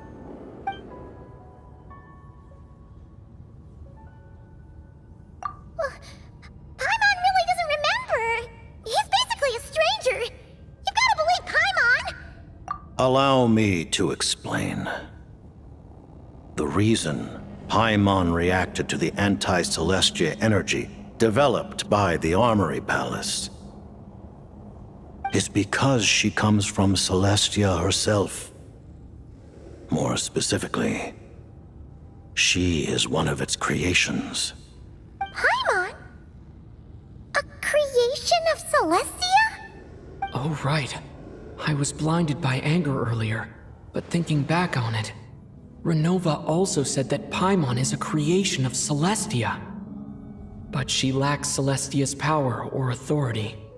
As you know, the lunar fragments in Nodcry were pulled down from the sky using Fatui technology.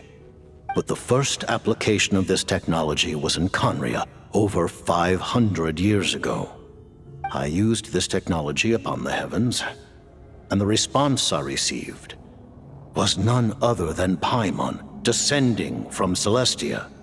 I presented her to the Vinster King, but he took no interest in this gift, nor did it satisfy him. Paimon then took up temporary residence in my palace until, of course, the arrival of the Cataclysm. Wait, Paimon's a little confused. You're talking about things that happened in Conria 500 years ago. You're saying Paimon was there for that? But Paimon doesn't remember any of that. Falling from the sky? Being given away as a gift? None of Having lived through the cataclysm, perhaps you too were burdened with some manner of curse. Although, losing your memories would indeed be the smallest price I've ever seen paid.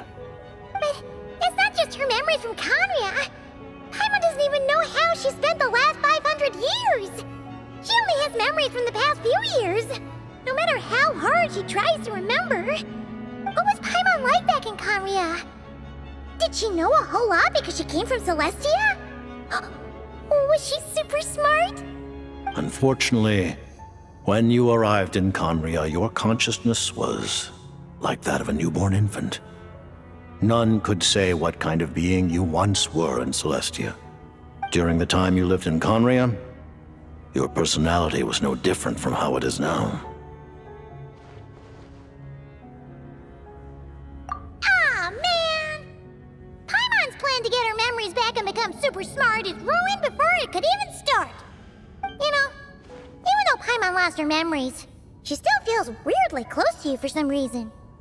That must mean you took pretty good care of Paimon back then, huh? On the contrary, I completely ignored your existence. I was entirely focused on my struggle against Troptatir the Wise. But now, as I see it, it is as if you are the only sane thing that survived that era of insanity. And thus, are worthy of protection. Noted. Man, Paimon's gotta stop projecting friendship on everyone she meets. But, Traveler? Even though you know Paimon's some creation of Celestia now, you still want her, right? You're not going to abandon her? Oh, phew! That's a relief. Paimon's just learning about this too. She's barely even processed it.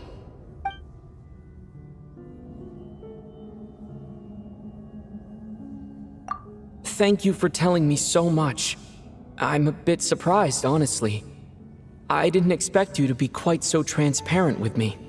Given the circumstances, the Fatui need not hide anything from our allies. Allies? To advance Project Mistleton, we must first resolve our issue with the Ruler of Death. And if I presume correctly, you have no intention of letting her actions go unpunished either, do you?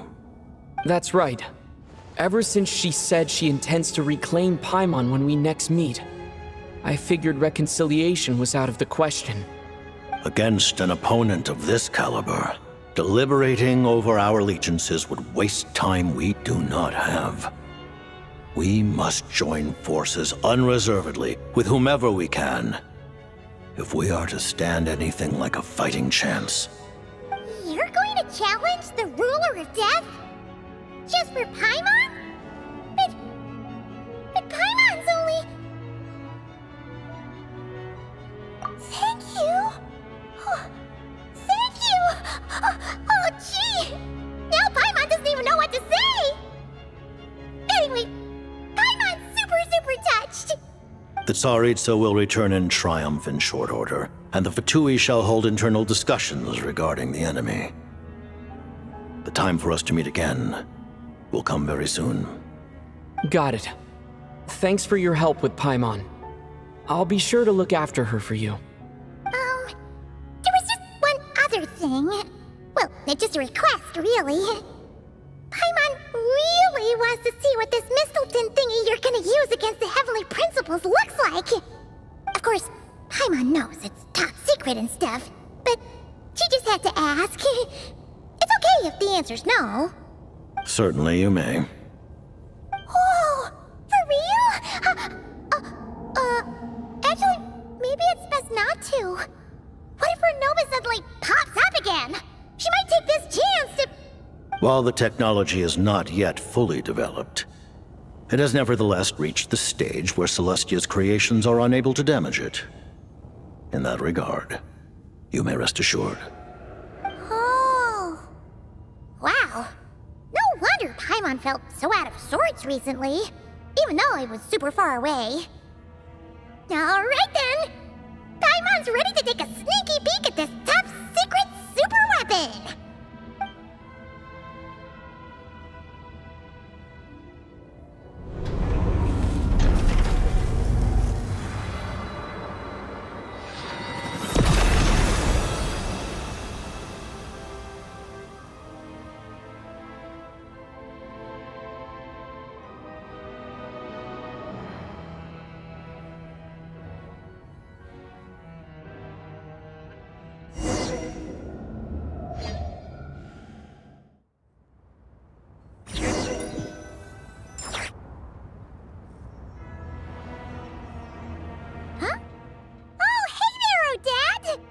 Paimon?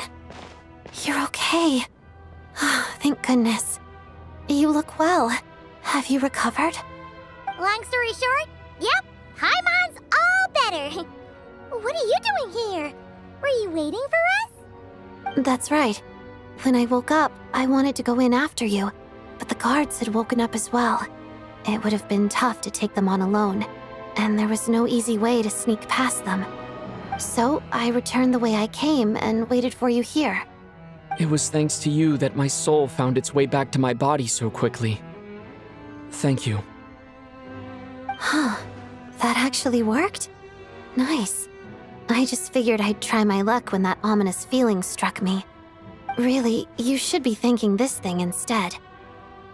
Anyway, and now that things here are all taken care of, I have other things I should get back to.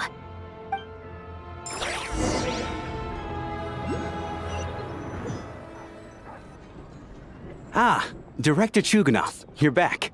We just received notice that Project Stuja has been suspended, so we've convened an emergency meeting. This is the preliminary plan. In addition to expanding production capacity, we've also discussed feasible layoff plans to optimize revenue and expenditure structure.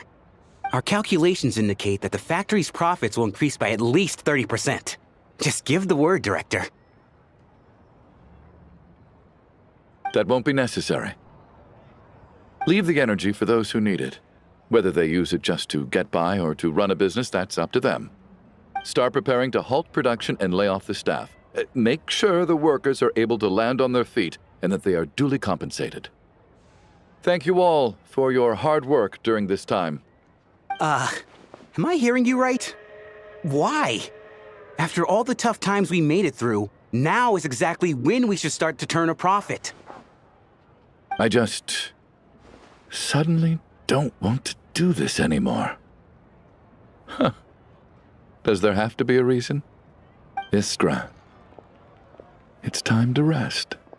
Dear esteemed members of the Rokot, given the effects of Lelic's radical actions upon our organization's reputation and social stability, a decision has been made to permanently withdraw this codename from use. Considering that Lelic did what they did for the benefit of the people, the Rokot has nevertheless negotiated with the authorities, ultimately securing a waiver for all penalties due to them. Lelic will be suspended for a period of time. Depending on their future performance, they may be allowed to adopt a new codename and continue acting as part of the Rokot.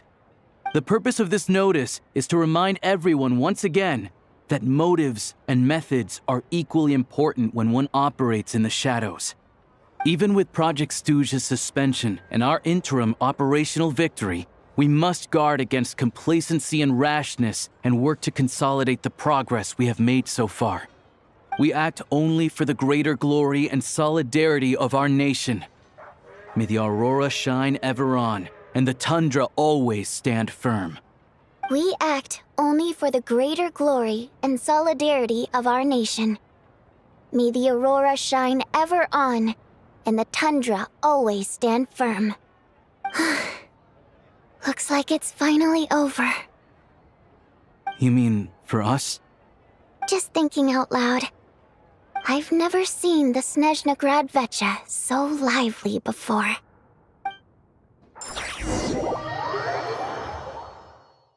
I never once thought I'd come here.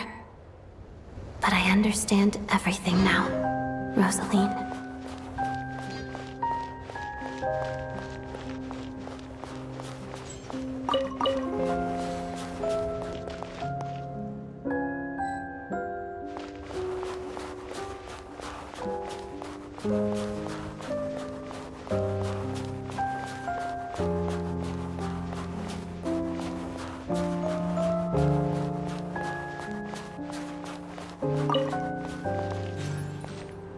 I've seen Spirit Seeker performed many times, including by your mother. Why do you bring that up all of a sudden? Even though the choreography is always identical, every dancer finds a way to make it her own.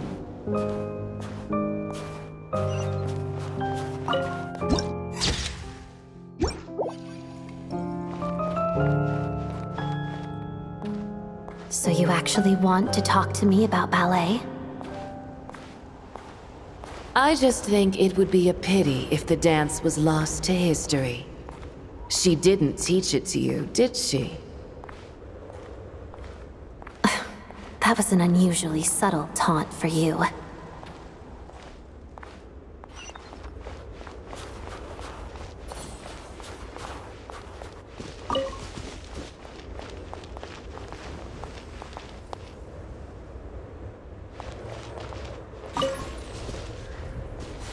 We embraced one another on the snow-swept plains, melting the ruthlessness of time.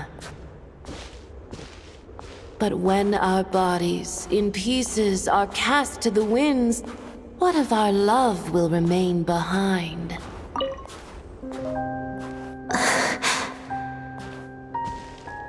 Don't tell me you can't sing. Shush.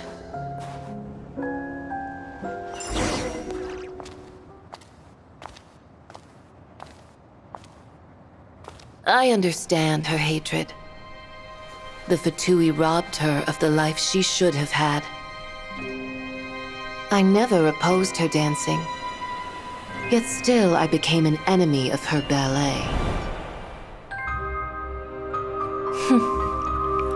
I'll just keep my distance.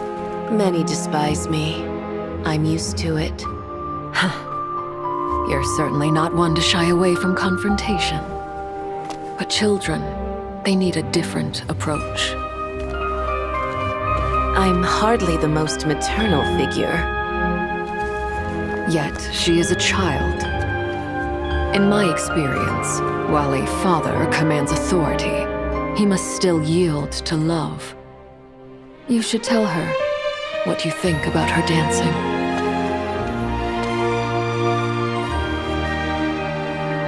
Odette will soon take the stage at the Koralyevsky Theater. This could be your chance. Geonosis secured. It went smoothly. I'll be there. Have them send me an invitation.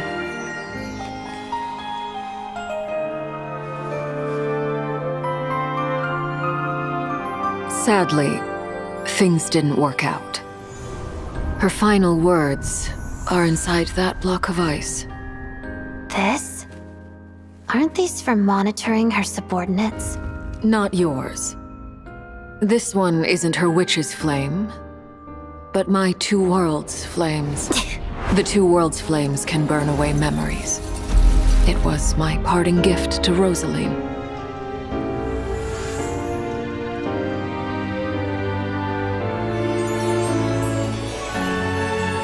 If all goes to plan, she and I will both live to see the Tsaritsa succeed. I believe she'll find peace. But if anything happens to me, she needn't follow in my footsteps. The cryo-energy will fade away in time. Then the two worlds' flames will burn away all memories of the Fatui. She'll be free to dance. She deserves this. I will handle the aftermath. The choice is yours, child.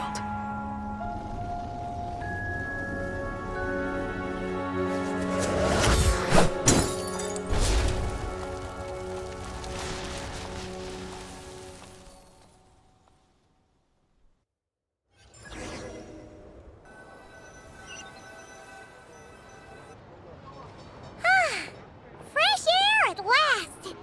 Paimon's head isn't spinning anymore, and the fever's all gone. Paimon's finally free to fly again! Oh, it's nice to finally know know where Paimon came from, too. It did make Paimon a little nervous at first, but it's such a relief now. Like, who cares if Paimon's a creation of Celestia? She's probably not anyone that important. Probably just the fairy of food and fun or something. And like you said, this doesn't have to change anything between us. You're not gonna just... Hey, hurry up! Why are you walking so slowly? You've spent the last few days lying in bed and stuffing your face. I didn't think you'd be able to fly this fast. Says who? Paimon's as agile as ever. They don't call her White Floaty for nothing. Paimon originally wanted to check out the bookstores in Snezhnograd, but she's more in the mood for flying around right now, so let's save that for later. Wait, they've got light novels from VII Publishing House here too. Huh? And this is Paimon's favorite mystery story from Fontaine! Wow! It got a sequel! The local Snezhnaya books look pretty interesting too, but also kinda heavy. Not the easiest things to look around. I thought you were in the mood for flying around. Paimon can read while she flies. Hey! Look at these two dolls! Which do you like better? Alright! Boss, we'll take both. Paimon will have the other one. Oh, I thought we were only getting one. All right, fine. I'll pay. There you are. Thanks for visiting. Paimon will grab this and then... Huh? Huh? Huh? How many layers does this thing have? And what are you laughing at? Huh. You knew all along, didn't you? A whole bunch of people are gathered over by the plaza. Hey, look! That looks like Tartaglia! Hey, Tartaglia! I know that voice. Of course. If it isn't Paimon and my old comrade. You're looking well, Paimon. All better? Yeah! The Jester knew I was wrong and fixed Paimon right up! Thanks for sending someone to keep Paimon safe, too. Oh, yeah. About that. That was... kind of embarrassing. Who could have known that our director would go looking for you in person? So sorry for the misunderstanding. Oh, right. Let me introduce you. This is my little sister, Tonya. Hello, Tonya. Hello. Firstly, I'm really sorry about my brother. Sounds like he's caused you no end of trouble. Hey now, why'd you have to start with that? Not that it isn't true, of course. So she's the real Tonya. She said you two didn't manage to meet up at the theater. She waited ages for me, and when I didn't show, she got a little worried and went outside. I know, right? He didn't bother to say a word to me. I searched up and down the city for him, and he only told me about it when I finally caught him at the gates of Glupov. I've been rushed off my feet lately, so I didn't get the chance to go home. I just figured the Traveler would fill you in when he got there.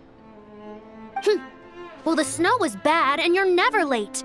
So I was really worried about you. How was I supposed to know that you'd stood me up? I'm sorry, Tonya. I really am. I'll make it up to you somehow. Just... please don't tell Mom and Dad. Although the mix-up led to a series of misunderstandings, it's probably for the best that the real Tonya didn't get caught up in that mess. Besides, it's obvious that Tartaglia isn't usually one to break a promise. He only gave his ticket to me because he had to look into Lelik. No, it's fine. It just meant I didn't get to see the show in the end. By the way, what did you think?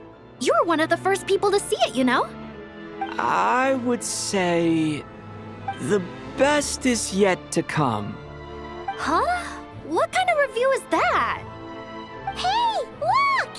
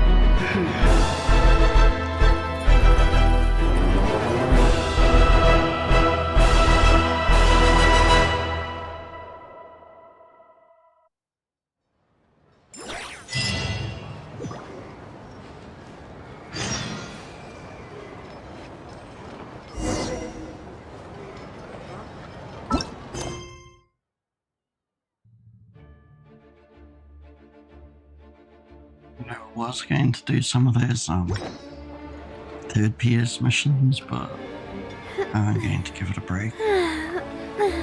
Probably just call it now. Oh, this silly event. Do I have to do something? Doesn't matter.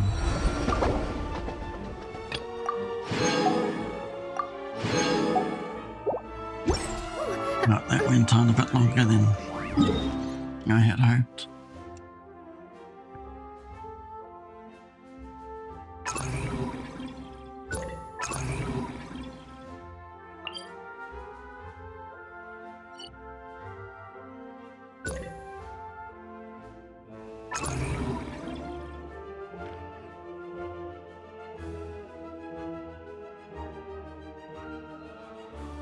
Yeah, well, whatever these things are, there's apparently no help.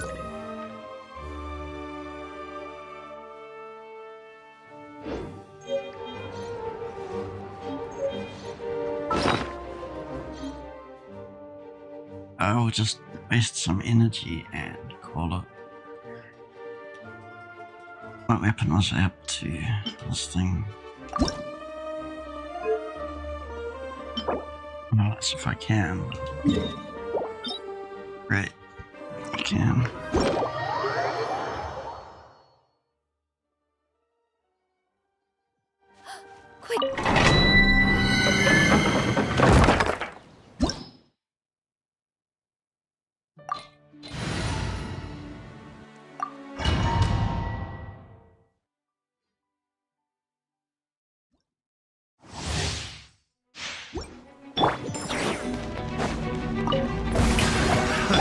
Another test subject. Suffocate!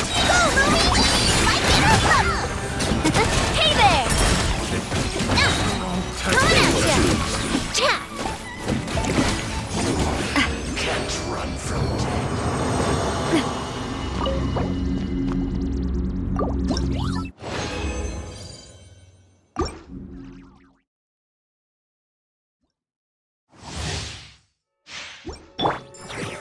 Strike a pose! A kick from the Another left. test subject. Suffocate! Heaven's will is made not begun! Watch out! Fire! Well, with rocks. Hiya! Ha-ha! Watch out! Run from death.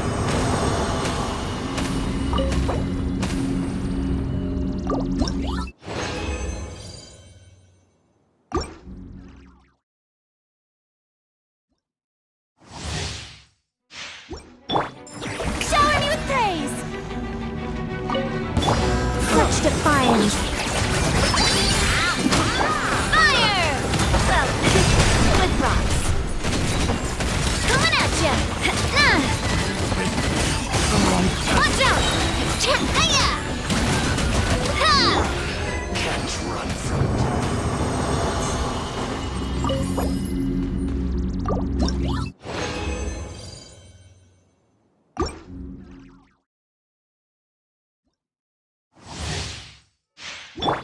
Strike a pose! another test. Our little secret. Attack! That's the way. Coming at ya! Ha! Ha-ha!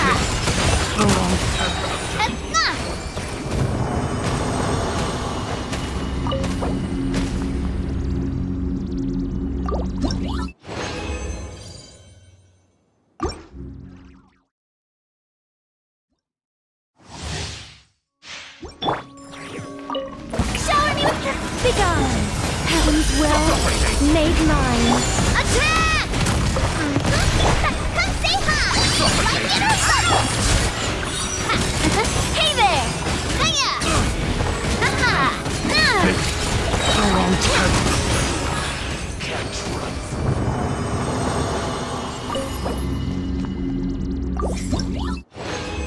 Okay, and then me done pretty much. I'm out of energy. Oh, there's possibly one thing I have forgot for the last 3 months. Just going to my teapot.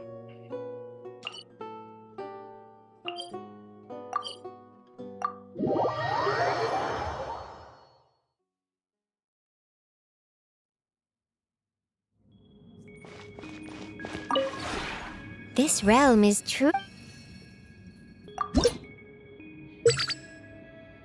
That's the only reason I remember, because I went a couple of days back. Anyway, I'll see what there is to buy.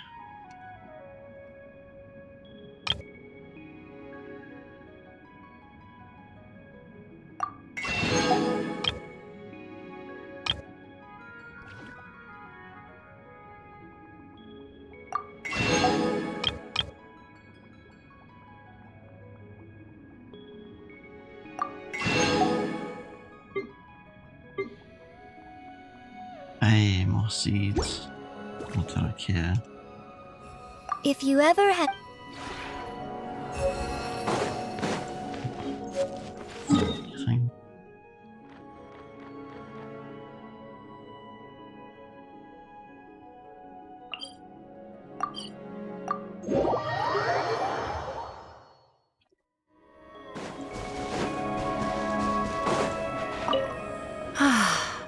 Comfortable, yet elegant. Cozy, yet full of life. You managed to achieve a wonderful balance in this space. Perhaps... Well, in my free time, I like to clear my mind and listen to the lyre or the ukulele. Even solo, the sound is almost dreamlike in its beauty. So pure and sweet. Some emerging styles even incorporate drums or other stringed instruments to add a stronger beat and a more robust sound. In comparison, that kind of music is more like a gripping, vibrant dream, full of energy and passion. Listening to it can feel so intense, it can tire you out or even make you dizzy. I'm not sure if I'm sensitive to music in general, or if I like music because, like dreams, it's full of different genres, flavors, and emotions. Whatever the answer, I think it's important to be introspective about these things. Anyway, I never found the time to pick up an instrument myself. Are you a musician by any chance?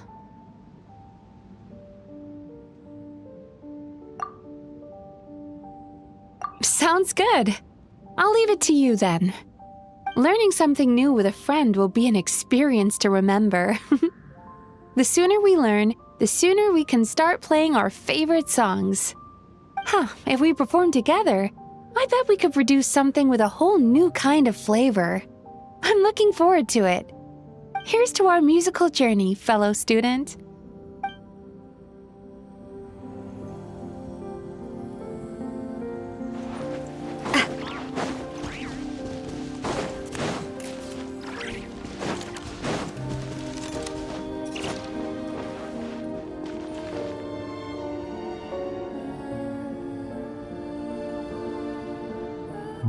Anyway.